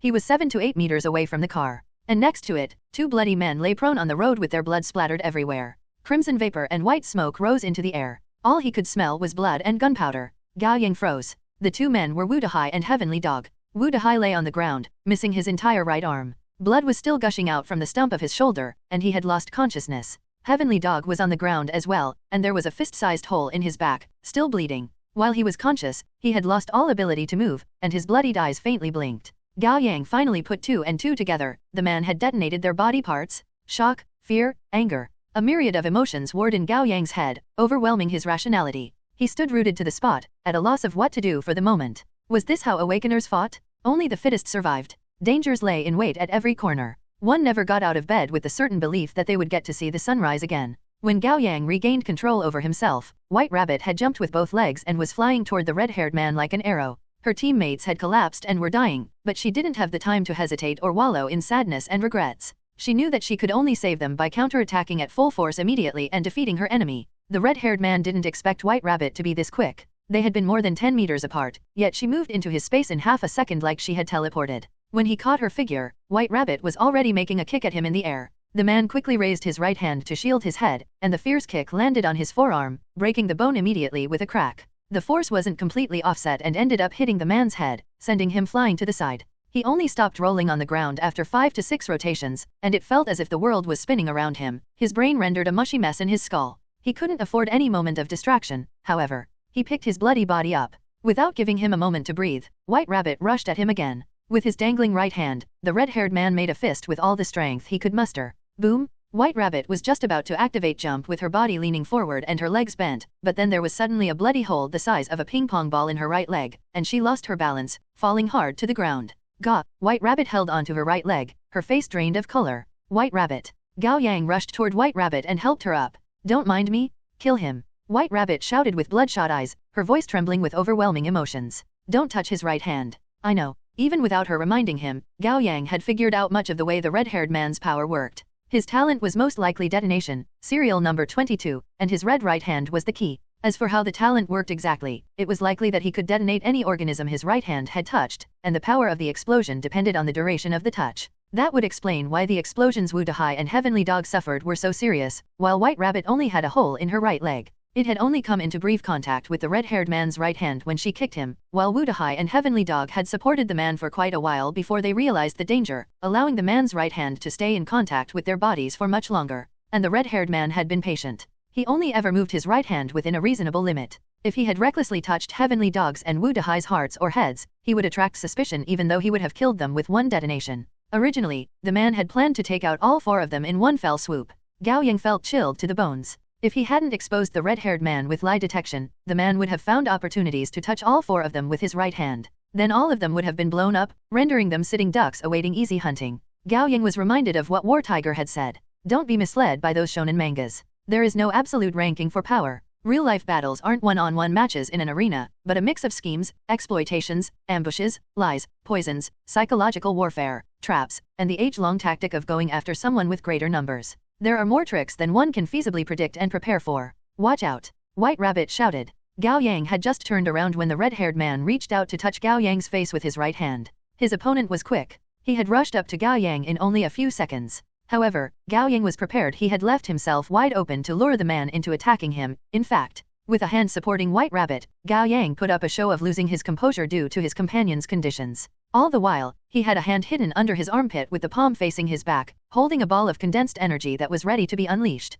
The red-haired man was 2 inches away from touching Gao Yang's face, and at that moment, he thought he had won. Before his joy could register in his brain, however, he was blinded by a flicker of light, and a fierce wave of blazing flame surged up out of nowhere, hitting him squarely. All the man's head and upper body were devoured by fire at once. A regular man would have lost their mind in the blazing fire, but the red-haired man was an awakener, and one with detonation as a talent at that. With his impressive heat resistance, he kept his calm despite the scorching pain, and he jumped backward to get out of the fire's range. Although he had shut his eyes immediately, the heat damaged his corneas and left his vision blurry for a moment. All he saw was red. Then a shadowy figure flashed through the red. It was Gao Yang. He had replicated White Rabbit's jump while helping her up.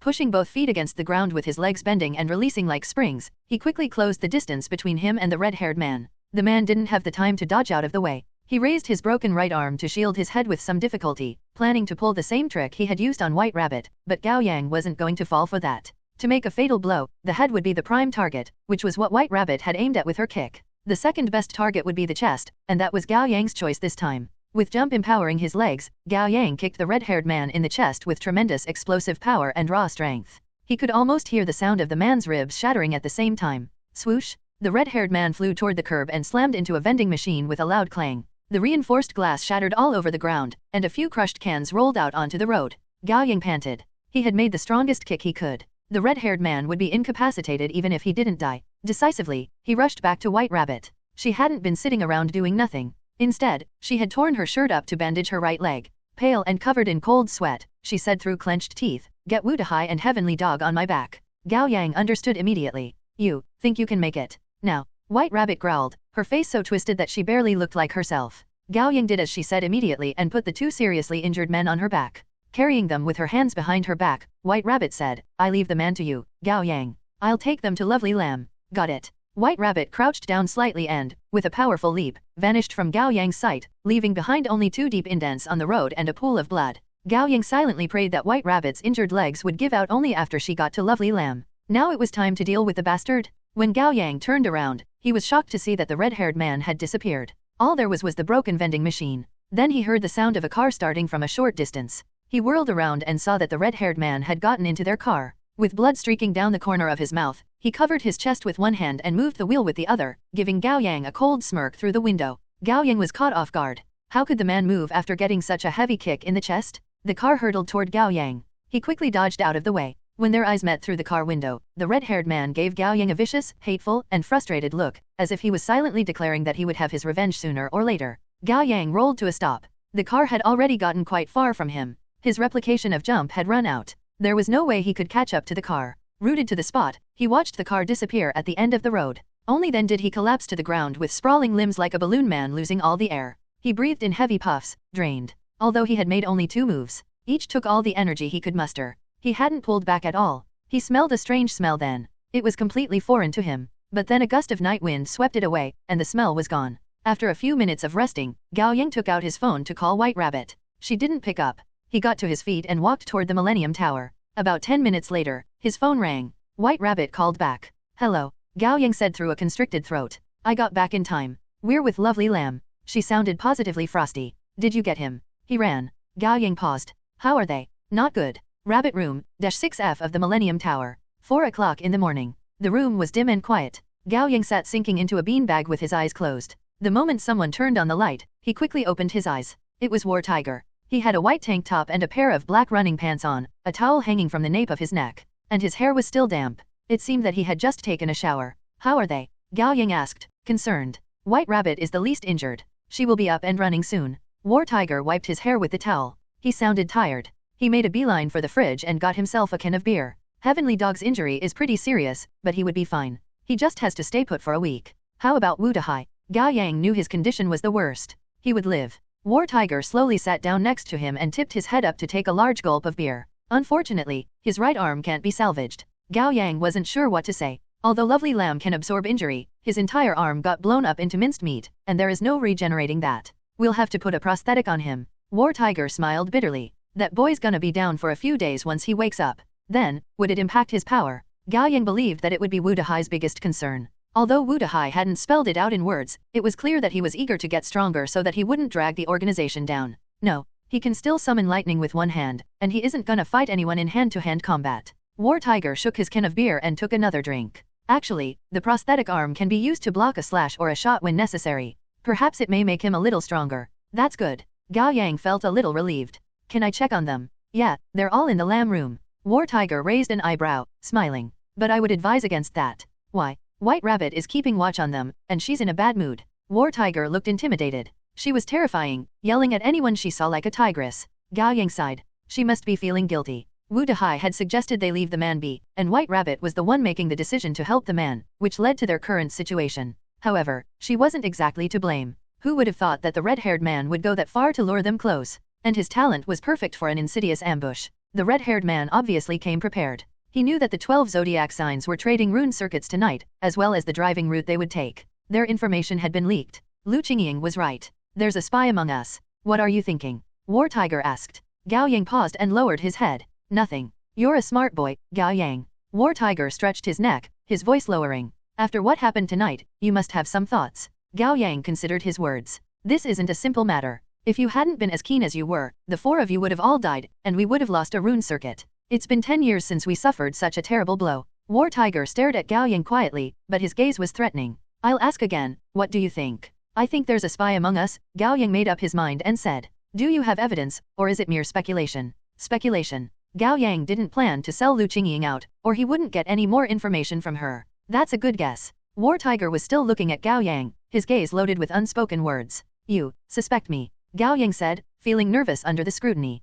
Yes, War Tiger admitted easily. You are the first I suspect. Gao Yang smiled bitterly after thinking things through. Of course I am. My reasoning is threefold. War Tiger looked up with narrowed eyes, extending his fingers as he spoke. First, this happened not long after the three of you joined. Second, Green Snake and Yellow Ox have been training with me, and it's unlikely that they would know the details about the rune circuit trade, making them less suspicious. Third, according to White Rabbit, you defeated the red-haired man, but somehow he ran away. I'm not sure how either, Gao Yang said honestly. I thought he had lost his ability to resist, but he was still able to move. Perhaps he has some sort of recovery talent, or an emergency medicine. Or, War Tiger sighed, you are in cahoots, and you let him go. Gao Yang protested, in that case, he would have taken the rune circuit with him. Yes. You should be thankful that you brought the rune circuit back. War Tiger smiled. Or I would already be interrogating you properly rather than simply suspecting you. Gao Yang shuddered. He knew the man was serious. However, War Tiger took another sip of beer and said, outside of Dragon and I, all members may turn out to be the spy.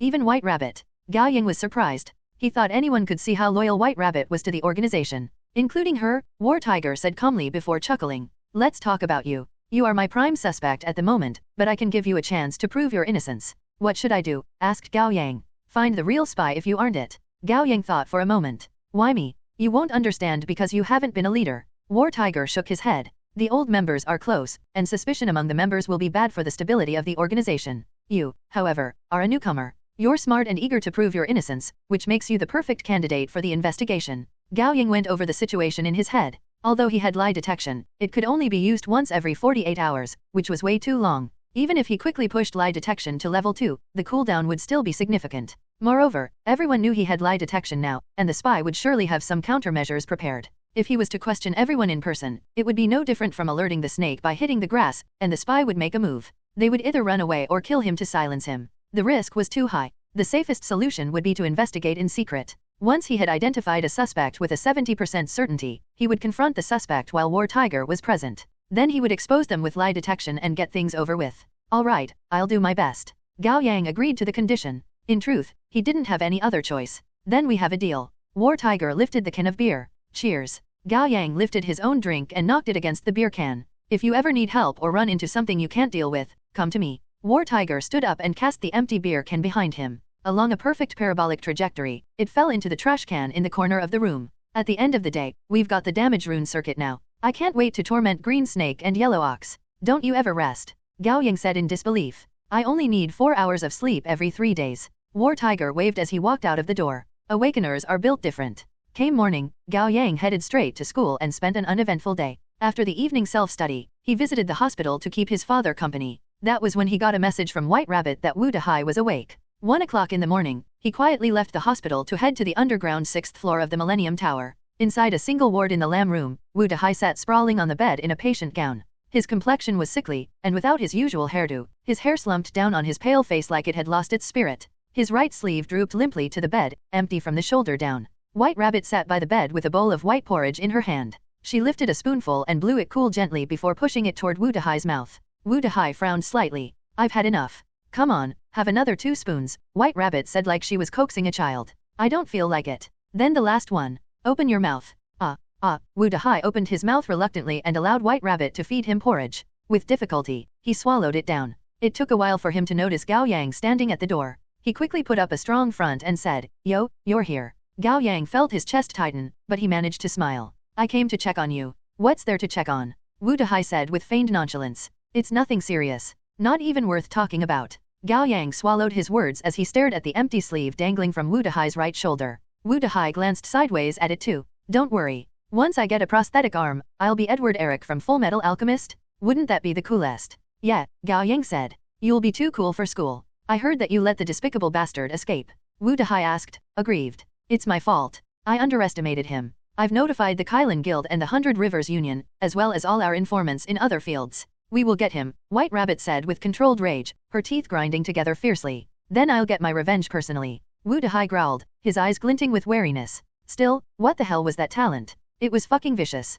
Gao Yang paused, his composure crumbling. Detonation, serial number 22, element type. White Rabbit put down the bowl of porridge. Touch someone's body, and the body part explodes. Perhaps there are other ways the talent can be used, but that's what we know so far. I thought it was a damage-type talent. Wu Dahai's voice grew weak again after putting up the front for a while. Why did he come after the damage rune circuit when he has an element-type talent? He may not be after it for himself. There must be someone behind him. Outside of the 3 major organizations, there are quite a lot of fringe groups in Li City. White Rabbit turned to Gao Yang, befuddled. Why are you so quiet all of a sudden? I don't know what to say, Gao Yang lied. Well, why don't you look after Wu Dahai for a while? I have things to take care of. White Rabbit rose to her feet. Gao Yang gave her a nod before sitting down by Wu Dahai's bed. Take care of me, Wu Dahai grumbled. I'm not dying or anything. Gao Yang asked on purpose, how did you not know detonation, Wu Dahai? There are too many talents. How am I supposed to remember everything? I only picked a few I found interesting to read about. Wu Dahai's head drooped, his eyes falling closed and his breathing growing slow and heavy.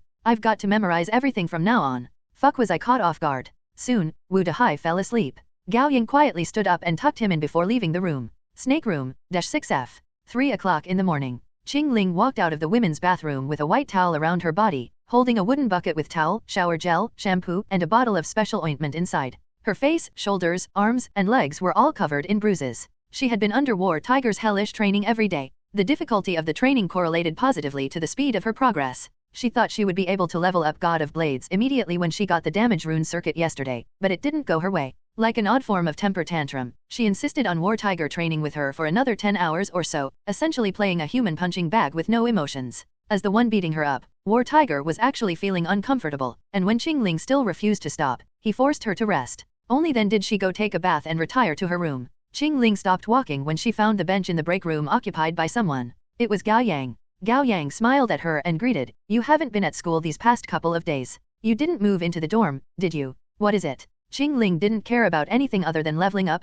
and she had no time for small talks. "You heard about the rune circuit almost getting taken, didn't you?" "I heard." Qing Ling sat down on the bench next to Gao Yang and took out the bottled ointment from the wooden bucket. She opened the lid and poured some on her palm, rubbing it out and applying it to the bruises on her arms. Then she moved to her lower body. When she moved her long delicate fingers from her knees to the thighs covered by the towel, Gao Yang averted his eyes. "And you didn't care?" asked Gao Yang. "As long as you aren't dead," Qing Ling said coldly. In other words, she didn't care if Wu Dahai, Heavenly Dog, or White Rabbit died.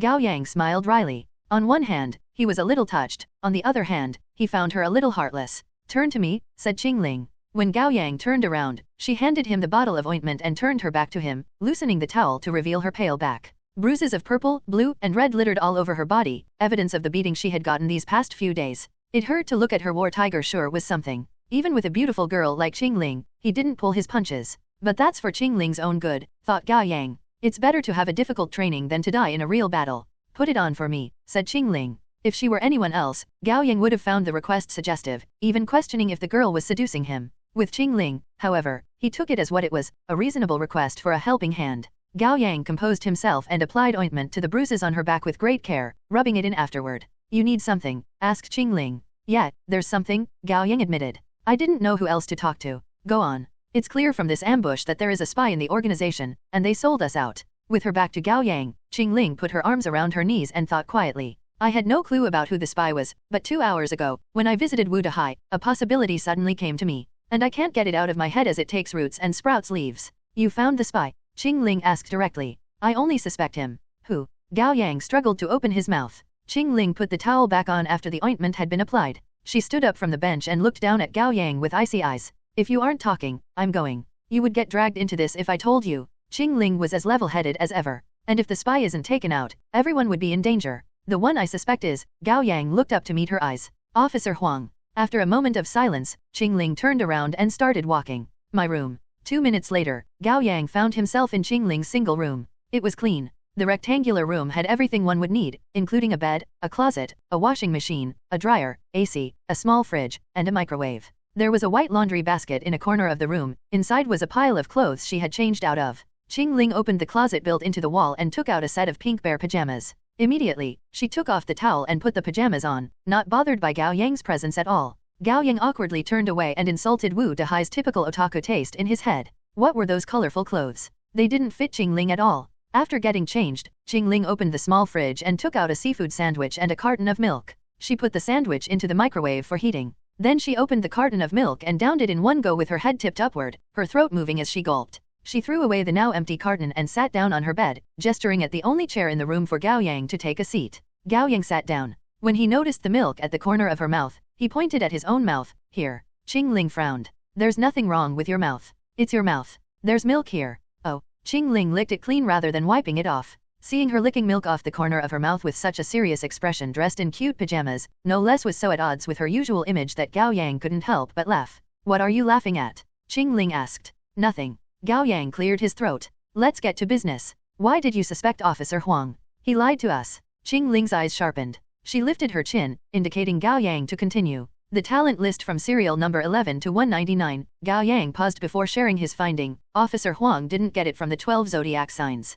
How do you know? Before joining the 12 zodiac signs with us, Officer Huang had only ever been in contact with Wu Dahai. He told us that all the information he got from Wu Dahai, but when I visited Wu Dahai earlier, it turned out he didn't remember much of the list. He couldn't have told Officer Huang everything on the list. That doesn't mean much, said Qingling. Maybe the organization has a physical list, and Wu Dahai gave a copy to Officer Huang. I considered that too, but with that suspicion in mind, I asked White Rabbit about it. She told me that the talent list is a secret. Although all three organizations have the same list, it isn't accessible to outsiders. Wu Dahai may look like the flippant type, but he actually sticks to rules most of the time. He wouldn't have told Officer Huang about the talents before he officially joined the organization. Gao Yang felt a heavy weight in his heart. He didn't want to suspect Officer Huang at all, but at the moment, he was the most likely suspect. Do you mean, Qingling frowned, that he may have gotten the list from the Kailan Guild or Hundred Rivers Union? That doesn't seem to be the case either. Gao Yang took out a sheet of A4 paper that was filled with text. This is the list I got from White Rabbit. Take a careful look. Qingling took it and went slowly down the list. After a moment, she said with certainty, there are differences. That's right. I memorized the list Officer Huang gave us before. I believe you've done the same. Gao Yang took the talent list back and, with a single thought, conjured fire at the tip of his fingers, and it spread and devoured the entire sheet. The soft warm light cast flickering shadows on his face. I thought the list Officer Huang gave us was the official one. Now that I've compared the two, however, there are differences. Not significant, but the one White Rabbit gave me is clearly the official one. Qingling gave it some thought. That means two things. Gao Yang told her his conclusion. First, Officer Huang didn't get the talent list from the 12 zodiac signs or the other two organizations, and he did lie to us. Second, his version of the list probably comes from a different organization, which isn't as well known as the three major ones, but they are as good as they are secretive. They managed to create their own list of talents through their own investigation with little mistakes. Qingling nodded and followed Gao Yang's train of thoughts. The organization would be the one behind the red-haired man who ambushed you, and Officer Huang is a spy the organization sent.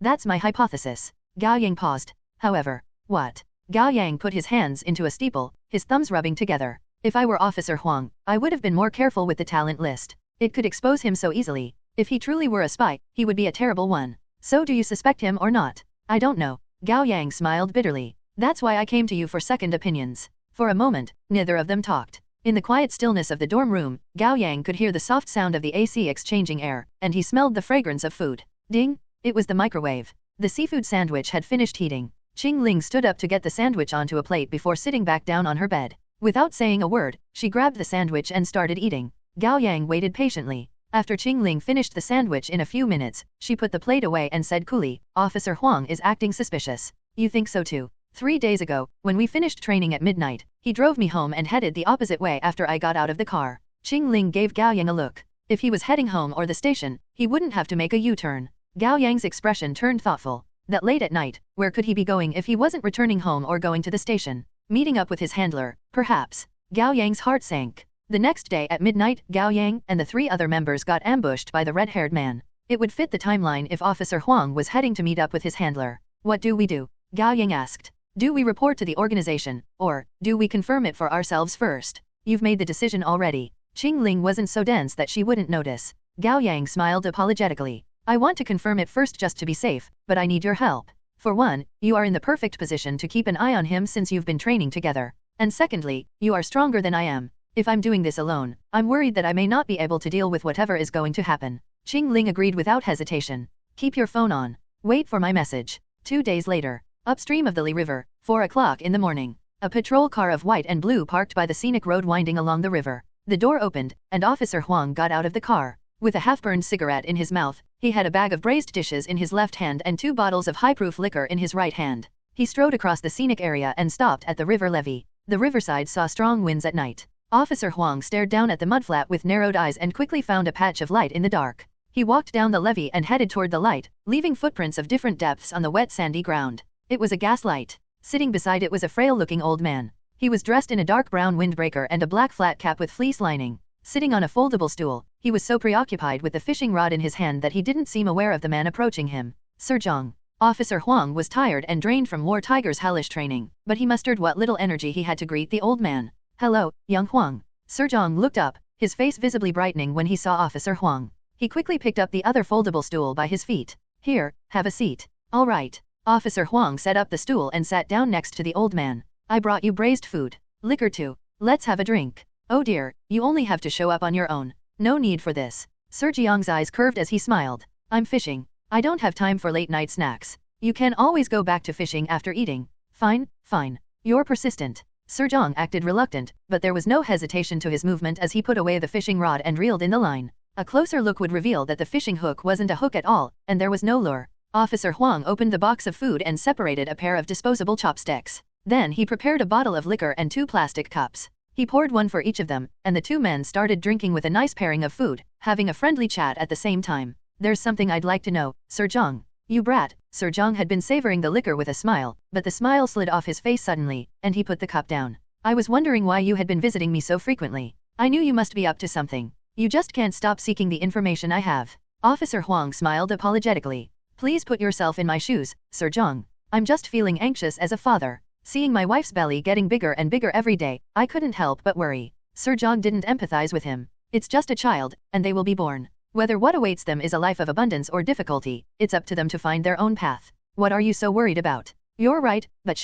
our 2 guests." Sir Zhang raised his cup and called out to the reed bushes shrouded in darkness not far from them, cutting Officer Huang off. "There are quite a lot of mosquitoes there. You'll only be torturing yourselves if you stay there. Why don't you join us and have a drink?" Officer Huang tensed up. He was followed. "Who is it?" Officer Huang pulled out his gun at lightning speed, aiming at the reed bushes. In the darkness, the reed shook along with the wind, catching the faint light every now and then. "Show yourself, or I'll shoot," Officer Huang warned. A few seconds later, 2 figures emerged from the reed bushes. Officer Huang aimed the gun with one hand and turned on his flashlight with the other, resting it on the gun to illuminate the uninvited guests. It took a moment for him to accept that his eyes weren't playing tricks on him. He slowly lowered his gun. "Gao Yang, Qingling, why are you here?" Officer Huang frowned. "You followed me." Exposed, Gao Yang should be feeling nervous, but for some reason, he was more embarrassed than anything.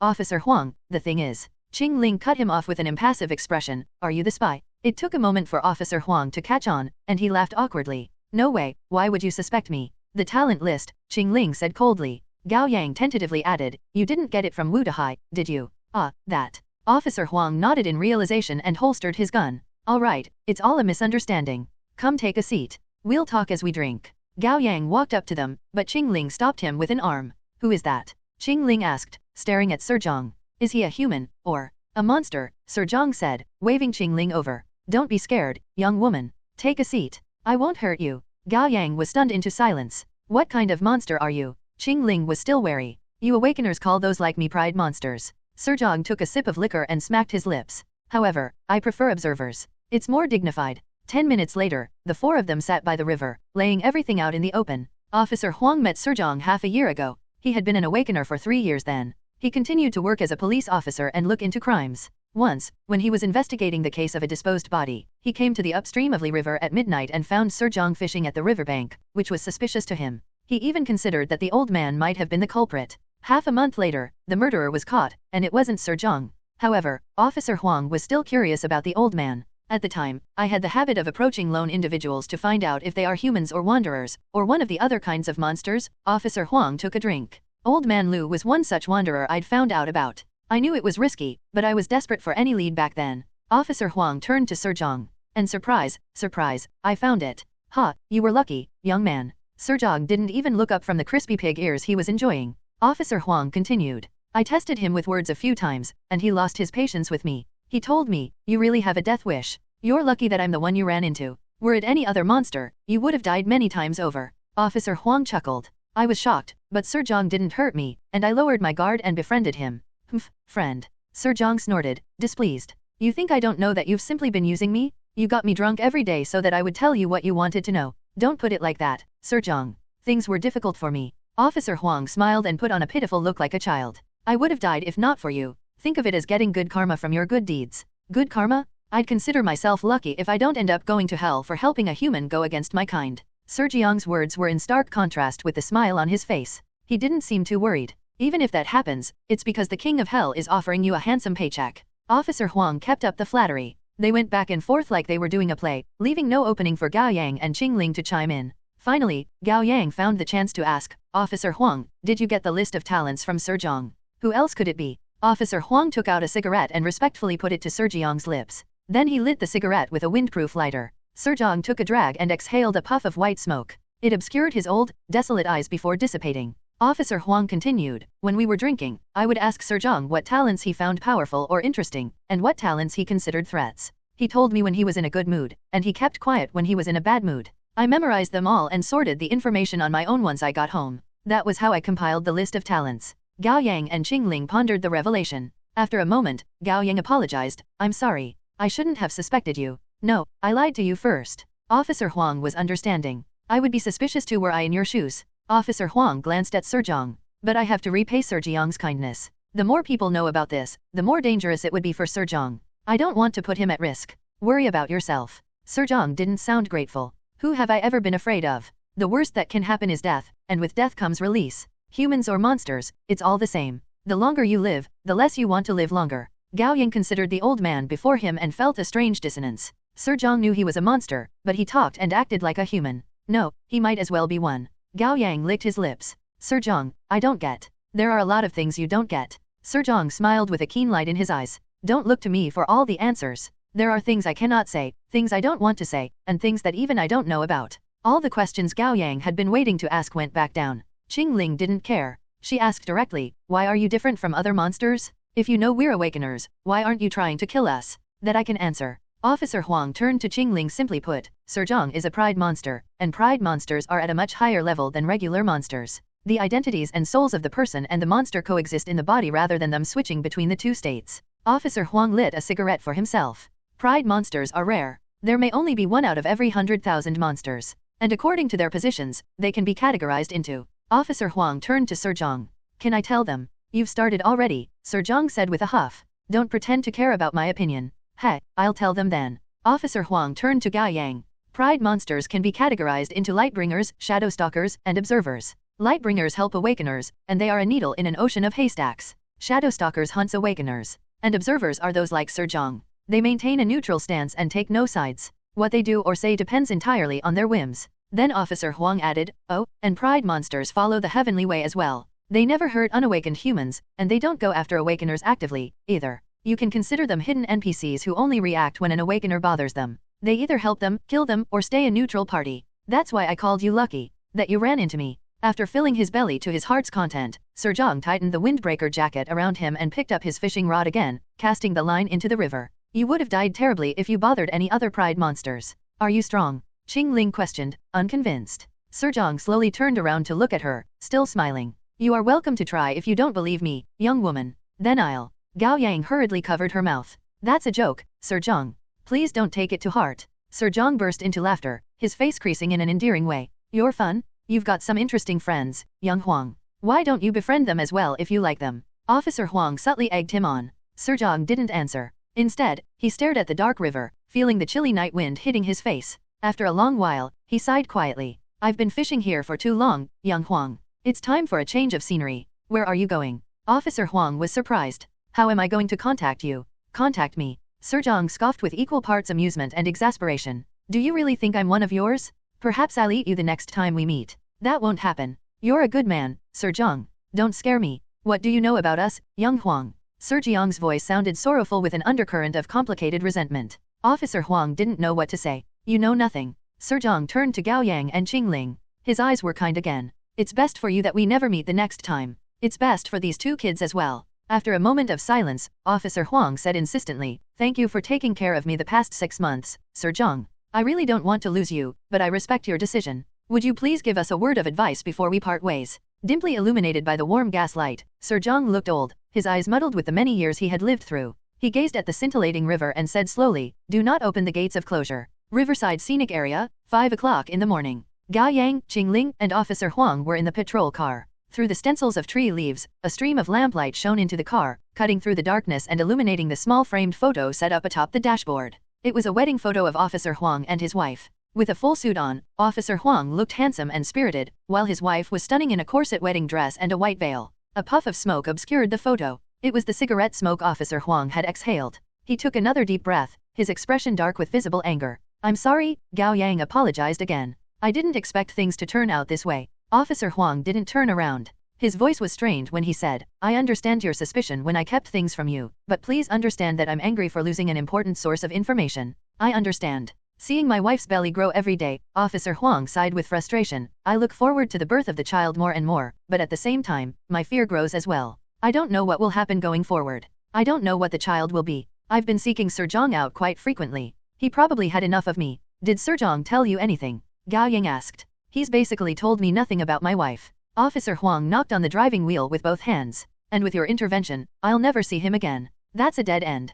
Pride monsters." Gao Yang repeated the words to himself. Their existence was truly mysterious. He was reminded of Bailey Yi, the man who had appeared and disappeared suddenly. Gao Yang had thought he was going to disperse the mist covering up the truth of the world, but underneath it, he found only an even thicker layer of mist, leaving him lost and helpless. "It's better for us to find out about the pride monster than someone else from the organization," Qingling said, finally breaking her silence. Officer Huang paused and nodded. "True." After a few more cigarettes, Officer Huang regained his calm. He turned to Gao Yang. "So, about the spy. Now that I've proven myself to you, who else do you suspect?" Gao Yang shook his head. "I don't know the other members well, so I'm not sure where to start." "Be careful," Officer Huang said in a low voice. "Perhaps information on the three of us has been leaked as well. We aren't safe either." Gao Yang shuddered when he recalled the vicious look the red-haired man had shot him before escaping. With them out in the open while their enemies lay waiting in the dark, it would be difficult for them to defend themselves. Dawn broke in the eastern sky. Gao Yang snuck back home and slept, but he was woken up by his phone after less than 2 hours. He picked up the call, bleary-eyed. Then he heard Uncle Qing's voice say, Yang, this is Uncle Qing. When are you coming with Mr. Wang? Make a lie believable or don't lie at all." Under Gao Yang's arrangement, Wang Zikai was going to invest 2 million into the food processing factory run by Gao Yang's father and Uncle Qing. They had agreed to visit the factory in the countryside today and signed the contract. Gao Yang had forgotten about it with everything that had happened. We'll be there at noon." Okay, I'll be waiting." Gao Yang hung up the phone and called Wang Zikai immediately. Wang Zikai sounded half asleep as well when he picked up. "Bro, it's too early for this. Rise and shine, Mr. Wang.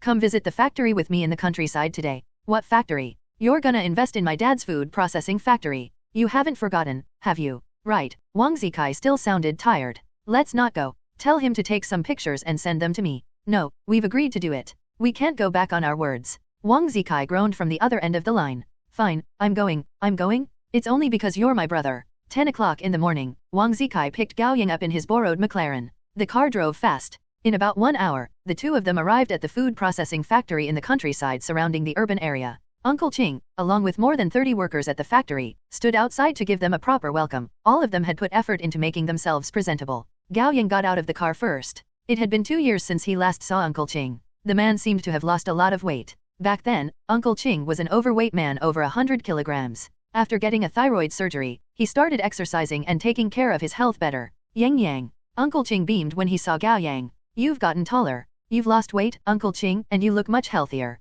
They exchanged pleasantries. Then Wang Zikai emerged from the car with dramatic aplomb, dressed in name-brand clothes with a pair of sunglasses and a gold necklace. Uncle Qing paused before quickly walking up to him with a smile. "Are you, Mr. Wang?" "That's me." Wang Zikai took off his sunglasses and shot him a glance. "And you're the owner of the factory?" "Yes." "Well met, Mr. Wang. It's an honor to meet you. The reputation truly never lives up to the real deal. You're such an extraordinary young man with impressive achievement under your belt." Uncle Qing rattled off all the flatteries he could come up with. "It must have been a difficult trip here. Why don't I show you to the break room, and you can have some tea and snacks before visiting the factory?" "Let's go straight to the factory," Wang Zikai said impatiently. This was an empty act that didn't mean anything. He just wanted to get it over with. When Gao Yang jabbed at his back, Wang Zikai reluctantly recited the lines Gao Yang had taught him, "Investment requires caution. I'd like to inspect your factory properly." Of course. Uncle Qing nodded and bowed with excessive politeness. "Here, please follow me." Uncle Qing led Gao Yang and Wang Zikai into the food processing factory. They first went up to the shelf demonstrating the products, and Uncle Qing gave them a brief introduction of their top sellers as well as the new products they were going to introduce this year. Most were snacks made from beans. Wang Zikai tried too and sang their praises. Then they inspected the production line where the food was processed, followed by the storage of ingredients, the sanitation of the environment, the business license, and the certificates. After all that, the three of them went to Uncle Qing's office. Gao Yang took out the contract he had drafted and went through it with Uncle Qing. The two parties then signed the contract. Wang Zikai didn't even look at it before writing his name in careless strokes. The money will be wired the next 2 days, Gao Yang said, essentially playing the part of Wang Zikai's secretary. Understood. Thank you, truly. The tense lines of Uncle Qing's smile finally relaxed. He could now pay the workers and source the next batch of ingredients. They would overcome the crisis before them. Uncle Qing asked Wang Zikai and Gao Yang to stay for a meal, but they turned him down. Everyone at the factory came out to see them off when they departed. Gao Yang got into Wang Zikai's sports car. He was going to return to Li City, but then it occurred to him that he should visit his grandmother. She had been staying with his uncle in the countryside after his father's accident. Originally, they were going to take his grandmother home last week, but she refused, insisting that she was doing well at his uncle's place, and that she wanted to stay a little longer. However, Gao Yang knew that his grandmother simply wanted to lessen the burden on his mother's shoulders. The town wasn't that big. Wang Zikai drove Gao Yang to his uncle's place in a few minutes. Wang Zikai was hesitant to leave. Why don't I stay with you, bro? I heard you got ambushed the other day. Touched, Gao Yang smiled at him and said, don't worry. I'll be careful. Alright, I'll see you later. Wang Zikai didn't insist. He put on his sunglasses and started the car, lifting puffs of dust in the wake. Gao Yang walked around and entered a fruit shop by the road. Before visiting his uncle, he wanted to buy some fruit for his grandmother. He was thinking about buying half a caddy of cherries when he spotted a slim girl standing before the shelf. She was dressed in a white, short-sleeved shirt and a dark blue checkered skirt. It was a Japanese-style high school uniform that had been all the rage nowadays. The girl had both her hands behind her back and leaned forward to check the fruit on the shelf. Her soft, medium-length hair fell on her fair, shy face. Her voice was gentle with a youthful awkwardness when she asked, "Mister, are the cherries sweet?" "I guarantee you that they are sweet," said the shop owner. Just when Gao Yang's ears tingled with familiarity, the girl turned around, and her eyes widened in surprise before lighting up with joy. Gao Yang. Little S.I. Gao Yang was surprised too. "Why are you here?" Wan Sisi grew shy after her joy of seeing Gao Yang quieted. She reflexively brushed her fingers through the slight curls at the end of her hair. "My grandma is having her 80th birthday. My mom and I came back to the countryside to celebrate with her. How about you?" "My granny is staying with my uncle. I came to check up on her." "What a coincidence. I didn't expect to run into you here." Wan Sisi's eyes curved as she smiled. "Ah, why haven't you come to school the past 2 days?" "Well," Gao Yang said the first lie that came to mind. "I took a few days off to take care of my dad." "Is he doing better now?" Wan Sisi asked with genuine concern. "Yeah, he's better." Gao Yang's words were interrupted by an old woman's voice. "Yang Yang." Gao Yang turned around to see his grandmother standing outside the fruit shop with a walking stick. She was dressed in a shirt with flower patterns, her silver hair tied neatly with a pink hairpin. His grandmother had a cute side to her. According to his mother, his grandmother still retained the youthfulness of her teenage years and loved colorful clothes and candies. She acted cute like a child sometimes as well. "Granny." Gao Yang hurried up to her and took her hand. "I was going to visit you at Uncle's place. Why did you come out on your own? Don't walk around without company. What if you fall? Your uncle leaves home to take care of some business." His grandmother took out a red envelope from her pocket, her eyes and brows curving softly as she smiled.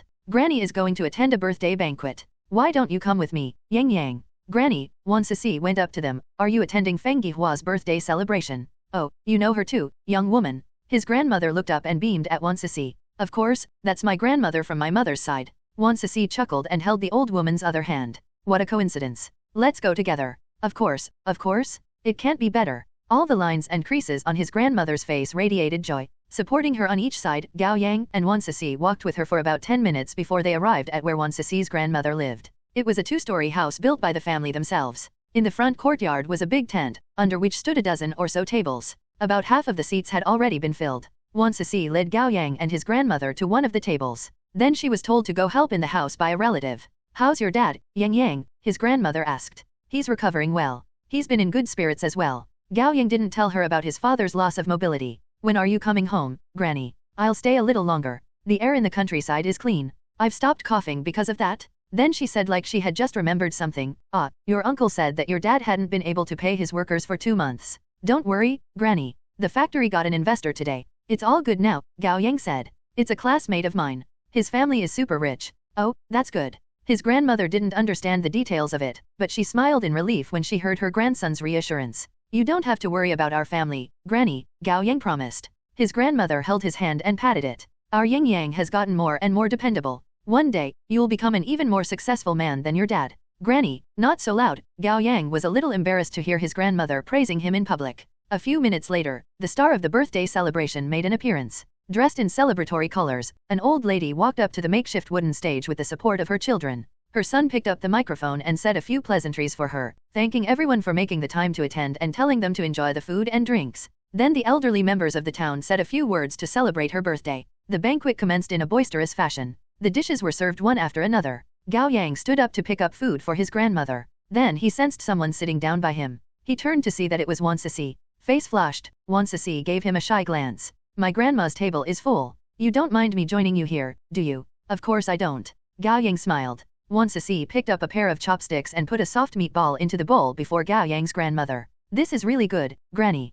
Very flavorful and doesn't stick to your teeth. Try it. Okay.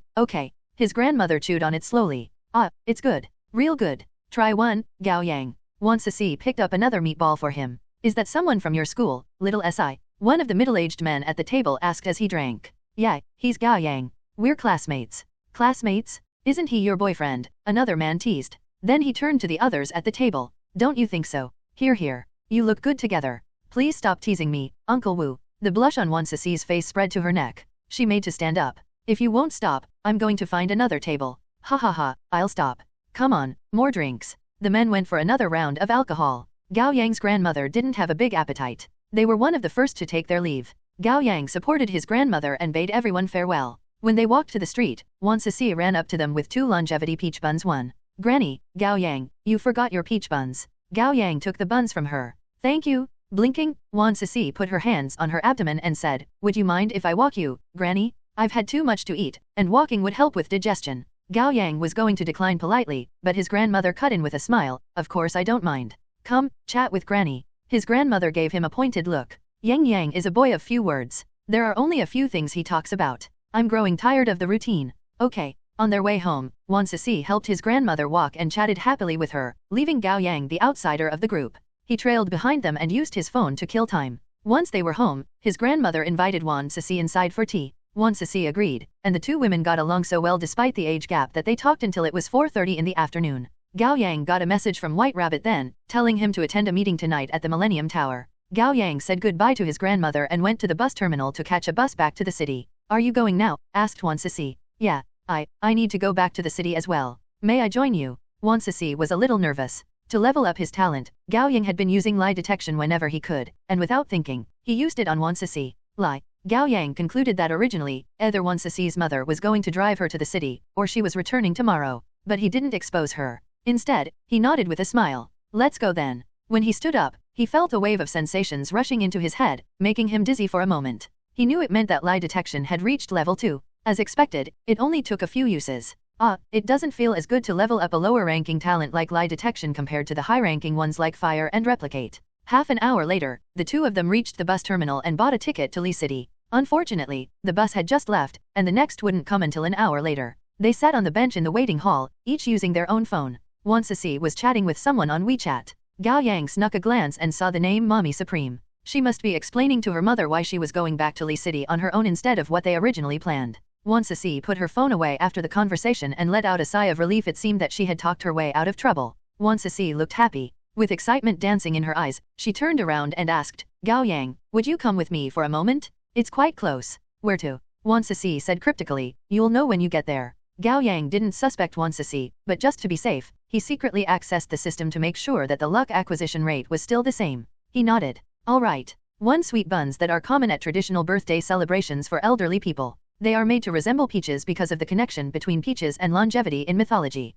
10 minutes later, Gao Yang stood at the gates to Yushan Elementary School, a little stunned. He turned to Wan Sisi. Is this my elementary school? Wan Sisi nodded with a smile. I studied here too. Gao Yang was taken aback. If you were a student here, how come I didn't know you? Wan Sisi smiled in lieu of a response. The shop selling cold drinks by the school entrance was holding a marketing campaign. A person in an ice cream suit stood by the road attracting customers. They had a selfie stick in their hand and a signboard on their neck, which said, take a selfie for free ice cream cones. Wan Sisi changed the subject by saying, do you want ice cream, Gao Yang? Sure. Wan Sisi quickly went up to the mascot and had 2 pictures with them. Then she returned to Gao Yang with 2 ice cream cones. Here. Gao Yang accepted the offer and took a bite. It's sweet. Wan Sisi followed suit and said with her eyes curved, yeah, it's so sweet. She then turned to the school entrance and said in a pleading tone, I'd like to walk around in our old school, Gao Yang. Why not? We have time. Gao Yang was feeling nostalgic as well. It had been years since he last came back. The Yushan Elementary School wasn't big.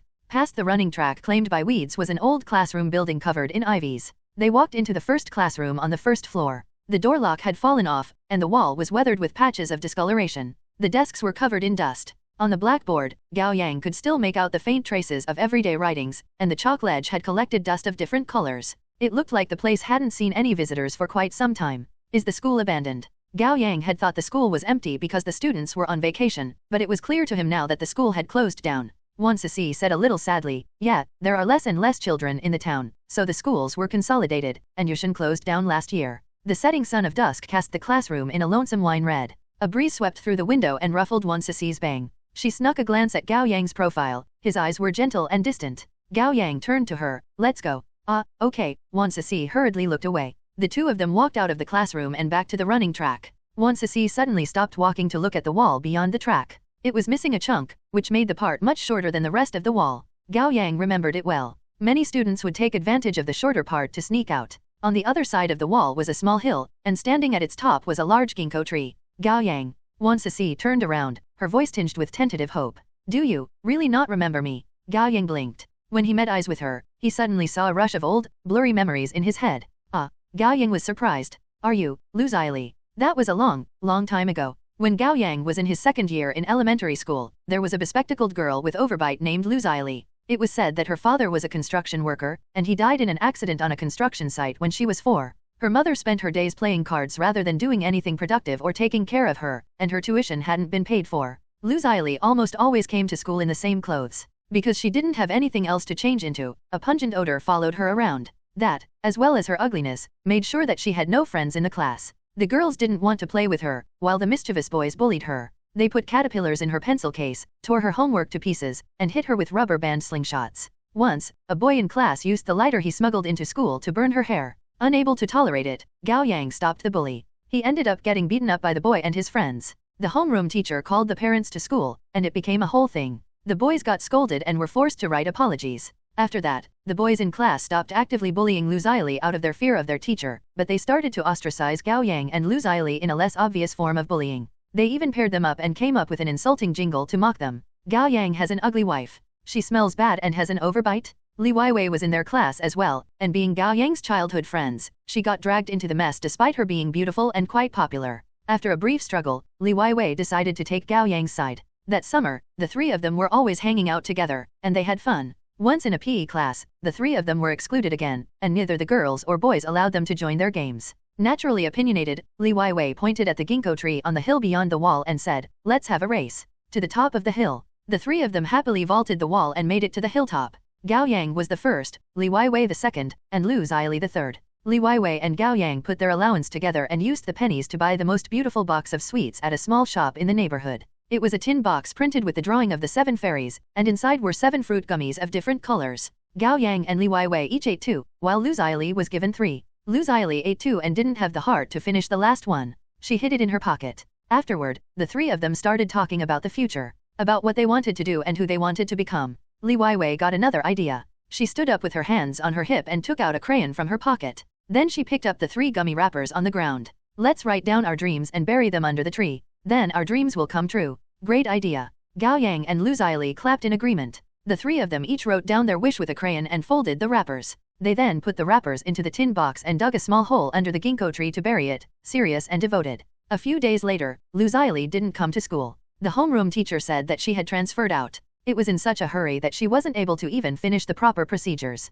Then Gao Yang found out from the adults gossiping that Lu Zili's mother found her a stepdad with the surname Wan, and that they had taken Lu Zili to Li City. It hadn't been long until Gao Yang and Li Weiwei moved to Li City as well, leaving Yushan Elementary School behind, along with their childhood promise. It ended up lost and forgotten in the passage of time. The rush of memories left Gao Yang lightheaded. He stared at Wan Sisi. The girl with fair skin, orderly teeth, and clear eyes were night and day from the unkempt girl with an overbite. Her nervous, deer-like eyes, however, were the same as those of Lu Zili. When did you realize it was me? Gao Yang asked. And Li Weiwei too. Did you recognize her? Wan Sisi nodded. I recognized both of you on the first day of military training in our first year, but neither of you recognized me. You've changed a lot. Gao Yang smiled apologetically. Why didn't you tell us? I don't know. Wan Sisi tilted her head and smiled. I was going to, but I couldn't find the right time. Then I couldn't find the right words. Gao Yang's heart was filled with a myriad of emotions. It's good to see you again. Gao Yang, there's a question I've always wanted to ask you. Wan Sisi looked up at him.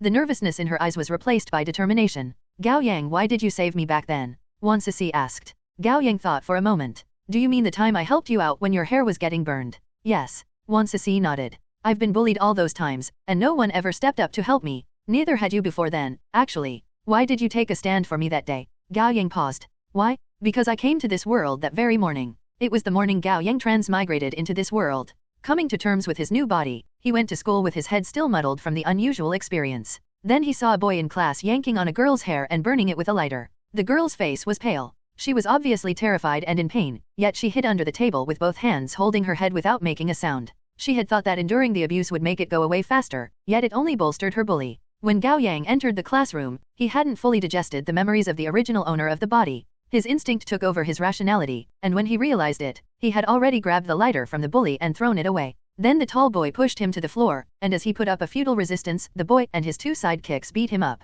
I was so young. I don't remember too clearly. Gao Yang lied with a smile. Is that so? Wan Sisi pursed her lips and smiled with what could be either disappointment or sadness. But I remember clearly. I was in so much pain and despair. I didn't know when the bullying would stop, and if it ever would. She turned to the side and walked up to the wall. During that time, I went past a water reservoir on my way home from school every day, and always, I felt the urge to jump. That day, I thought that this was it. This would be the day I jumped. Wan Sisi paused and turned to look at Gao Yang, her eyes shiny with tears. But you stood up for me. You saved me and got beat up for it. Gao Yang didn't say anything, but there were 1,000 words whirling in his head. He didn't expect his decision that day would end up saving a girl's life. He was glad to have helped Wan Sisi. Gao Yang, I've always been grateful to you. I wouldn't be here if not for you, and I wouldn't be saying these words to you. Life sure works in mysterious ways. Gao Yang nodded with a smile. Yeah, life works in mysterious ways. Still smiling, Wan Sisi turned to point at the ginkgo tree on the hill behind the wall, raising her voice to say, I'll race you, Gao Yang, to the hilltop.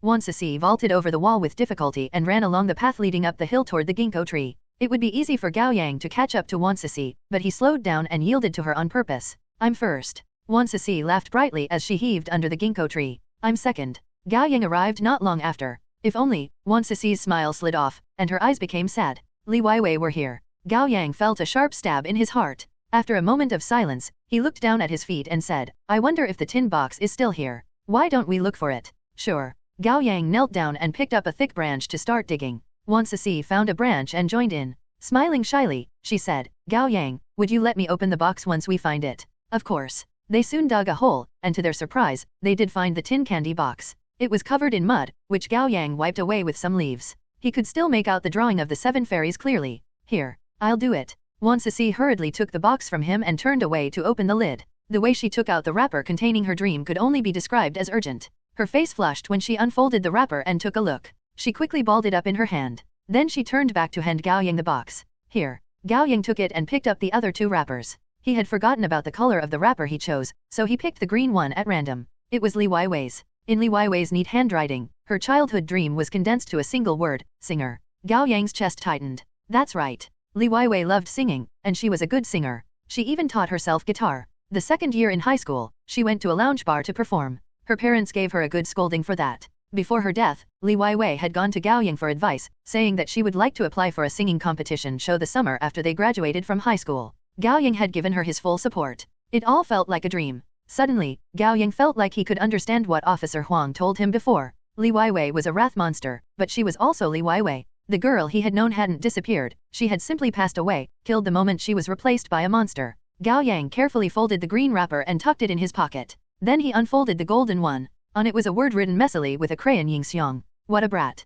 He didn't even know how to write the words properly, and he wanted to be a hero one. Amused by his own embarrassing history, he looked up to meet Wan Sisi's eyes. She seemed to be sneaking glances at his wrapper. No peeking, Gao Yang smiled awkwardly as he put the wrapper into his pocket. Haha, too late for that. Wan Sisi snickered. She usually smiled shyly and reservedly with her lips pursed. It was rare for her to laugh so openly. Not fair? Then I'll take a look at yours. Perhaps her childishness was infectious. Gao Yang reacted like a child too and reached out to grab her wrapper. No, I'm not gonna give it to you, Wan Sisi grinned as she backed away, clutching onto the wrapper. It was then Gao Yang's phone rang. He took it out. It was a number he didn't know. He focused and took the call, putting his phone to his ear. Hello. After 2 seconds of silence, the caller said at a deliberate pace, Hello, Gao Yang. Who is this? Gao Yang asked, alerted. Have you forgotten me already? The man's voice was sharp with icy amusement. I'll give you a hint, boom. Gao Yang shuddered, feeling like his blood was rushing in the opposite direction. It was the red-haired man. With his hand tight around his phone, Gao Yang looked around.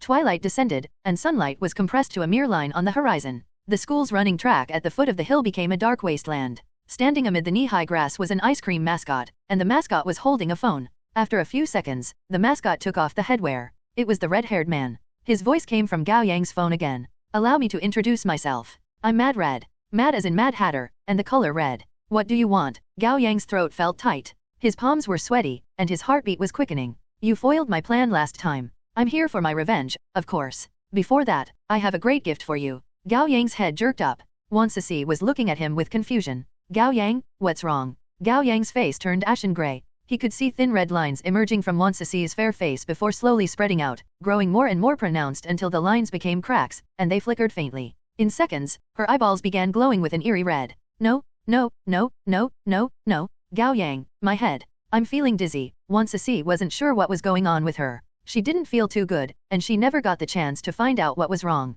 Boom! Wan Sisi's head exploded. The explosion of brain, blood, and shattered skull was like a blooming red firework, splattering Gao Yang's face with warm blood. Eyes widened, he stared as crimson vapor obscured his vision, and the metallic smell assaulted his nose. He didn't have the time to do anything. He didn't even get to say goodbye. 2 seconds later, Wan Sisi's headless body collapsed by his feet. Time seemed to freeze, and the world was drained of all colors. Gao Yang slowly dropped to his knees. He wanted to help the girl up, yet he didn't even know where he should place his hands. He looked down and saw the blue candy wrapper in the girl's tight clutch. Before even the words were lost to the spreading blood stain, he saw the dream she had written down. Gao Yang's bride. 1. Hero, is quite hard to write in Chinese for a kid. Gao Yang wrote the second character in pinyin, xiong, rather than writing the actual character. Warning, you are in extremely great danger. Luck acquisition rate increases to 2,000 times. You now have a total of 406 luck points. Do you want to use them? Put 200 points in strength and the rest to agility. Put all the points I acquire during the fight into agility until things come to an end.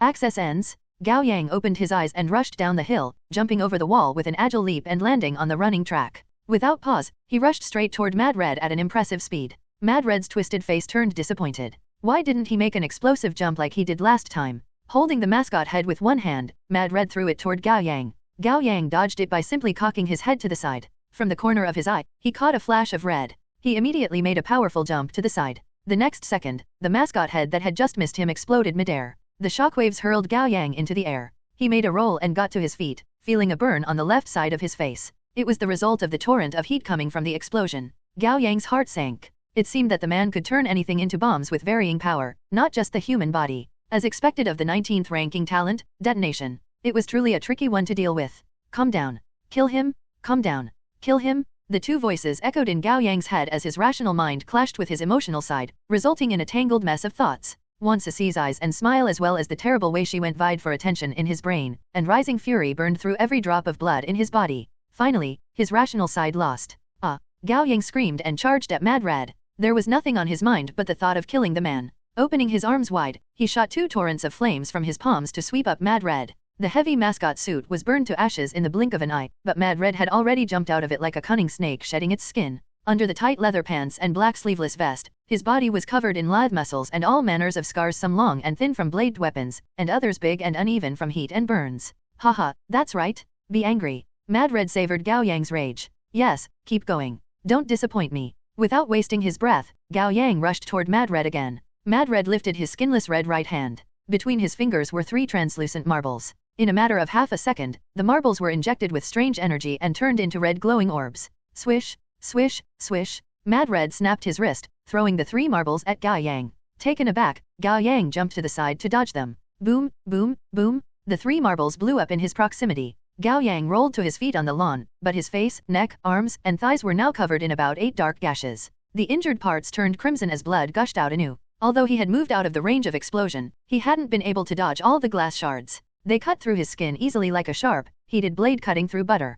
Gao Yang balled his hands up and clenched his jaw. Although the 200 points he put into agility had made him much more agile, he couldn't get close to Mad Red in an instant without White Rabbit's jump, and he needed to do that to secure his victory. Gao Yang cried out and charged at the man again. He could only bet on the fact that Red Mad would run out of his small bomb sooner or later. He couldn't have brought an endless supply. Mad Red threw another 3 marbles. Boom, boom, boom. Although Gao Yang had been prepared to dodge out of the way, a few bleeding, steaming cuts were still added to the previous ones. Haha, run, jump all you want. Mad Red kept casting small bombs at Gao Yang with a twisted expression like a kid enjoying a game. Gao Yang ran with all he had around Mad Red. Every time he tried to get closer, he was driven away by a bomb, achieving nothing but getting new additions to his collection of wounds. After a dozen or so exchanges, Gao Yang was covered in bleeding gashes from head to toe. Fires surged and spread all over the weeds on the track. At some point, they had come together to form an ocean of flames. Night had fallen. The two men stood amid the fire, the air between them filled with flying ashes and embers. Mad Red hadn't moved an inch.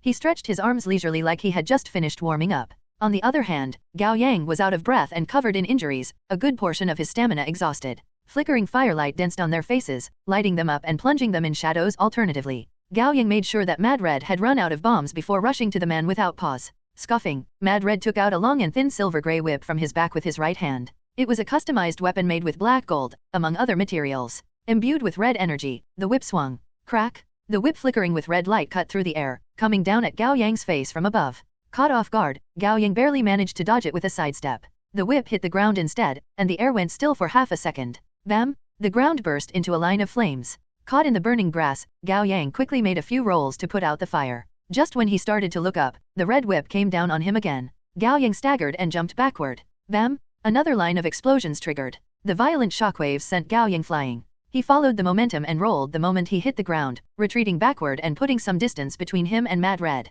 Mad Red pulled the whip away and wounded up in his hand, his eyes glowing with viciousness and hatred. It'll be too easy for you if I just kill you. I need to make you feel my pain 1,000-fold. At the same time, he imbued the whip with energy again, making it even more blindingly crimson than before. He raised his hand and cracked the whip. The ground burst into explosions again, sending surging flames and clumps of soil everywhere and leaving a small ditch on the running track. This time, Gao Yang was a little further from the man. He moved quickly and managed to get out of the way intact. Panting heavily, he wiped off the blood on his face and focused his mind. His pain and his quickly draining stamina finally cooled down the fury in his chest, and his rationality returned to him gradually. Calm down. Think. From the detonation of the human body from before to the marbles and now the long whip, Mad Red's attacks had never changed from the core mechanic of injecting something with detonation, and then using that thing as a bomb. And he must touch his target with his right hand to inject it with his energy. The duration of the contact would determine the power of the explosion. The only opening for Gao Yang to get close to the man was when he was imbuing his whip with energy. Gao Yang took a deep breath and rushed toward Mad Red, making a feint attack. Mad Red swung the whip around relentlessly, while Gao Yang jumped from side to side to dodge the attacks. The whip kept hitting the ground, triggering lines of explosions and leaving behind flames and ditches. Again, Mad Red's whip stopped flickering red and turned back into its original silver gray. Mad Red yanked the whip back and quickly rolled it up to imbue it with energy from his right hand. It was obvious that the process was slowing down. Before he could finish it, a stone flew toward his head. Mad Red bent his neck to dodge it. In that moment of distraction, Gao Yang rushed out of the blazing flames and lunged at Mad Red. Mad Red cracked the whip with a backhand, and Gao Yang caught the whip, yanking it forcefully to close their distance until they were only 2 meters apart. Surprised, Mad Red quickly pulled back the energy he had injected into the whip to stop it from exploding. Gao Yang was betting on that while being ready for mutual destruction. The moment Mad Red stopped the explosion, he realized what Gao Yang was doing. Gao Yang's other hand was already shooting fire at him. Still holding the whip, Mad Red quickly crouched down to avoid the flames. Then he made a sweep of his leg to knock Gao Yang off balance. Gao Yang jumped and tucked his legs up, all the while grabbing the whip with his right hand and yanking, getting into Mad Red's space through counterforce.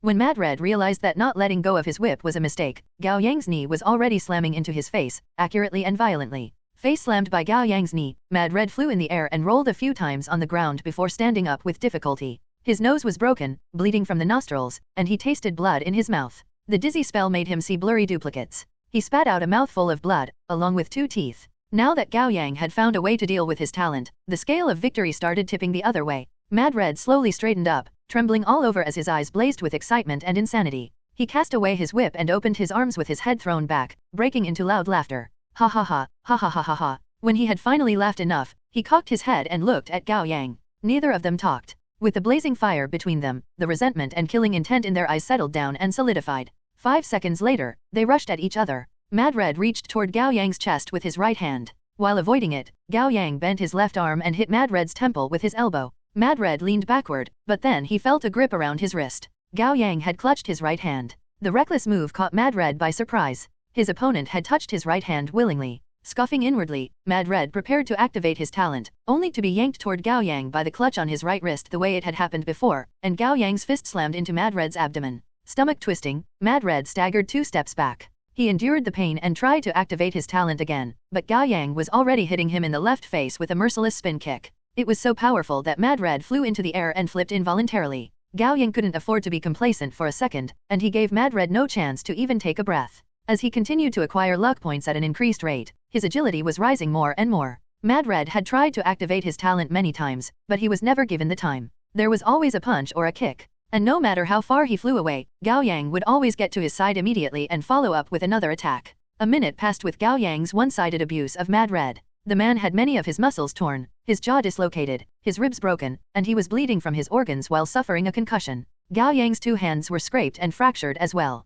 Gao Yang seized every second and kept moving. He wouldn't stop until he killed the man. However, being careful would only get him this far. Mad Red caught an opening while he was kicked into the air, and he tightened his right fist, activating his talent. Boom! Gao Yang's right hand exploded. Blood splattered everywhere. Gao Yang's right arm was now attached to half a palm, and all 5 fingers were missing. The fingers were connected to the heart one, and Gao Yang felt tremendous pain. However, he would happily lose an arm or even his life to get revenge, let alone a hand. Now that his right hand got blown up, he didn't have anything else to worry about. Holding the bleeding stump, Gao Yang stalked up to Mad Red. The man lay prone on the ground, almost entirely paralyzed. Gao Yang said with an icy expression, "Any last words?" "It's you, it's all because of you." Mad Red barely managed to string words together by moving his dislocated, bleeding chin, his voice furious and resentful. "My older sister died. My sister, the best sister in the world. She wouldn't have died if I got the rune circuit. With her dead, I have nothing." Mad Red's eyes glinted with tears of heartbreak and despair, and he rambled unintelligibly. "It's your fault. If not for you, sister wouldn't have died. No, no." His eyes dimmed, and he muttered to himself, "It's not your fault. It's all me, all because of my incompetence. That was what killed sister. If only I were stronger, stronger still. Just a little stronger." Staring at the hateful and pitiful man, Gao Yang was just about to put the man out of misery when he smelled something familiar. He had noticed the same smell when Mad Red escaped in their previous clash. He looked down and saw Mad Red holding a small syringe in his left hand, the needle already inserted into his thigh. Gao Yang's eyes widened. The man wasn't saying his last words, but buying time? Strange black spots emerged throughout Mad Red's body, growing in number and spreading like they were alive, until his entire body was covered. "If I were stronger, sister." Mad Red stood up, or it would be more precise to describe it as him getting straightened by an invisible force. It reminded Gao Yang of Old Manly. Before the Wanderer turned into a mutated monster, it had seemed like that he was injected with a mysterious power, and his body straightened like a mistake being fixed. "She wouldn't have died." Mad Red screamed, his eyes melting and bleeding black vicious blood until there were only 2 empty sockets left. He took a big step and swung his right fist. Gao Yang quickly dodged back. The fierce punch left a sharp cut on his nose bridge like a razor. He would have lost the lower half of his face if he got hit. Mad Red didn't immediately attack again after the punch. Instead, his body started seizing up eerily, and the explosive cracking sounds made it seem as if his every bone was getting shattered and reassembled. Now taken over by black spots, Mad Red looked even thinner and more twisted, and his chest tightened into a spiral-shaped generator, supplying the different parts of his body with endless energy through the thick black vessels that were too many to count. Finally, Gao Yang realized how Mad Red had made his escape last time, even though he should have lost his ability to move. The man must have injected himself with the same solution, only the dosage had been smaller. This time, he went all out. "Sister, sister, why did you die? Why did you abandon me?" Mad Red's face twisted. It was difficult to tell whether he was crying out in pain or laughing maniacally, and his mind was slipping into insanity. Mad Red lowered his head with his back hunch, his arms dangling uselessly. A few seconds later, he lifted his head, staring at Gao Yang with black eye sockets. "Sister, sister, I'm coming to save you.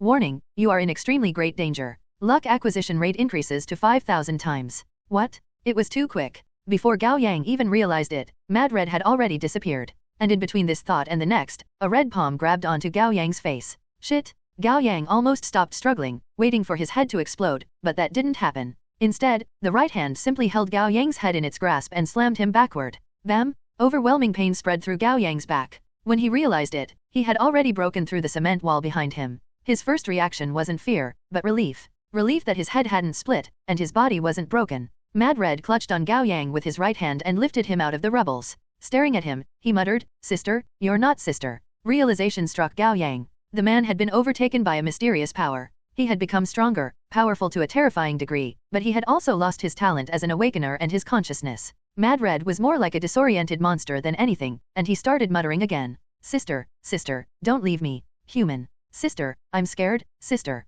save me. Sister. Human, human, human, human, human, human, human. Finally, the man disappeared entirely. All that was left was a monster. Mad Red's hand penetrated Gao Yang's chest, aiming at his heart. Due to the nightmare Gao Yang had of Gao Xingxin turning into a monster and carving his heart out, he anticipated the move and managed to twist his body at the last second. The hand ended up penetrating Gao Yang's lungs. It was so painful that Gao Yang couldn't even scream. Did I lose? Am I dying? No, I'll be the victor. According to the dictionary definition, the expression is used to describe a close connection, or a parent's loving every child of theirs equally, but increasingly, many Chinese authors are using the phrase to mean that the fingers are particularly sensitive to pain. It may have something to do with the belief in Chinese medicine that the fingers are connected to particular internal organs via the meridian system, and diagnosis and treatment can be done accordingly. Mad Red pulled his hand out of Gao Yang's lungs. He had lost his human soul completely, and he kept repeating the word human, an evidence of his craving for human blood and hearts. Just when he was going to reach into Gao Yang's chest again, Gao Yang said through his clenched, bleeding teeth, detonate.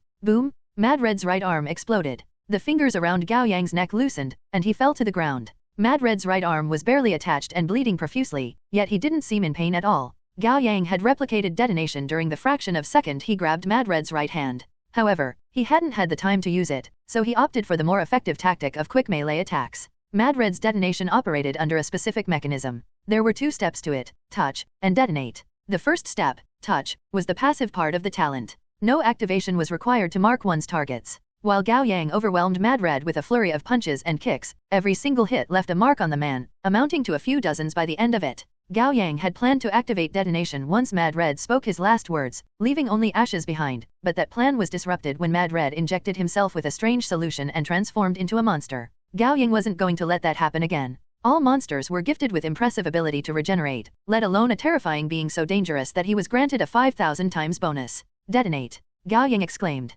Mad Red's abdomen exploded. Detonate! Followed by his calves. Detonate! Then his chest. Detonate, detonate, detonate, detonate. During those 10 seconds, Gao Yang lost count on how many times he had exclaimed the same word. Mad Red's body writhed and shook and fell apart under the series of quick explosions until he barely resembled his original form, like the aftermath of a man-shaped Play-Doh wrapped with firecrackers getting lit. The flickering light illuminated the running track as blood and embers sputtered in the air. Afterward, Mad Red was left a charred skeleton. He wasn't done yet. Gao Yang ignored the pain in his lungs and rushed up to the skeleton, hitting it with fire with one hand. It took 1 minute of intense burning for the skeleton to turn to ashes. Finally, it was done. Having exhausted the last of his energy, Gao Yang collapsed. Before his consciousness slipped away, he heard someone calling out to him. Gao Yang, Gao Yang, Gao Yang, Gao Yang. Gao Yang opened his eyes and found himself back in the orphanage, lying on the soft futon in the small wooden bed. The dorm keeper squatted by the bed to pat him on his chubby face. Rise and shine, it's time to wake up. Gao Yang sat up confusedly and rubbed his bleary eyes.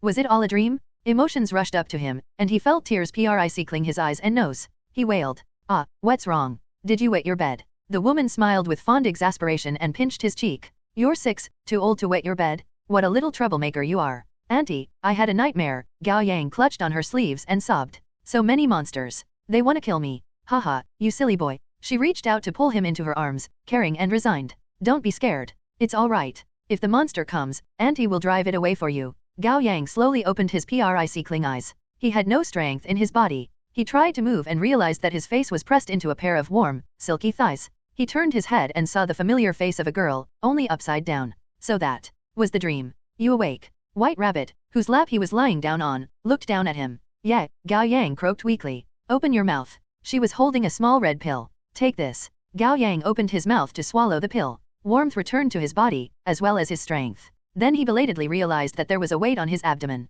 He shifted his gaze and spotted lovely Lamb. She was sitting on the ground with her head resting on his belly, sound asleep. Gao Yang lifted his right hand. It was as good as new, if a little numb when he moved his fingers. You should be grateful to lovely Lamb. She looked for your fingers one by one on the running track and did her best to reattach them. White Rabbit sounded tired, complaining out of concern like a parent would. Gao Yang slowly sat up and pulled lovely Lamb into his arms. Behind his back was the ginkgo tree he was all too familiar with. How did you get here? Gao Yang asked. I tapped your phone, White Rabbit said like it was obvious. I heard it when the man called Mad Red called you. It didn't sound good, so I grabbed lovely Lamb and rushed here. You know how fast I run. When I got here, you had just finished Mad Red. After a brief moment of silence, Gao Yang asked, "Want to see? Don't worry. I've cleaned everything up." White Rabbit sighed softly. "I was going to take you back, but Lovely Lamb fell asleep after treating you. I thought it would be better to let you two rest here. I didn't expect you to sleep the entire night. My legs are numb." She had kept watch on them throughout the night. Gao Yang was touched. It was already 6 o'clock in the morning, and sunlight had broken through the sky in the distance.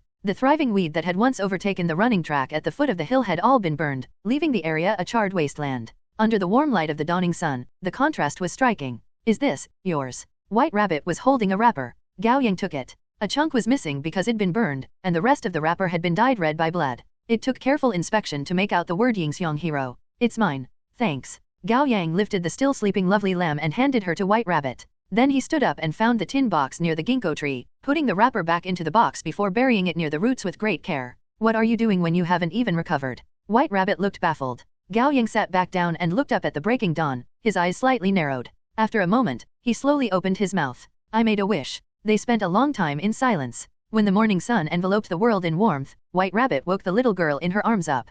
"Come on, up." White Rabbit ruffled Lovely Lamb's hair. "Let's go find Uncle Dead Pig. You can't keep the damage stored in your body for too long." Lovely Lamb frowned and reflexively held on to White Rabbit's clothes with her chubby hands, unwilling to wake up. Gao Yang stood up and took Lovely Lamb into his arms. "Let's go." The three of them left the Yushan Elementary School and went into a black Benz. White Rabbit drove while Gao Yang took the passenger seat, and Lovely Lamb was allowed to sleep a little longer in the back with the seatbelt on. Gao Yang asked after some hesitation, "Did you wiretap everyone's phone?" "Everyone outside of Captain and Teacher War Tiger," White Rabbit admitted without pause. "Please keep it a secret." "I know." Gao Yang frowned slightly. "You suspect there's a spy too?" "Of course. I'm not an idiot." White Rabbit threw Gao Yang a glance. "It seems that I'm not the only one." "Yeah." Gao Yang thought back to Mad Red. "The man that attacked me called himself Mad Red. Do you know the name?" "He had an older sister, I believe, and she was the reason he went after our rune circuit. His sister died, and he sought revenge on me for that. That's all I know." After a bemused moment, White Rabbit shook her head and said, "I wouldn't claim to know every awakener in Lee City, but I know those who are worth knowing. I've never heard of a Mad Red, neither have my sources." Gao Yang stopped talking,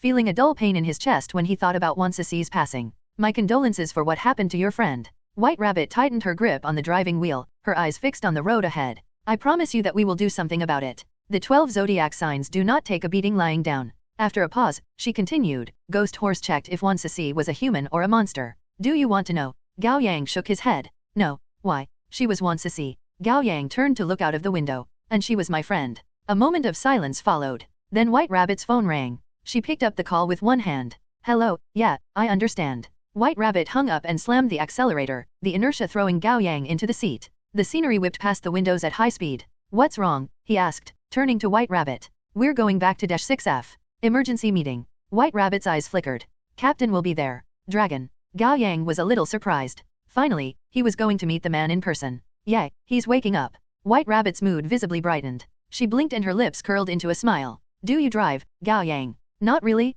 Shame. I always feel like painting my toenails when I'm happy." -6F, the Millennium Tower. 1 hour later. When Gao Yang and White Rabbit arrived at the lobby in the underground basement, the other members were already there, standing in 2s and 3s. Wu Dehai was standing by Heavenly Dog's side. After a few days of resting, he had become much more energetic. His empty right sleeve was tucked into the belt around his waist, and he was holding a tablet with his one arm, sliding across the screen with a thumb to show Heavenly Dog the designs of a robotic prosthetic. "See, ain't it awesome?" Wu Dehai said proudly. "The Kylan Guild is already working on it as an urgent order. I'll get to put it on next month." "Cool," Heavenly Dog complimented. "How's the arms motor skills?" "Pretty good. The Neuralink compatibility is 84.5%. It's as good as it can get. I paid 600 Jinwu for it." Wu Dehai clenched his jaw. Damn those heartless businessmen. White Rabbit had said that Gao Yang should keep Mad Red's second ambush a secret for the moment, so he walked up to the two like nothing had happened to him. "Congrats, Wu Dehai, for the cyborg arm." "Aha." Wu Dehai radiated excitement and a newfound energy.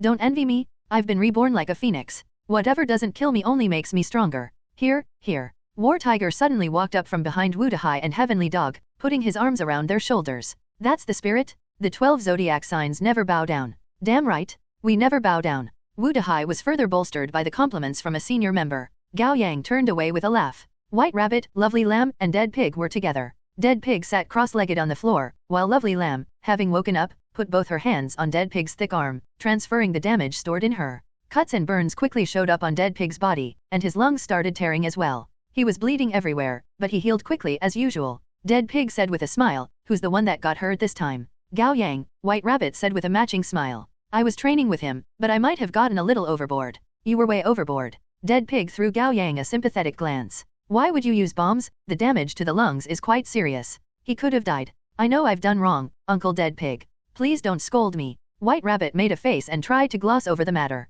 I'll be more careful next time. Ding! A quiet mechanical sound came from behind them. Everyone turned to look at the dragon door that had never opened for anyone. The pattern of a dragon lit up above the door, its brilliance eye-catching. 3 seconds later, the door opened slowly. Captain's up. White Rabbit was the first to say. Come on, let's all get in. War Tiger waved a hand, and they all entered the dragon room. Gao Yang had asked White Rabbit a good number of questions about Dragon on their way to the base, such as why he was so mysterious, and so many members of the organization had never even seen him before, as well as how it was possible for Dragon to be close to Gao Yang's age as the founder of the 12 zodiac signs. He would have been in his 70s even if he started the organization at 13. White Rabbit responded with a cryptic line, "You'll see?" And Gao Yang did see once he walked into the dragon room. It was smaller than he had expected, less than 50 square meters, to be precise. The walls were all made of a white, metallic material, and the room was quiet and dim, the air somehow colder than the air outside with an archaic and mysterious energy to it. Embedded vertically into the wall on the far side of the room was a black metal coffin, the bottom of which was attached to intertwining wires like the roots of an ancient tree.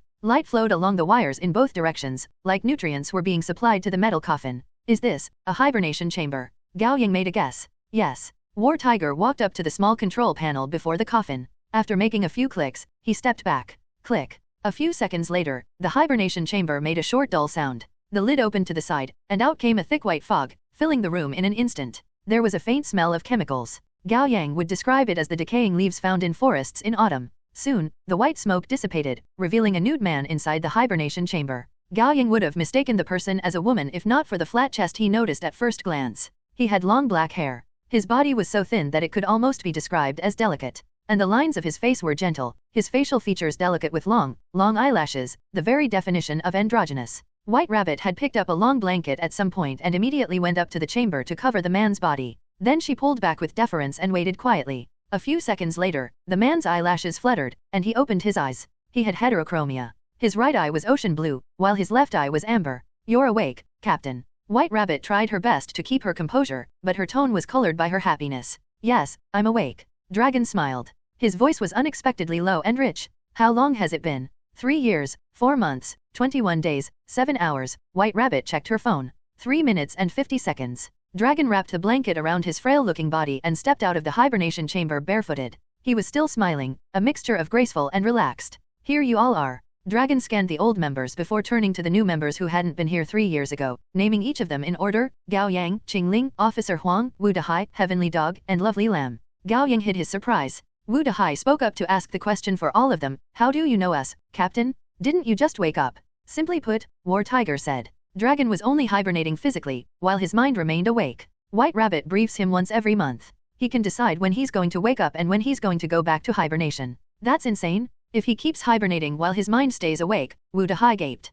Wouldn't he be immortal? There is a difference. Dragon slowly walked up to Wu Dahai and glanced at his empty sleeve. I've heard about the ambush. I'm sorry for what you've been through. Oh, it's fine. Wu Dahai was flattered by the attention. It's nothing compared to the sacrifices those before me have made. Dragon nodded slightly and turned to White Rabbit. Allow me to have a change of clothes. I will see you in the meeting room 5 minutes later. Understood. After 5 minutes, they gathered at the mouse room, the meeting room, not a second later. The interior was designed in a European style with a luxurious crystal chandelier and a long antique dining table. The walls were decorated with classy, dark-colored patterns and a good number of paintings. The mural on the ceiling was a replica of the last breakfast one. Gao Yang knew a thing or two about the artwork. It depicted the story of a religious leader and his 12 disciples, as well as the spy among them. The irony of it wasn't lost on Gao Yang. The members each took a seat and placed their masks on the table. Dragon was the last to sit down. He had changed into a white crew neck t-shirt and a pair of black corduroy pants, his long hair tied into a ponytail. His face was so pale that he looked a little sickly, and he painted the picture of a bedridden young man with a delicate, frail physique.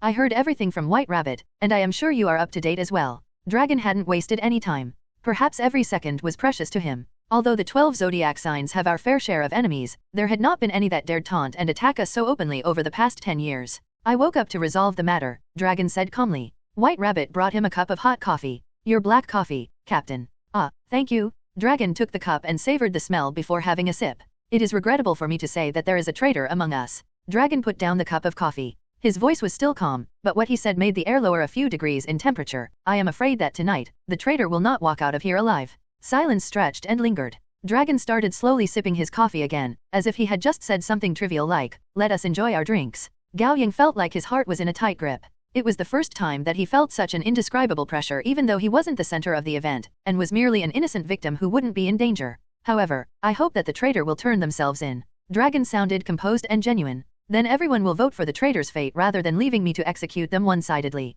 Dragon stopped talking and waited. The meeting room was plunged into a deathly silence. No one said another word. Perhaps, Gao Yang thought, they're all shocked and confused like I am. Who would have thought that the traitor was going to be caught less than 10 minutes after Dragon's awakening? Time crawled second by second. The half a minute passed slowly like half a century. Suddenly, someone broke the stillness and stood up. Gao Yang looked up in disbelief. It was Qingling. The author has changed the Last Supper to the Last Breakfast, presumably to avoid making direct references to a real-life religion. Qingling was the spy? The thought alone made Gao Yang break into cold sweat, but he quickly dismissed the possibility. She joined the 12 zodiac signs through Officer Huang, and she didn't belong to other organizations before that. She didn't even know about the 12 zodiac signs before. Besides, she had been training with War Tiger since joining. There was no chance for her to be tempted by another organization and become a traitor. Moreover, she had no reason to betray them based on what Gao Yang knew about her. Then why did she stand up?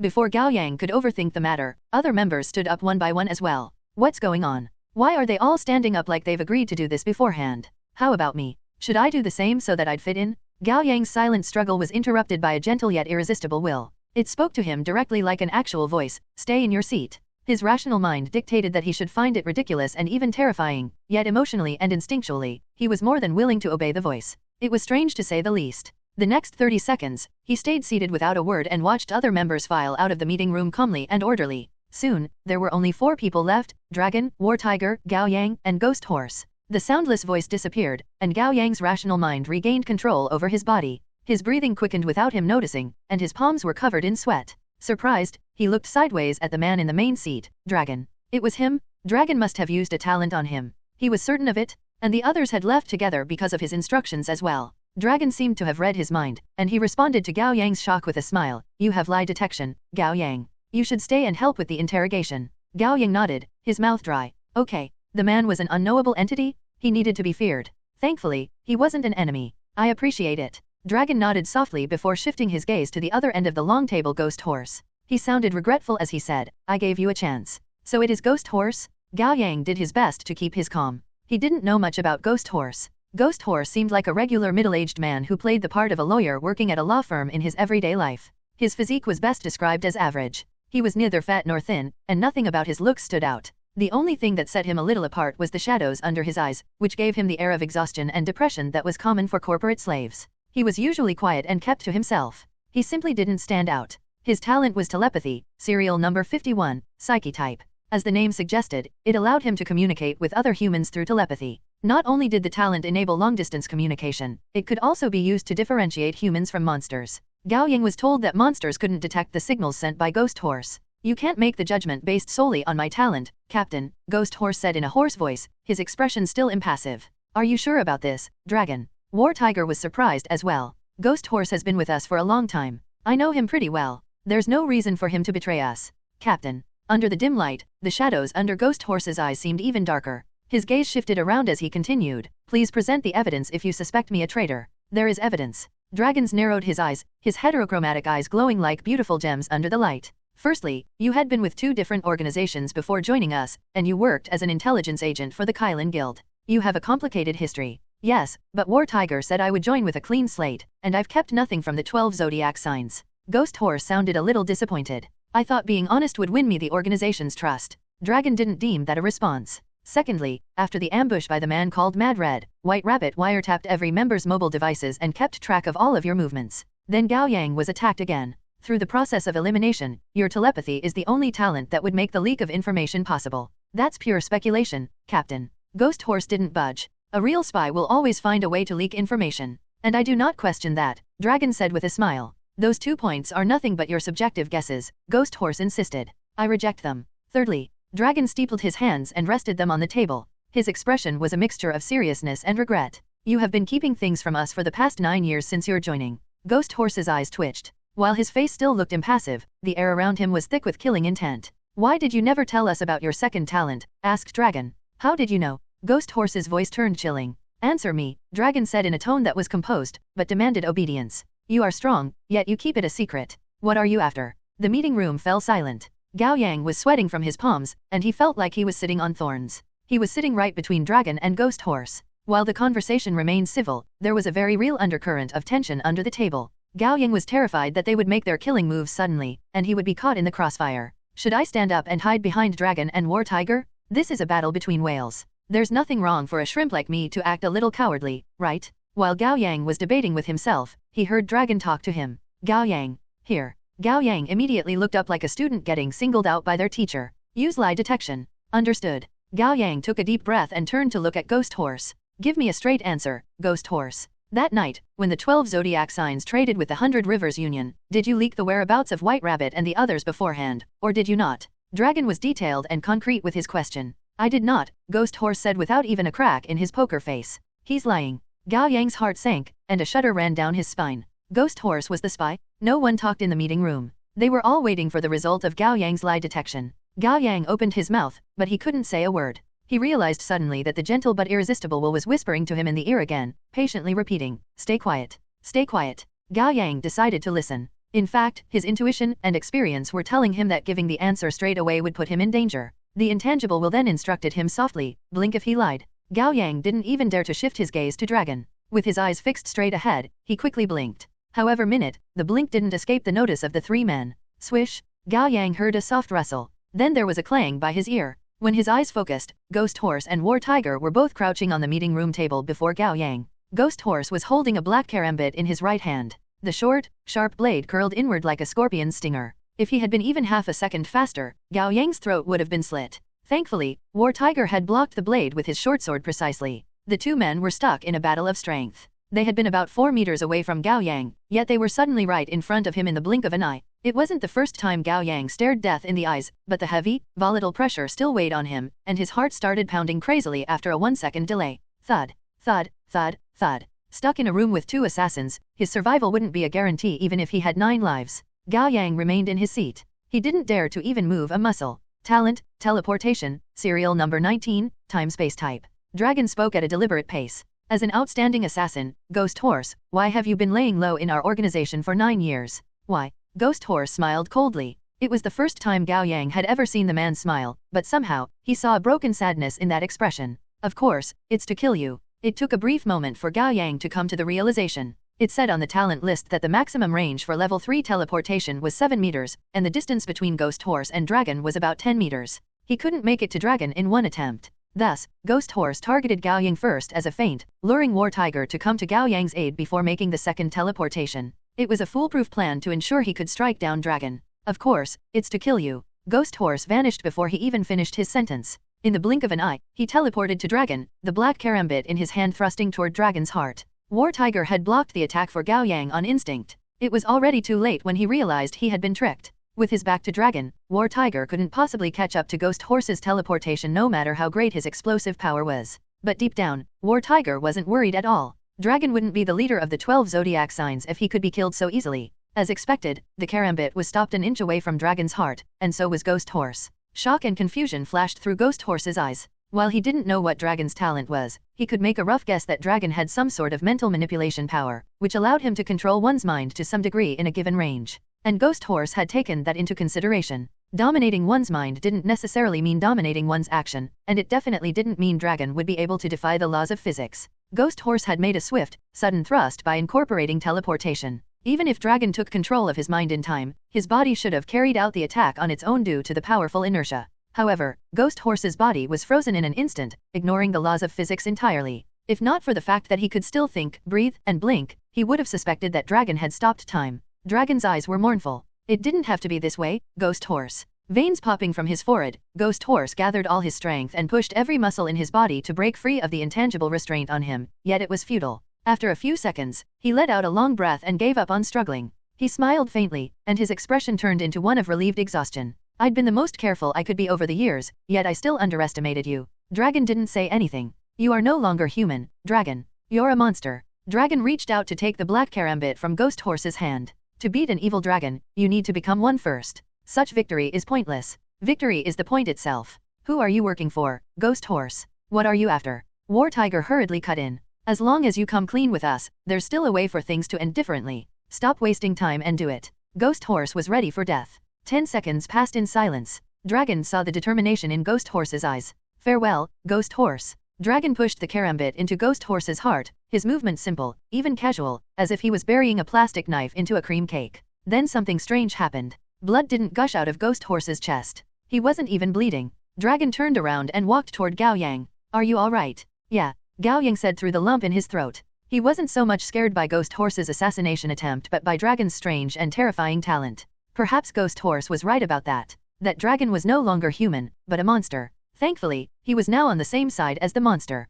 Good. Dragon's eyes glinted with fleeting sadness. I didn't want to lose two companions on the same day. Then he snapped his fingers. Splash. Blood gushed out of Ghost Horse's chest. No longer restrained, his body rolled off the table, and he died quietly in a pool of his own blood. During the whole process, he hadn't put up much of a struggle. After some time who knew how long it'd been War Tiger broke the silence. Let's go. White Rabbit will take care of the mess. Gao Yang silently followed Dragon and War Tiger out of the meeting room. All the other members were right outside, and they each had a different expression on their faces. Some were shocked, some calm, some indifferent, some confused, and there was sadness too. While White Rabbit looked composed, her eyes betrayed her grief. Was Ghost Horse the spy? Neither Dragon nor War Tiger answered her. She could only turn to Gao Yang. He met her eyes and nodded softly after 2 seconds of hesitation. Has he been? White Rabbit tried to find the right words. Executed. Gao Yang nodded again. He felt wronged. Why must he be the one to deliver the ugly truth? He could sense the disappointment from White Rabbit and the others. Perhaps they all wished that Gao Yang was the spy considering the histories they had shared with the dead man. White Rabbit lowered her eyes, her throat bobbing as she swallowed a choked-up sound. Then she looked up at Heavenly Dog. Help me with the cleanup. Heavenly Dog's mood was equally gloomy. He wordlessly followed White Rabbit to the meeting room. Dragon was a little pale, and there was a trace of exhaustion in his voice. I'm tired and will not be joining you at Ghost Horse's funeral. But know that I am sorry about the loss. Rest. I'll take care of the aftermath. War Tiger let out a heavy sigh before making an announcement. Unfortunately, Ghost Horse was the spy. We gave him a chance, but he made his choice. An hour later, we would go to the Typing Bridge Cemetery to see him off. Songstress' eyes were red and misty. She choked out, may I go check on him the last time, Captain? Dragon nodded. My apologies. No, you've only done what needed to be done. Songstress shook her head and turned to enter the meeting room. Even from the back, she looked determined and mournful. Qing Ling's room, Snake Room. Half an hour later, Gao Yang told Qing Ling and Officer Huang everything that had happened in the meeting room. The three of them were silent for a moment. Officer Huang had lit a cigarette, but he neglected it for quite a while, and a clump of ash fell silently. Sitting cross-legged on the bed, Qing Ling looked ahead with a thoughtful look on her face. You heard it too, right? Officer Huang said. The voice in your ear. I did. Qing Ling frowned. She had been the first to stand up. I hate that feeling. I'm not a fan either. Officer Huang shook some more ash off the cigarette. It seems that Dragon can control our thoughts and make us do what he wants us to do. Control isn't quite the right word. Gao Yang thought back to how it had felt for him. It's more like suggestion. That's right. Suggestion. Officer Huang agreed. I didn't resist, and I didn't feel like I was under control. I simply felt that I should stand up and leave the meeting room, like I was convinced by the voice. That's the scary part. Gao Yang looked down at his right hand. He could see the faint white lines on his fingers. They were traces left by Mad Red blowing up his hand and Lovely Lamb's effort to stitch his fingers back. If we are controlled, we will at least fight back. But if we don't feel like we're being controlled, we'll just accept whatever is to come. True. Officer Huang nodded. Think about it. If Dragon makes me think that it makes sense for me to kill myself, would I really kill?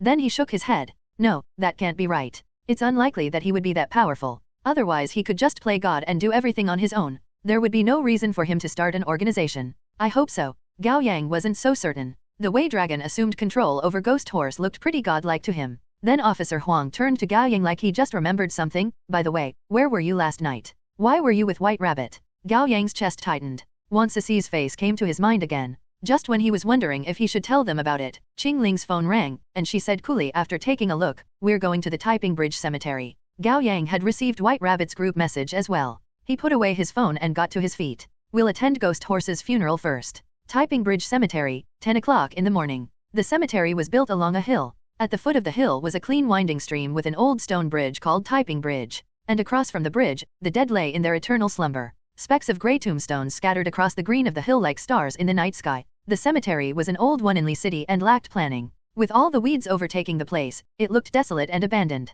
compared to those new cemeteries that were in perfect order and kept clean. However, Gao Yang much preferred the old typing bridge cemetery. This was what he believed a cemetery should be, a real resting place for the dead. With the exception of Dragon, everyone attended Ghost Horse's funeral. They took turns shoveling the soil to bury the coffin. After that, Heavenly Dog put up the tombstone he'd cut. Lovely Lamb had been crying the whole time, her eyes swollen like two light bulbs. And now, she couldn't help but burst into tears again. She couldn't accept the truth, and she asked White Rabbit, "Is Uncle Ghost Horse really a bad man?" "Uncle Ghost Horse isn't a bad man, cute little lamb." White Rabbit crouched down and comforted her. "He's just the big grey wolf one dot." Big grey wolf. Lovely Lamb didn't get it. "Yeah, Big grey wolf will starve to death if he doesn't eat the pigs, but the pigs will die if they get eaten by the wolf. Between the big grey wolf and the little pigs, someone has to die. We are the pigs, and Uncle Ghost Horse is the big grey wolf," Lovely Lamb said in her youthful voice, her tone suggesting she hadn't completely wrapped her head around the matter. "That's right." White Rabbit pulled Lovely Lamb into her arms. War Tiger coughed twice and said with sorrow coloring his voice, "During the 9 years Ghost Horse was with us,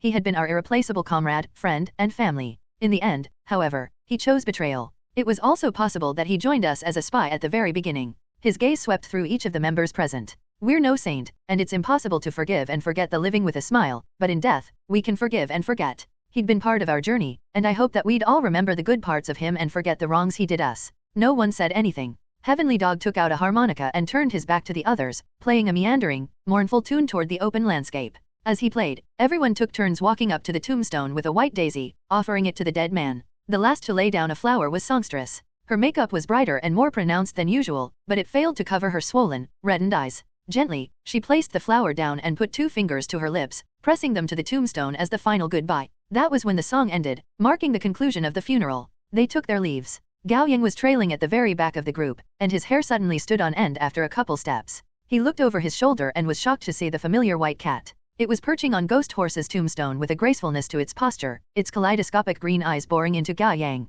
"Gao Yang." Officer Huang called out to him. "Let's go." After a blink, the white cat was gone, as if it had never been there in the first place. Gao Yang quickly accessed the system. His luck points acquisition rate hadn't increased. The white cat didn't seem hostile to him. Actually, Gao Yang had been debating whether he should tell Officer Huang and Qing Ling about the white cat. For reasons unbeknownst to him, however, his intuition told him that the white cat was after him, and it might be best to keep his companions out of it. To return to the base, Gao Yang, Qing Ling, Officer Huang, and White Rabbit got into War Tiger's jeep. The man drank beer as he drove and was significantly less talkative than usual. Riding shotgun, White Rabbit had her legs up on the seat and was painting her toenails black. Officer Huang was messaging his wife on WeChat. Qing Ling lay back into the seat with her head pressed against the window, resting with her eyes closed. "Songstress must be devastated," War Tiger said suddenly. "Is she close with Ghost Horse?" Officer Huang asked. "Very close," said White Rabbit. She hadn't stopped what she was doing. Ghost Horse's law firm was close to Songstress' flower shop. Every day before going to work, Ghost Horse would swing by Songstress' shop to buy a bouquet,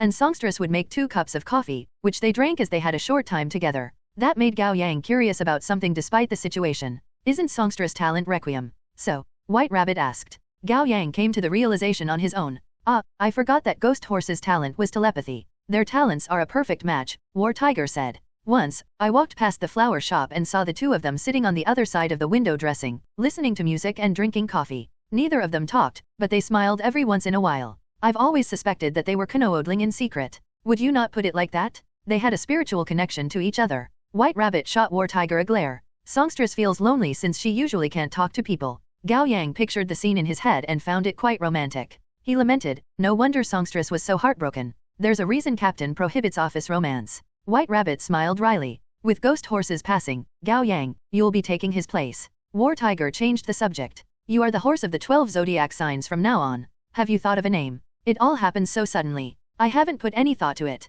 Gao Yang admitted. He had wanted to stay out of the spotlight. He hadn't expected to become a frontliner so soon. "Why don't I do it for you as your teacher?" War Tiger smiled. "I have the perfect name." Of course. Gao Yang would humbly accept it, or so he believed. Dark Horse. War Tiger raised an eyebrow. "What do you think? That's too arrogant a name? I'll attract too much attention? Are you trying to get me killed by overhyping me, teacher?" Gao Yang swallowed the complaints. "Why don't we give it another thought? I think it's a good name." White Rabbit raised a hand. "I vote Dark Horse." "Seconded," Officer Huang said with a smirk. "Third," Qing Ling said with her eyes still closed. "That's decided then." War Tiger was pleased with the result. "Then, thank you, teacher." Gao Yang accepted the name with resignation. An arm could never win a wrestle against a thigh. "Dark Horse? Let's hope I live up to the name." Instead of going back to the Millennium Tower straight away, War Tiger drove to Ghost Horse's place first. On one hand, it was to sort through the belongings he left behind. On the other hand, there might be clues to be discovered. Ghost Horse was something of a loner. He had been single for years. He owned no properties or cars. And he lived in a rental. War Tiger easily picked the door lock. Inside was a one-room single flat. On the other side of the window wall was a balcony. The white curtains swayed with the wind. The natural light was allowed in fully. The flat was surprisingly clean and minimalistic. On the floor was a large, thick gray mattress, beside which stood a foldable table with a closed laptop. Next to it was a bookcase. The topmost shelf was filled with a dozen or so books about law, and the rest were filled with jazz CDs. Across the mattress, a black stereo system was set up by the wall. It looked professional and high class. Those were probably the only expensive things in this flat. Gao Yang put together a profile for Ghost Horse in his head. He rode a crowded subway home every day after work. Then he closed the door, took off his shoes, put down the suitcase, changed from his suit into pajamas, picked out a CD he liked from the bookcase, and turned on the stereo. Then he would take ingredients from the fridge and start making dinner with the music as his only company. A simple, routine, and lonely life. Why did he betray the organization? Who was he working for? What was he after? What was his dream? Did he have regrets? Who had he loved, and who had he resented? How about someone he couldn't stop thinking about? They might never find the answers to those questions. The five of them searched through Ghost Horse's flat, but found no noteworthy clues. All they achieved was further deepening their sadness. War Tiger took Ghost Horse's laptop and decided to leave. That was when his phone rang. He picked up before everyone, and after half a minute, he hung up with a, "We'll talk in person." He waggled his eyebrows at White Rabbit. Guess who just called? Rabbit. Talk, or shut up and piss off. White Rabbit wasn't in the mood for games. 100 Rivers Union. War Tiger's expression lit up with excitement. It seemed that he had quickly gotten out of the shadow of Ghost Horse's death. 100 Rivers Union. White Rabbit perked up as well. What is it? Something great. They found a rune cave. One in the Chinese rendition of the Three Little Pigs, the wolf is known as the Big Grey Wolf rather than the Big Bad Wolf. It's the same for Little Red Riding Hood. Since White Rabbit is saying that he isn't a bad man, the literal translation of the Chinese seems more fitting than the original name of the fable character. Li City was divided into 9 districts: Nanji, Changchun, Shanxing, Daegzhou, Feiyang, Zhaijing, Dongyu, Anliang, and Biong. Gao Yang, Qingling, and Officer Huang lived in the Shanxing district, while the Millennium Tower, the headquarters of the 12 zodiac signs, was located in the Daegzhou district. And the 5 of them were currently rushing toward the Naji district in the south of the city. War Tiger drove fast. His fingers tapped on the driving wheel rhythmically while he hummed an upbeat tune. Anyone could tell that he was in a good mood. In the passenger seat, White Rabbit was talking into her phone, reporting to the headquarters. In the back, Gao Yang, Officer Huang, and Qingling exchanged a look of befuddlement. None of them knew what was going on. Gao Yang couldn't take it any longer and raised his hand to ask, "Would you please explain what a rune cave is, teacher?" After a pause, War Tiger chuckled. "I was wondering why the 3 of you didn't react at all. It turns out you didn't even know what it was. You should have asked earlier. We didn't want to be a bother when you two seemed to be in such a rush," Officer Huang said with a smile. Put simply, War Tiger said, a rune cave is a cave where rune circuits may be found. White Rabbit had just ended the call, and she added, "It isn't always a cave. It's just named that way since the very first rune circuit was found in a cave. Think of it as a special subspace of sorts." Got it. Gao Yang nodded. So the Gu family's village was a rune cave as well. Correct. Then why did the 100 Rivers Union tell us about it? Officer Huang asked. Why would they share the pie? Well, have you considered this possibility? White Rabbit opened her eyes wide and put on an innocent look. Maybe the 100 Rivers Union doesn't have the appetite to finish the pie on their own. Right. Officer Huang chuckled self-deprecatingly. That was a stupid question. Gao Yang nodded. According to Wu Dahai, the 100 Rivers Union was a group of nobodies. A suspected rune cave didn't guarantee a rune circuit. It was a safer choice to seek help from a more powerful faction, such as the 12 zodiac signs. We're here. War Tiger pulled up by the road. The 5 of them put on their masks and got out of the car. Then they opened the trunk and grabbed their respective weapons. Gao Yang didn't forget to grab a mission pack too. Inside were the regularly used medicines and supplies. They found themselves on an old street in the Nanji district. Most of the residents had moved away, leaving the neighborhood empty and bleak. Across the street was the entrance to a subway station, the cattle farm station.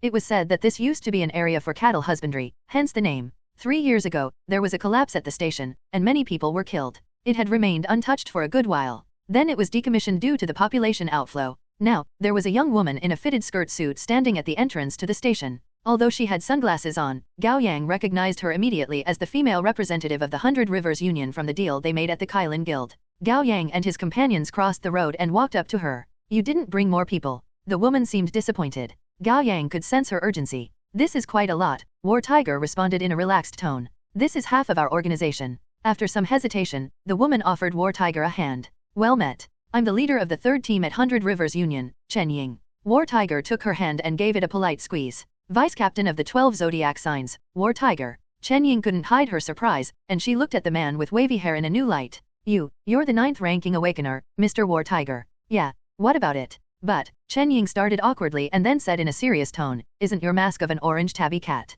Huh? Is this a cat? I thought it was a tiger. War Tiger scratched his head. I told you it was a cat, but you didn't believe me. White Rabbit made a jab at him. Well, tigers are just big cats. War Tiger didn't dwell on it. Let's get to business. Of course. Chen Ying's face turned serious. I've talked to our boss, and I'm here to relay the response word by word. The 100 Rivers Union found a rune cave. We invited the 12 zodiac signs to help us look for the rune circuit. As a show of our gratitude, the 100 Rivers Union will allow the 12 zodiac signs to loan the rune circuit for a month. That's it. War Tiger gave her a pointed look, wordlessly questioning if she was joking. Yes. You said you were Chen Ying, right? Nice to meet you, but goodbye. War Tiger turned to leave. Gao Yang and the others knew that it was a negotiation tactic, and they followed War Tiger without so much of a glance back. Wait. As expected, Chen Ying called out to War Tiger. War Tiger lazily turned around with his hands in his pockets, waiting for the woman to continue. 3 months. 3 months of free loan, Chen Ying said through clenched teeth. That's the best we can offer. Nice to meet you. Goodbye. White Rabbit repeated what War Tiger had said. War Tiger shrugged. See? Even if I accept your condition, my brothers and sisters won't. Chen Ying asked with difficulty, then what do you want in return? War Tiger didn't even stop to think. Once it's done, the 12 zodiac signs will be the co-owner of the rune circuit with the 100 Rivers Union. And we have the priority. We'll take turns using the rune circuit every 3 months. Chen Ying fell silent. It was obvious that the demand crossed the line she had in her mind. Take it or leave it. War Tiger smiled shrewdly. Since you initiated the contact, you must have weighed the different options. 12 zodiac signs are known for our strength and credibility. If you look to other organizations for help, they may agree to your condition first, but then they'll surely go back on their word once it comes time to split the spoils. Chen Ying pursed her lips. War Tiger was spot on. A moment, please. I have to take this to our boss. Chen Ying took out her phone and walked out of their earshot, talking in a low voice. War Tiger was confident. Just you see. They'll say yes. How are you so confident, teacher? Gao Yang was a little worried. Won't they turn to the Kylan Guild?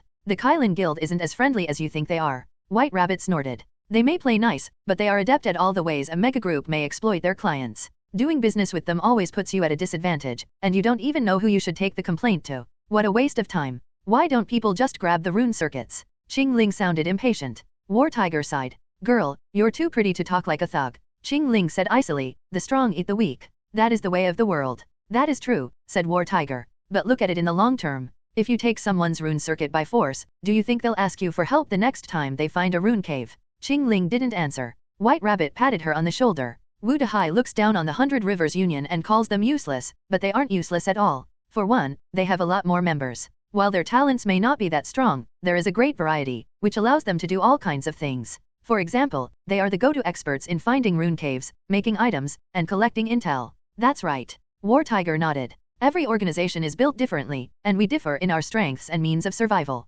Gao Yang summarized in understanding, they're like the villagers in Werewolf. Just as important as those with special roles. That's a good analogy. War Tiger smiled in approval. I understand, Qing Ling said.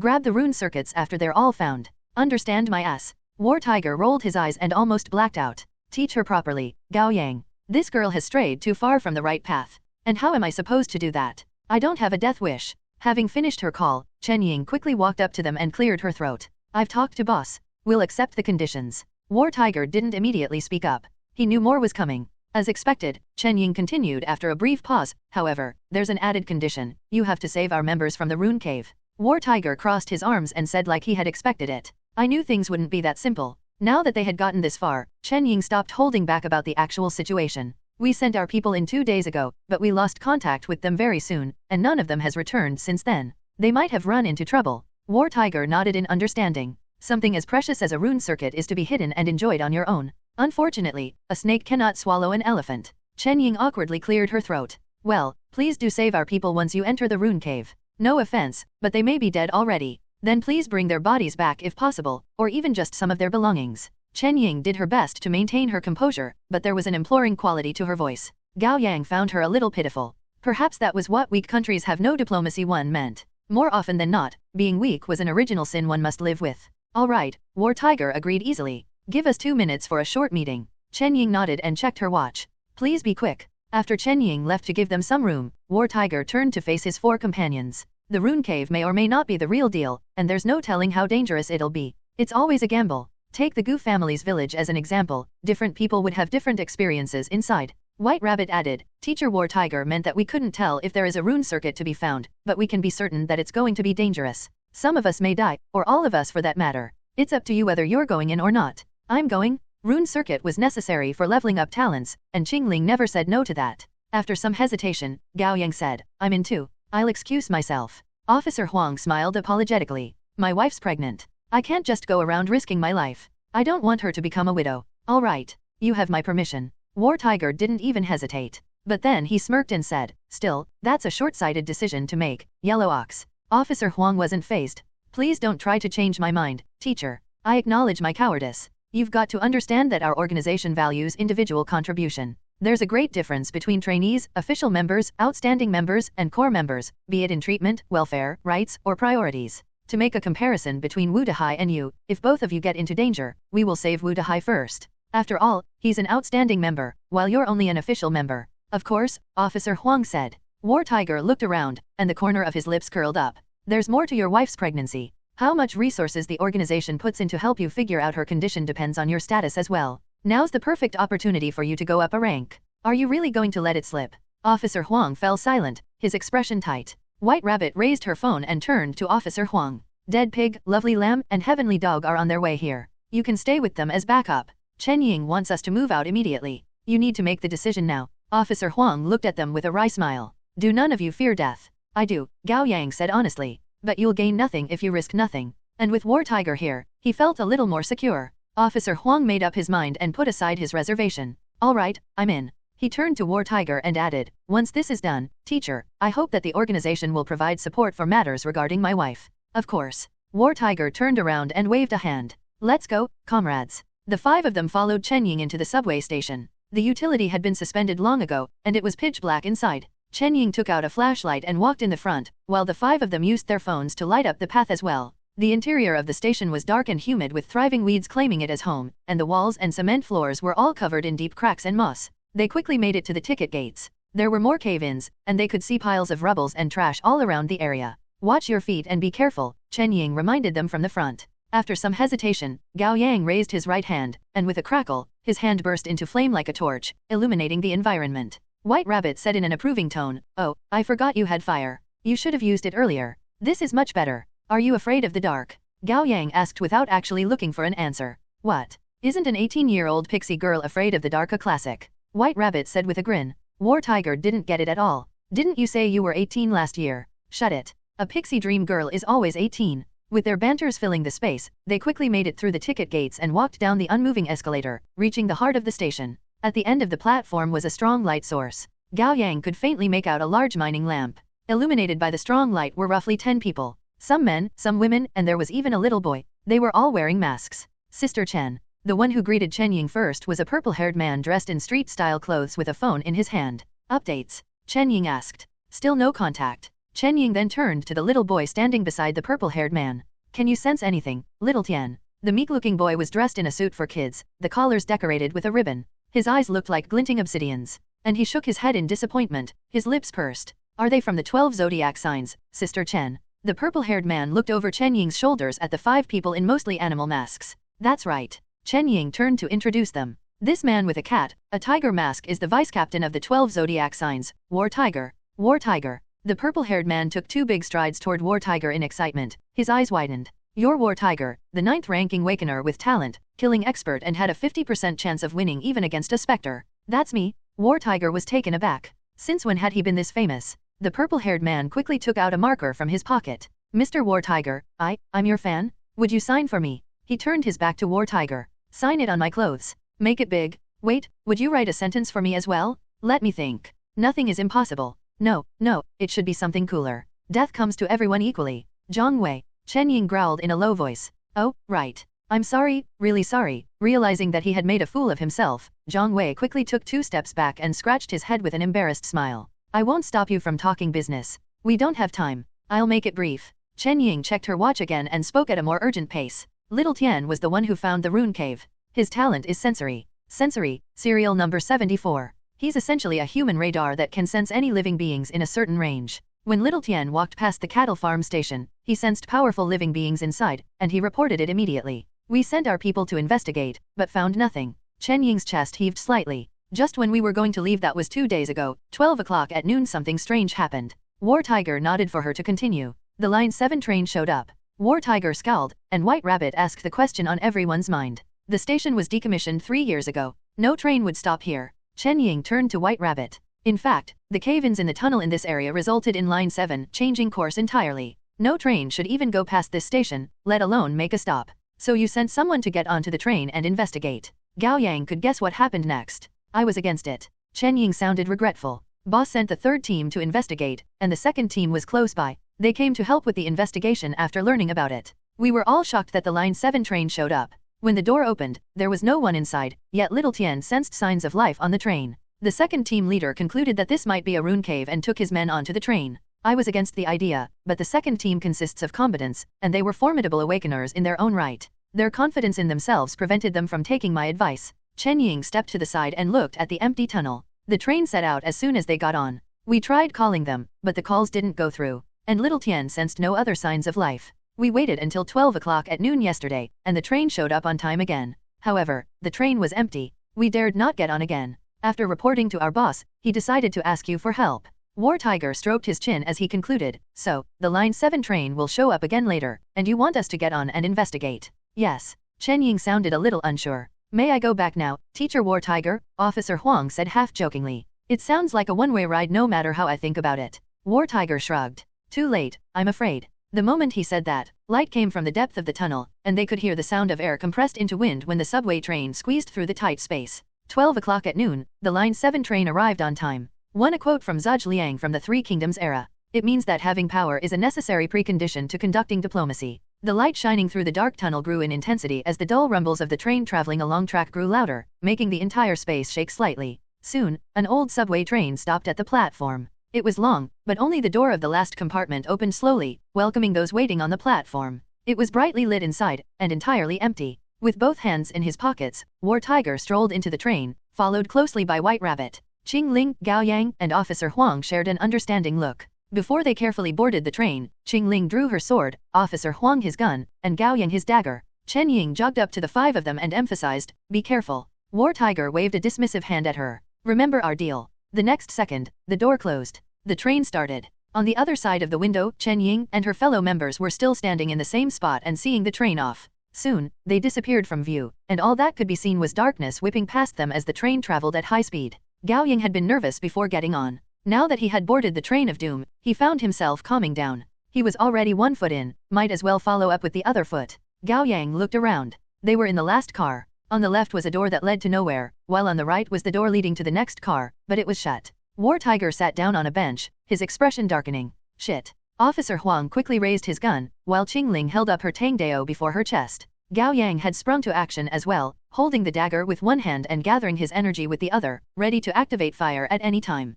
The 3 of them pressed their back together to form a circle so that they could cover all 360 degrees around them, watching out for any danger that might come. Surprised by their dramatic reaction, War Tiger gave the 3 of them a strange look. "What the hell is wrong with you?" Then realization struck him, and he burst out laughing. "Fucking hell. Talk about overreaction. I didn't say there was danger. Then what did you curse out for?" Gao Yang swallowed the complaints and slowly sheathed his dagger. Qing Ling and Officer Huang relaxed too and lowered their weapons. Officer Huang shook his head as he said, "Please don't make sudden noises for no reason, teacher. Scare me to death isn't always a figurative expression. I just remembered that I forgot my cigarette. Fuck my lapse in memory." War Tiger slapped his thigh and pushed his mask toward his head a little, revealing the lower half of his face. "But I have to commend the 3 of you for your reflex and teamwork. How else do you think we've survived to this day?" Gao Yang grumbled silently. White Rabbit fished a pack of Barlmoro one out of her pocket. "I knew you'd forget, so I brought this with me. Rabbit, you're my considerate cotton-padded jacket too. And what have I done in my past life to deserve that?"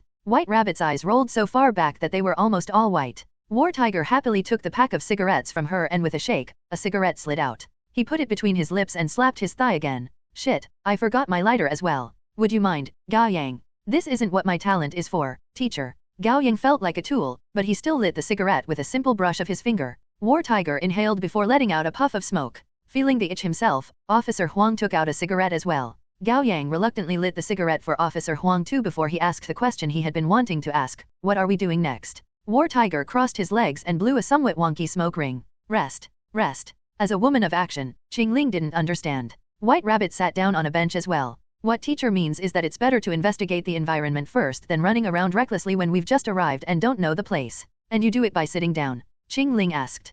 Patience, Green Snake. War Tiger waved them over, telling them to all sit down. We'll gather what we know at the moment. It won't be too late to make a move afterward. Gao Yang found that reasonable. The moment his bottom touched the seat, he thought better of it and stood back up to sit beside War Tiger instead. Officer Huang followed suit without missing a beat and took the seat on War Tiger's other side. They shared a knowing smile. A strong survival instinct was one thing they shared. When Gao Yang played role-playing games, he always prepared fully before exploring a dungeon. He made sure he was at a high enough level and stocked up on equipment and items so that there would be no danger. It was a shame that he couldn't save in the real world, or he would have saved every 3 steps. He unlocked his phone and sent a message to the group chat of the organization. It failed. There was no signal here. Gao Yang took off his backpack and went through the supplies. In addition to support items and first aid kits, there were rations and water that would last them about 10 days, which gave him a sense of security. Back in the Gu family's village, they had gone without food or water for 3 days. It was the kind of suffering one had to go through personally to understand. Then he checked his system. Access granted? You now have a total of 23 luck points. I'd like to check my stats. Constitution, 47 endurance, 48. Strength, 217 agility, 259. Willpower, 209 charisma, 67. Luck, 132. Gao Yang was content with the talents he had at the moment. Moreover, the stats bonuses granted by a new talent no longer offset the luck points he spent to acquire it, making the exchange less and less ideal. Realizing that, Gao Yang had planned to allocate his 400 and some luck points equally to his different stats, but the ambush by Mad Red changed that. He had put all his points into his strength and agility, which might seem extreme, but was actually the inevitable choice. Mad Red's detonation was incredibly destructive. Only someone with high hit points and high defense like Dead Pig, equipped with a defensive talent that was level 4 or higher, would be able to take it and survive. Gao Yang wasn't that, of course, so he chose to fight the spear with another spear of his own and bet on whether he could kill Mad Red before the man killed him. Based on the outcome, he had made the right bet. The current situation, however, was another story. He didn't know what dangers they would run into going forward. One thing was clear, his constitution and endurance were too low. In gaming terms, he was too much of a glass cannon, and glass cannons shattered easily. He had to do something about it. System, put all my accumulated luck points and the points I'm going to get in the rune cave into my constitution and endurance. Keep it up until I get out of the rune cave. Understood. Access ends. Gao Yang opened his eyes. He wasn't sure if it was merely his mind tricking him, but he breathed a little more easily, and his heartbeat seemed stronger and more steady. He put a hand on his abdomen. It was a shame that he didn't magically get a 6-pack. What do you think is the difference between this place and the outside world? War Tiger asked after finishing his cigarette. It feels dangerous. Officer Huang said, shifting a little closer to War Tiger. It's all in your mind. War Tiger put a hand on his shoulder and continued in an exasperated tone, you're a cop, Yellow Ox. Can't you show a little more courage? Recklessness isn't courage, Officer Huang argued. The temperature seems lower, said Gao Yang. Yes. War Tiger nodded. And the train has been moving for quite a long time without reaching the next stop. White Rabbit frowned as she stared at the quickly passing darkness outside the window. And War Tiger turned to Qingling encouragingly. Share a few of your findings. It's too steady, Qingling said, as concise as ever. True. It doesn't feel like we're riding on a subway train. Gao Yang had noticed that as well. Normally, subway trains wobbled a little as it moved, and when it was going faster, there would be cool wind sweeping through the underground tunnel. All right. What's your conclusion? War Tiger said and added as a reminder, I'm not asking for subjective guesses, but objective speculation based on logic and deduction. Everyone took a moment to think. Then White Rabbit said, we don't have enough information to get to a conclusion yet. War Tiger turned to the others, and they shook their heads as well. Okay. War Tiger accepted their response and got to his feet, stretching his arms and neck. Come on. Let's check the other cars. War Tiger took the lead and pushed the door at the front of the car. It didn't budge. Doors locked, War Tiger said. Any volunteers? I'll do it. Qingling walked up to the door, planning to break it down, but White Rabbit stopped her. Allow me? War Tiger said approvingly. Good, you haven't forgotten my lessons. What difference does it make? Qingling asked. Of course there's a difference, War Tiger said seriously. Your expertise is explosive offense, Green Snake, not raw strength. Breaking down a door is easier for White Rabbit. Keep in mind that we are a team, and we must preserve the team's power as much as possible. The devil's in the details. Sometimes the little strength you manage to preserve can be the difference between life and death. Qingling fell into thought. Gao Yang lauded the man in his head.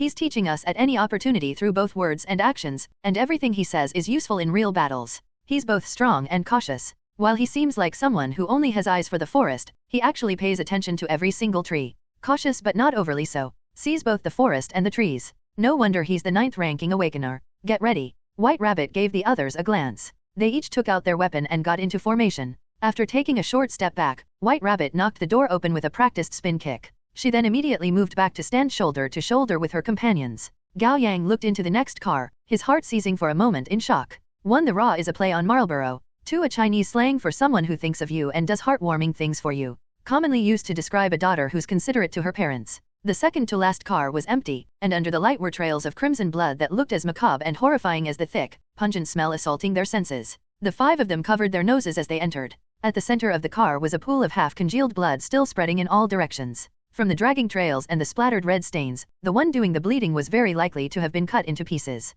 Take a good look around, War Tiger said with a lowered voice. And stay alert. The 5 of them split up and searched around in the car. Gao Yang made sure to check his system. His luck points hadn't seen an unusual jump, which meant that they weren't currently in danger. He tracked a pronounced trail of blood to the door that opened to the platform. There was something stuck under it. Gao Yang crouched down and realized that it was a segment of finger. His hair stood on end. He turned to call out to the others, look. They all came up to him, and their faces darkened when they saw the finger. White Rabbit took out a pair of rubber gloves from her waist pack and freed the finger from under the door. She inspected it for a moment before taking off the platinum ring and putting them in a plastic bag, stuffing it into her waist pack. Initial impression, White Rabbit said, it's the ring finger of an adult woman. There's no inscription on the ring. What do you think, Gao Yang? War Tiger asked with narrowed eyes. After a bemused moment, Gao Yang shared his pessimistic guess. The woman was probably killed by monsters. Not one, but a group. She struggled, but still got dragged out of the train in the end. When the door closed, she tried to grab onto something, leaving a cut finger in the car as a result. War Tiger nodded non-committally. What do we do? White Rabbit asked War Tiger. Go to the next car. We wait. War Tiger looked up out of the window. They all turned around to follow his gaze. Flickering light started breaking up the thick darkness outside, and the light sources began to take more concrete shapes. They were advertisement screens the train was rushing past. They were slowing to a halt. We're finally getting to a station, Officer Huang said. He didn't sound too thrilled. True. The train has been running for so long. I'd say 10 minutes at the least. White Rabbit made a rough estimation. I thought it'd never stop. As if in response to that, the train stopped. Click. The door opened. There was a group of 20 to 30 people waiting to board the train. Most of them were wearing winter coats or down jackets with a scarf keeping their necks warm, and they didn't look up from their phones at all, their expression lifeless. The moment the door was fully open, they swarmed toward the train. Officer Huang had already unholstered his gun, and Qingling and Gao Yang held tightly onto their respective weapons. Standing at the very front, War Tiger stopped them with a low voice, don't move. Don't say anything. The air seemed to freeze. Gao Yang almost forgot to breathe.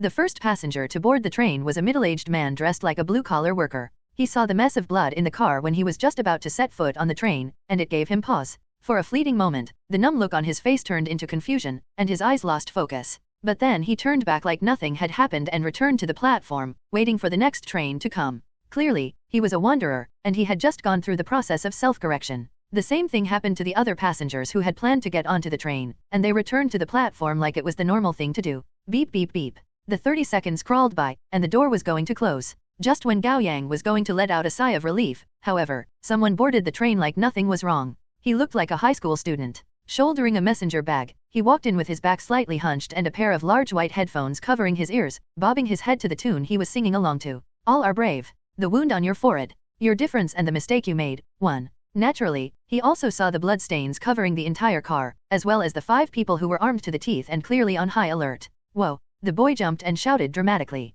What the hell, dude? The 5 of them didn't respond immediately. After a few seconds, Gao Yang said with a smile, we're shooting a commercial. He found it ridiculous the moment the lie left his mouth, but he couldn't come up with a better one under such short notice. Right, a commercial, Officer Huang chimed in with an awkward smile. For a thriller. Holy shit. The boy pressed a hand to his chest and said with lingering shock. I almost had a heart attack. Why don't you catch the next train? White Rabbit added, and she supported her words with a sweet smile. We've reserved the whole train. Oh, of course. Yeah. The boy turned around immediately. Gao Yang's heart was in his throat. He muttered to himself, don't turn back. Don't turn back. Please don't. But then the boy stopped before walking out of the train and turned back, pulling off his headphones and giving them a bright smile. 5 awakeners. This must be my lucky. Before he could finish, War Tiger thrust his short sword toward the boy's throat. The boy dodged it with an agile sidestep and quickly retreated to the other end of the car. All the while, his body was going through a rapid transformation. His muscles bulged, his veins thickened, and his eyes flickered with a bloodthirsty crimson.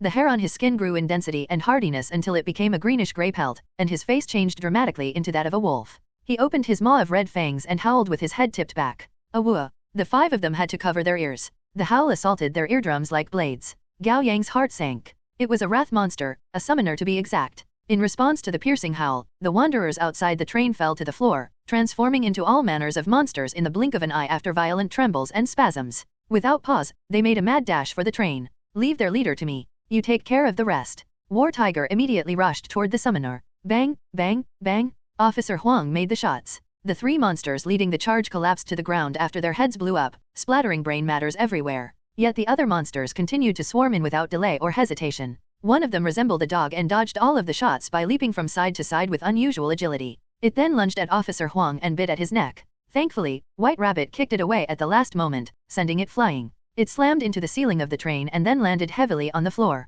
Before it could get up and fight back, Qingling cut off its head with her Tangdao, leaving a trail of splattered blood on the bench. Fire. Meanwhile, Gao Yang raised both hands and shot 2 torrents of fire out of the door, the flames devouring the 3 monsters about to charge in. They squirmed and whined and struggled, their bodies stuck between the closing train door. Bang, bang, bang. Officer Huang dual-wielded 2 guns and made a quick series of shots, deterring the other monsters from getting into the train. Then the train started. The monsters on the platform were left futilely running after it along the platform. Soon, the station was left behind, and the train rushed into the dark tunnel. White Rabbit kicked the 3 charred monsters out of the car. The automatic door shut properly this time. Done. White Rabbit dusted her hands and turned around. What she saw put a frown on her face. Gao Yang followed her gaze. At the end of the car, War Tiger was in a stalemate with the summoner. One lyrics of Eason Chen's Lonely Warrior, the Chinese theme song for the animated series Arcane. Hello, everyone!